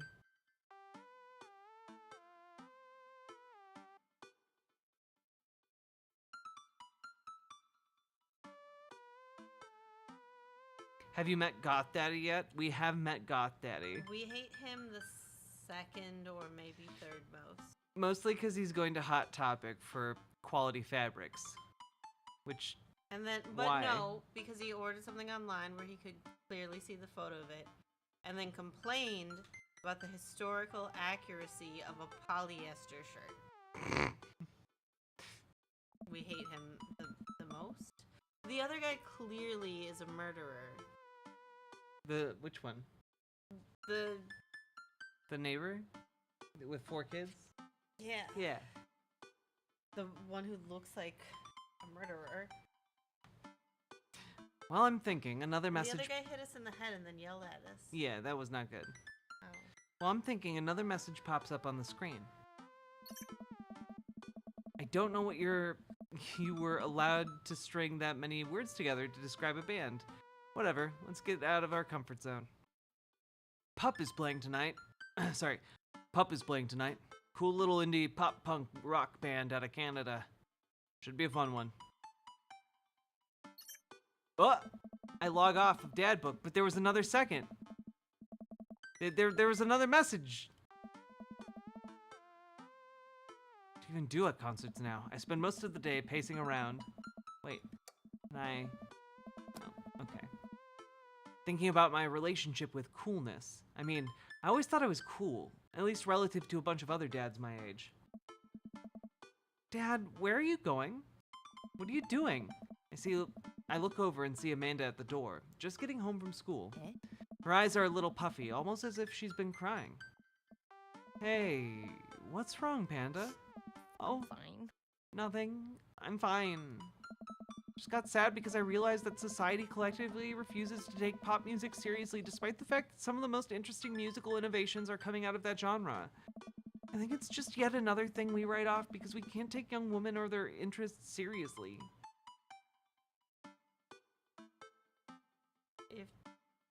Oh, God. Well, our kid's not into music at any point ever before this. She's really into photography, so I think she's fucking with us. Yeah, but she is crying. She is crying. So maybe we'll say that's pretty messed up. Just in case those are her real feelings, we don't want to invalidate them. Yeah, Yeah. that is pretty messed up. It's kind of funny too, because in reality, it's these exact young women who are not only the pillars of this multi-billion industry, but of most major industries. When will us youths rise up against our oppressors? Whatever protest you're going to, I'll be happy to make you a sign. Thanks, Dad. Maybe, but seriously, 'cause she was joking there. But you know you can talk to me about anything, right? Yeah, that's why I'm sharing how much I love Britney Spears with you. Is that what you were talking about? I think it's the subtext of most of the things I say, yeah. Okay, just remember that it's okay to be sad. Also remember that I love you very much. And only want what's best for you. That's all. Huh. All right, geez, don't make me cry again. Anyway, what's up? Amanda, how do I be cool? Oh, let me put on a pot of coffee first. This is gonna be a long night. You could be drinking cold brew if you were dating that bartender. Not bartender. Barista. No, seriously, Matt invited me to a concert and I don't think I've been to one since you were born. Yeah, you have. You took me to one when I was like 12, remember? I'm suddenly overwhelmed by the memory of a sea of screaming preteens. Oh God, I tried so hard to forget. The one where I had to camp out with you in line so you could get a good spot, and then you cried and screamed the whole time? Dad, it was so much more than that. I'm not even ashamed to say it. Oh, you're not ashamed? You seemed pretty ashamed when I found all those drawings you made of those dancing boys kissing in your Trapper Keeper. Yeah, well, you didn't even find the good stuff. Yeah.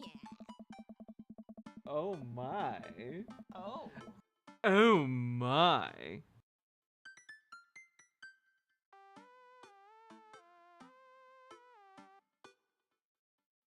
Wet ass P word. P word is female genitalia. Goddamn.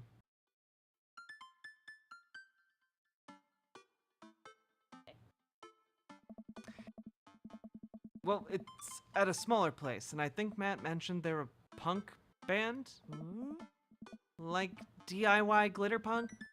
Trash? Thrash? Straight edge? Come on, Dad, give me something I can work with here. Are they post-punk? Proto-punk? C-punk? Jeremy punk? What's Jeremy punk? Yeah. I made that one up to see if I could get away with it. They're not positive hardcore, are they? He said that they're Canadian. Punk? Oh, yeah, you'll be fine. Does the idea of Canadian punk seem contradictory to you? I don't see friendship and politeness as core tenets of the punk scene.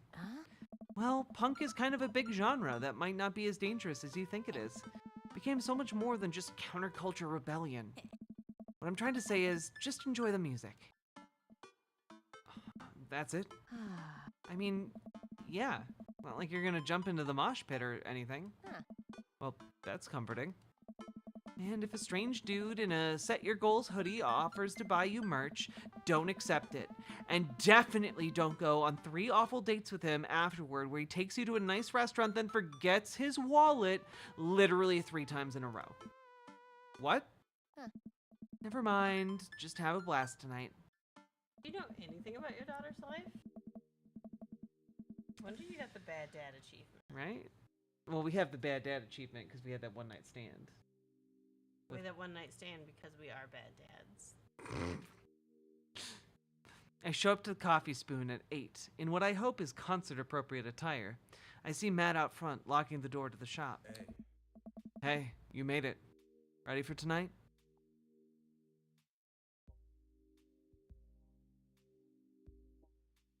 Yes, of course. I definitely know what I'm talking about. Yes, of course. I definitely know what I'm talking about. You better believe it, fellow live music lover. Grab those ticks and let's mosh to that new. What? New? Short for venue? You know, where you go to see dope certs? You just making this stuff He liked up it, though. right now? He was horny for that for some fucking reason. We got hearts and everything.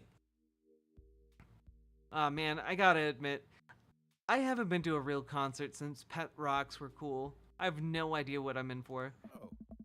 Did your daughter make you take her to one of those boy band concerts where everybody holds signs and scream cries? Yeah. I got 2 lined up next month. Still can't get the glitter out of my car from the last one. Stay strong.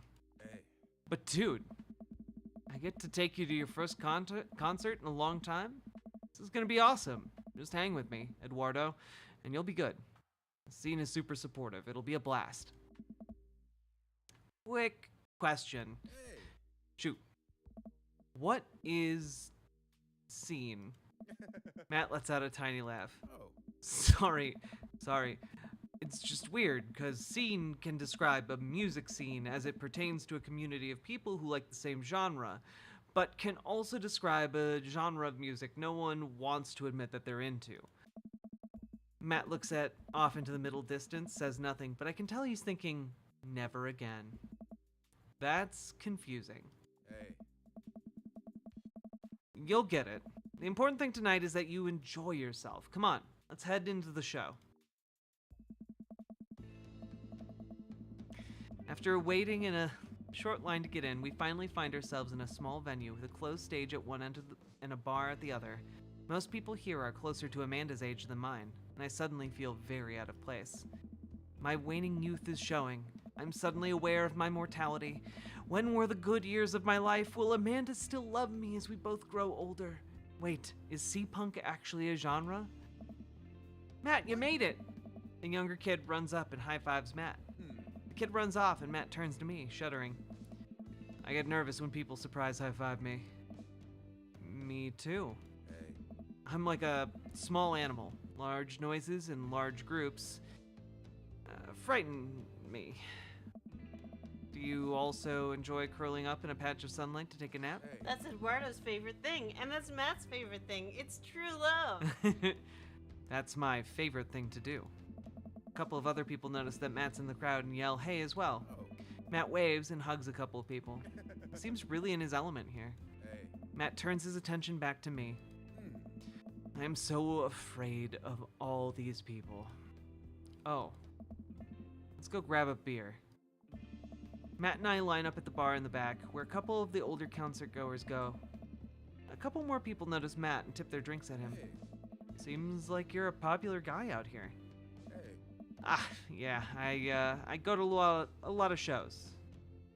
Really cool spot. But it's times like these I realize I can only be charming and funny for about 5 minutes before I run out of stuff to talk about. And then I become keenly aware of where my hands are, and that there's no comfortable place in your mouth for your tongue to rest. God damn it, where do I put my tongue? We have a slutty dad. We have a slut dad. Oh my god. Oh my god. Slutty dad. Well, I've known you for more than 5 minutes, and I still think you're charming and funny. Oh, just you wait. We grab our drinks. This scene seems really friendly. I don't know why people wouldn't want to admit they actually listen to it. Let's check out the merch. Matt and I walk over to a small booth in the corner of the room where a crusty-looking teenager guards the selection of shirts and records. He singles me out from across the room and hops onto his chair. Step on up, get your match here. I got t-shirts, I got tank tops, I got the gifts and accoutrements a discerning concert goer of considerable taste might want. You there! I gesture to myself, my face flushing red. Yes, you look like a fella who knows their music. How's about a fine 12-inch long playing vinyl record made and distributed by Pup, Canada's premier punk rock outfit? Stop yelling at me. Please stop yelling at me. I'm already kind of on edge because this is an unfamiliar place and I don't know anybody here, and I'd appreciate it if you could stop singling me out. I'm sure you're cool, but it's making me a little uncomfortable, bro. The kid immediately hops down off the chair. You got it. Sorry about that. Just get really excited about salesmanship, don't you know? I can't relate, but I appreciate your enthusiasm nonetheless. Hey, Pablo. A friend looked a little lost, so I figured I'd give him the old razzle-dazzle. How the hell are you, Matt? Oh! Day by day, man. Day by day. They do the thing where they high-five, but also turn it into a hug. Hey. Your mom doing better? Your mom doing better? She's still single. If you want to be my dad, I can make that connect. You have to deal with you every single day? Fair enough. Who's your bud? Hey. That's Eduardo. Though, thought I'd bring out a concert pal. Pablo leans close to Matt. Is Eduardo cool? Matt eyes me. I eye him back. He cracks a smile. Hey. Yeah. I'm not cool. Pablo brings me in for a bro hug. Are they gonna make us do drugs? Cause I don't want any. My dude! I'm not sure what to say, but I give the courtesy 2 pats on the back, as is customary in our society for people you don't know super well but still want to be friendly to. Hey. Pablo's a total card. Kid plays the hell out of a bass. Yeah, man. When are we starting our Witch House band? Hey. You know I'm out of the game. It's a shame. I know that vacant veil would have slayed. Oh, it'll slay once you start actually making music instead of just printing a bunch of band shirts. We got the sickest logo. While Matt and Pablo talk, I check out the merch. These shirts are really nice. Hey. Looks like the opener's coming on. Let's get a spot up close. Hey. Matt and I walk over to the stage where a crowd begins to form. The band walks on stage and picks up a variety of strange instruments. Is that a harpsichord? The lead singer addresses the crowd. He has a mandolin slung across his back. Hey, what's up, everybody? We're Jonathan Jones and the Speakeasy Choir. My name's Daniel. Let's start the show. Oh, no. These guys. What? Without time to respond, the band starts playing the most cacophonous noise I've ever heard. What is this? Matt doesn't say anything. He just hands me earplugs. Thanks! I put the earplugs in, and whatever the hell is assaulting my ears gets a lot quieter. For a band this bad, they sure do seem to be having fun. I guess that's what really matters. Jesus, did the cellist just break his bow in half? I don't get this. Set seems to go on forever. There's no breaks in the song, and I think one of the band members' jobs is specifically just to burn poetry on stage. I turn to Matt and try to start a conversation. So you got a lot of concerts out here, huh? What? Do we ask again or drop it?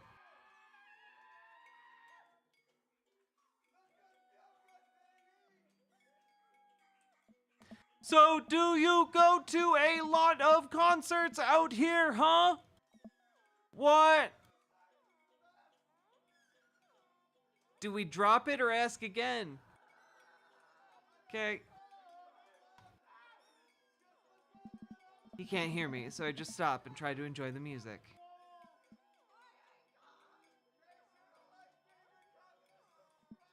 Okay, no, this is impossible. How long have they been playing the same song? 10 minutes? 20? A year? Eventually, the set ends, but only after the drummer sprains his ankle during his saxophone solo. They promised it was part of the act as he was carried off stage, crying. Matt and I both pull our earplugs out. Man, that was something. I promise Pup is much better. I just have a lot of questions that I know I'll never get the answer to. Oh yeah, he sprains his ankle at every show. They were being real about that. Mr. Wario's a square, right? And there's nothing wrong with that. True. Some of the best shapes are squares.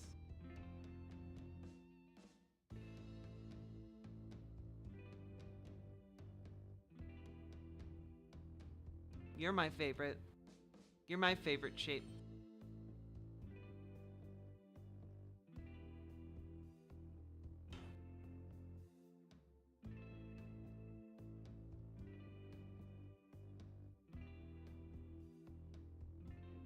It was jingle jangling in such a way that I thought it was over by you.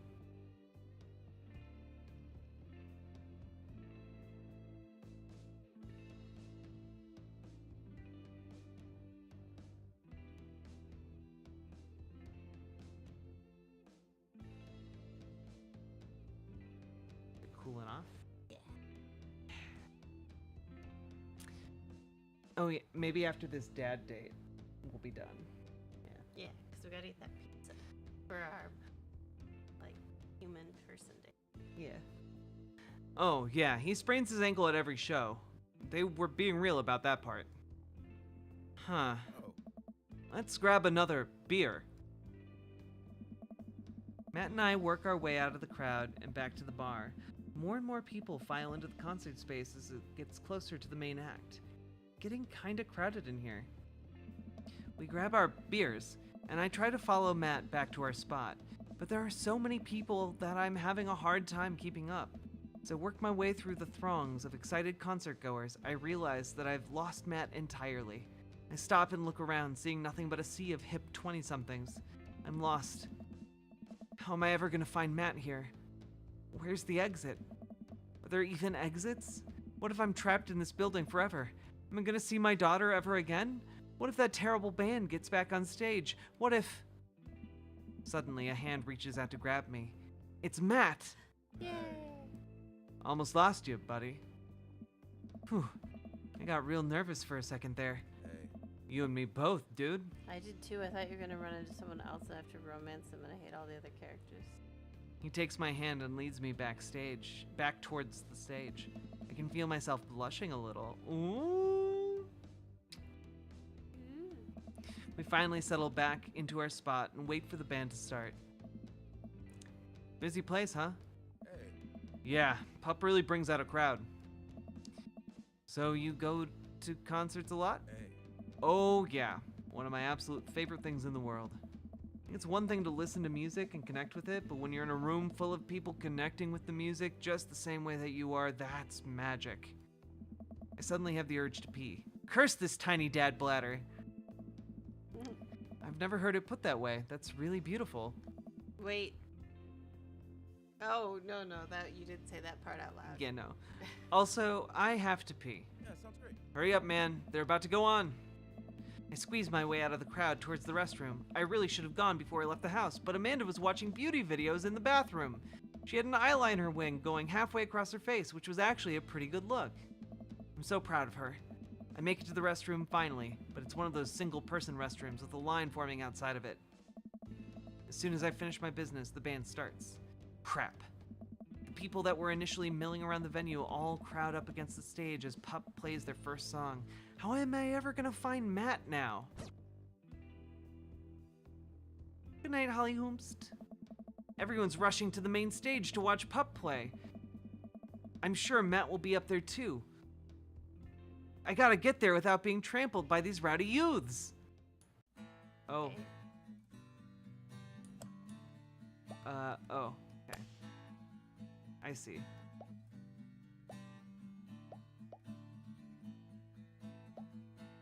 This is the Oh, God. part of the game where you should have been hearing a licensed tune.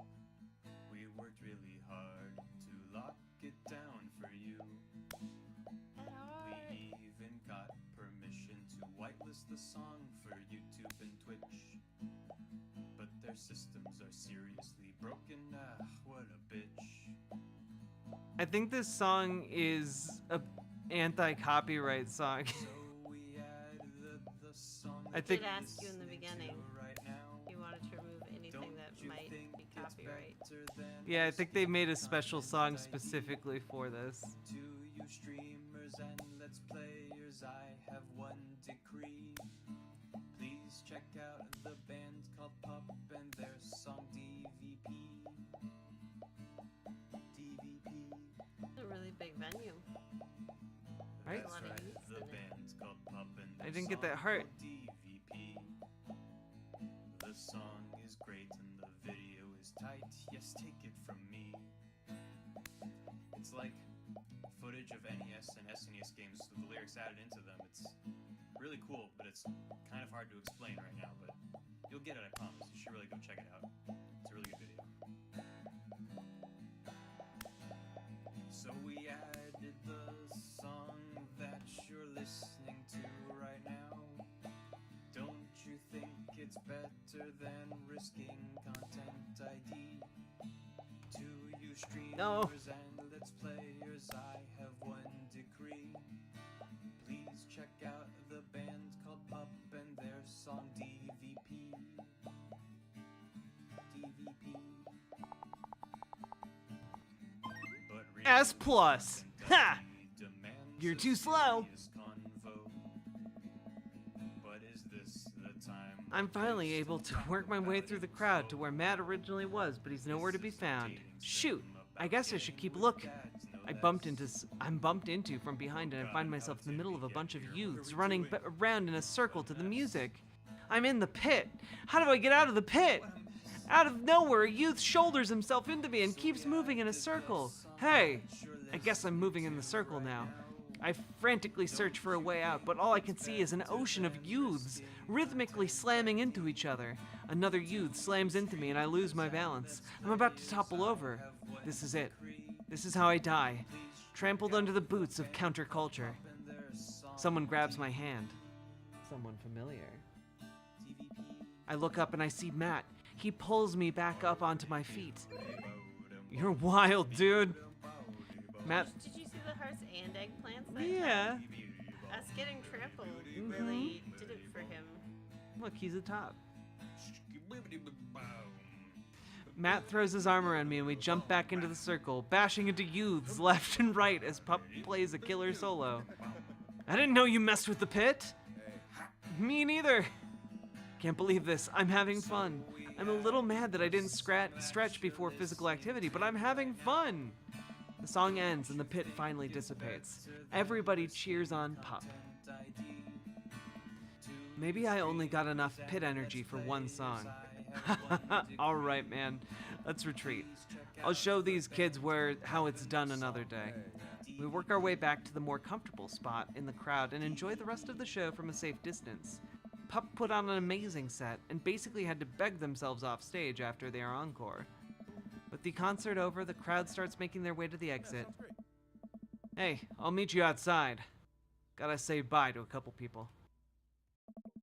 I hang outside of the venue until Matt finally shows up. Hey man, thanks for waiting.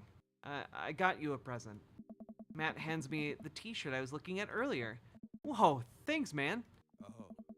Saw you eyeballing it back at the merch booth. I mean, anyone who tears it up that hard their first time back to a concert deserves a reward. I'm never taking this off. Yeah? Okay. I will continually wear it until it is tattered and a little smelly so that I can truly embody punk fashion. Hey, Matt! Hey, it's Pup! Hey, dude. Didn't realize you were here. I'm so glad I could make it. You guys put on a great show. Thanks. They do look Canadian. Well, see you around. Huh. Wait, you know Pup? Oh, yeah. Met him a couple times when they first started touring. Good kids. Whoa. Come on, let's grab some diner food. Suddenly realized just how hungry I am. Man, mosh pits really take a lot out of you. Matt and I walk to a tiny little diner with a cute neon sign. We tear into some bacon and eggs in a corner booth. Are you eating anything that's not... No, you did eat nachos once. You eat a lot of bacon and eggs. Yeah. Not from the tattoo, which was coincidentally red. He was lumbering towards me and there's nowhere to go. The end for me, right? And out of nowhere, I get this idea. I just lean back and spread my arms. Just like that, I'm crowd surfing away from him in slow motion. You should have seen the look on his face. Bought him a beer afterwards, and we were cool. We still follow each other on social media. Got beautiful kids. Glad you guys worked it out. Yeah, man. Just goes to show. That punk's not dead. Just drives a minivan. Has to hire a babysitter. So, how did you get to see all these amazing concerts? Oh, I used to tour in a band. We were small, but it got us to travel all around the States. Whoa. Yeah, I mean, we were poor and we had to scrape a lot together just to survive, but wouldn't trade those experiences for anything. But yeah, that's how I knew a bunch of these people at the show. Music like this builds an amazing community, especially in a town like this. Just a lot of positive energy and good vibes. I got a feeling. Plenty of friendly people, especially that Pablo kid. Oh man, everybody loves Pablo. His mom's been raising him on her own, and you can tell that it's been tough on both of them. I know he looks up to me, so I try to help them whenever I can. That's really nice of you. Thanks. Us single parents really just have to look out for each other. How's Carmencita? She says she wants to learn the drums. Oh boy. It'll be loud. I'll need to take a lot of aspirin, but I'll manage. Can't really blame her. I'm suddenly very grateful that all of my daughter's hobbies are super quiet. Photography, collaging, whatever it is that she does on the internet. Thanks, Amanda.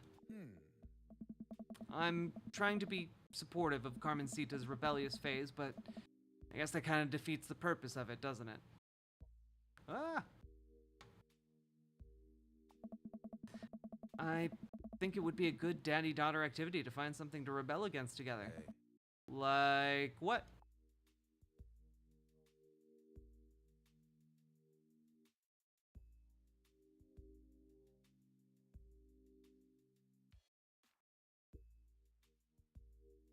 I guess consumerism is the closest to capitalism. Yeah? Why do we gotta get up early the day after Thanksgiving and line up to buy things? Why can't we just, like, share things? Comrade, you're speaking of dangerous things here.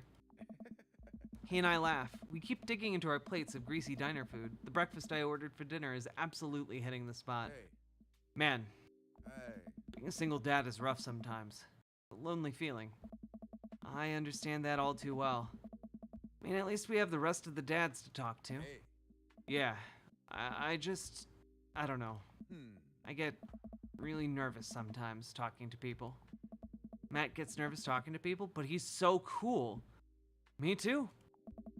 I've never really considered myself an extrovert and never really considered myself an introvert. I'm just uncomfortable in every situation, always. Ah, you're fine. You're actually really easy to talk to, you know that? I smile. Matt and I spend the rest of the night trading daughter stories.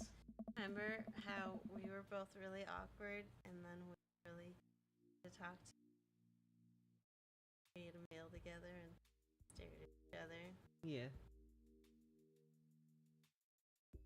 I like you. Like you. Isn't Amanda still a child? Yeah, Amanda is the main character's daughter. Daughter. There we go. Nailed it. She's still his child, but it's implied that she's 18 and leaving for college. Yeah, she's 18 and a senior in high school. So, yes, a child, but a big child. A big child. Big child. That is what we call an adult child. Big child. Big child. Yeah. That's what you are until you're like 25. Large child. Large child, yes. We finish up late night dinners and head out. We walk back to the cul-de-sac, back to our respective houses. Tonight was a blast, man. Loved it. Although I'm probably gonna feel it in my knees in the morning. Ha! You and me both. I, don't usually like going to these things alone. It was really cool to have you there with me. I'm glad. Alright, I'm calling it quits for the night. Stay cool, man. He called me cool. Matt called me cool! I walk into the house with my heart in my throat. Amanda pops her head out from her room. Hey, Pops, how was the show? Matt thinks I'm cool. You don't say. Manda Panda. Matt thinks I'm cool. Yeah. Blind leading the blind, huh? Wow, I just got dunked on by my own child. Unbelievable. Hey, Amanda, remind me which one of us just tore it up in the pit at a punk show and which one of us just spent 4 hours probably watching Tiny House Hunting Amish Triplets Extreme Edition. First of all, how dare you? That show is a classic. Second of all, you moshed in the pit? Who even are you? I am your extremely cool dad. All right, I'm hitting the hay, Pops. I'll see you in the pit. Night, kiddo.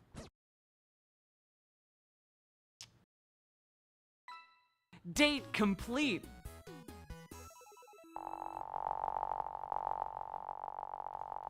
That's a lot of dad points. Oh man, I just can't wait for your next hit. Wait, dad points and daddy points, are they not the same thing?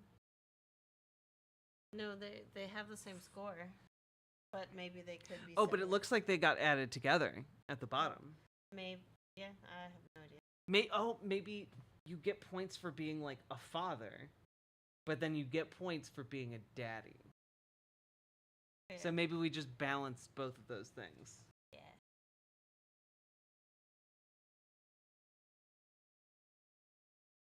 Huzzah. Dad tip number 18, always carry a pocket knife. Good tip. Also, we're gonna save this game. And, folks, I think we're gonna be done for the night, because we got a pizza to eat. Yes. And we will do this again. A nice break from the horrors. Yeah, we'll do this again. We will periodically have opportunities to do like a Clarice and Jack stream, and we'll finish our playthrough of Dream Daddy. I think that would be really fun. Yeah, I had fun playing that. Hey, you want to smooch? Yeah. Love you. Okay, get out of here, you crazy kids. I will talk to you all On a new day. on a new day. I love you.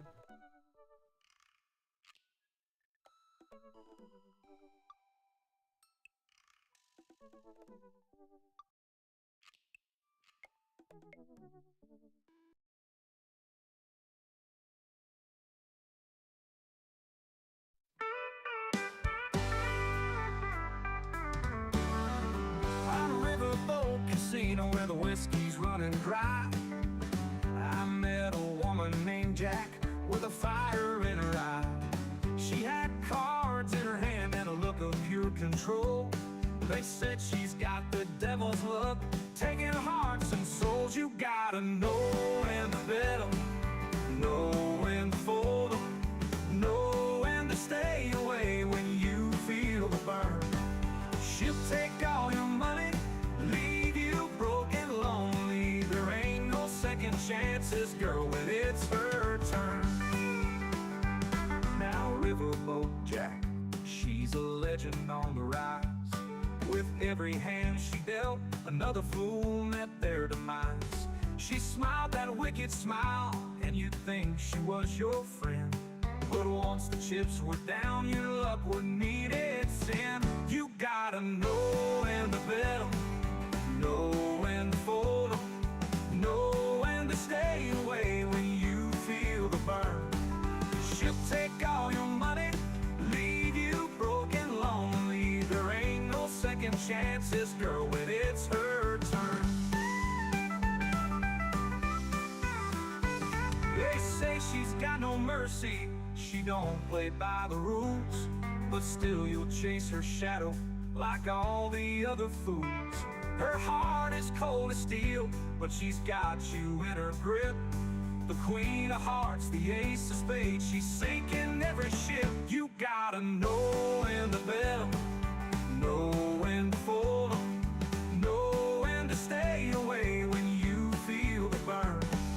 She'll take all your money, leave you broke and lonely. There ain't no second chances, girl, when it's her turn.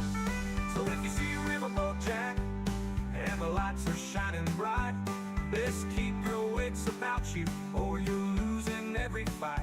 She's a heartbreaker, a gambler, and she's never looking back. When the river calls your name, you'll be chasing Riverboat Jack. So if you see Riverboat Jack and the lights are shining bright, best keep your wits about you or you're losing every fight. She's a heartbreaker, a gambler, and she's never looking back. When the river calls your name, you'll be chasing Riverboat Jack.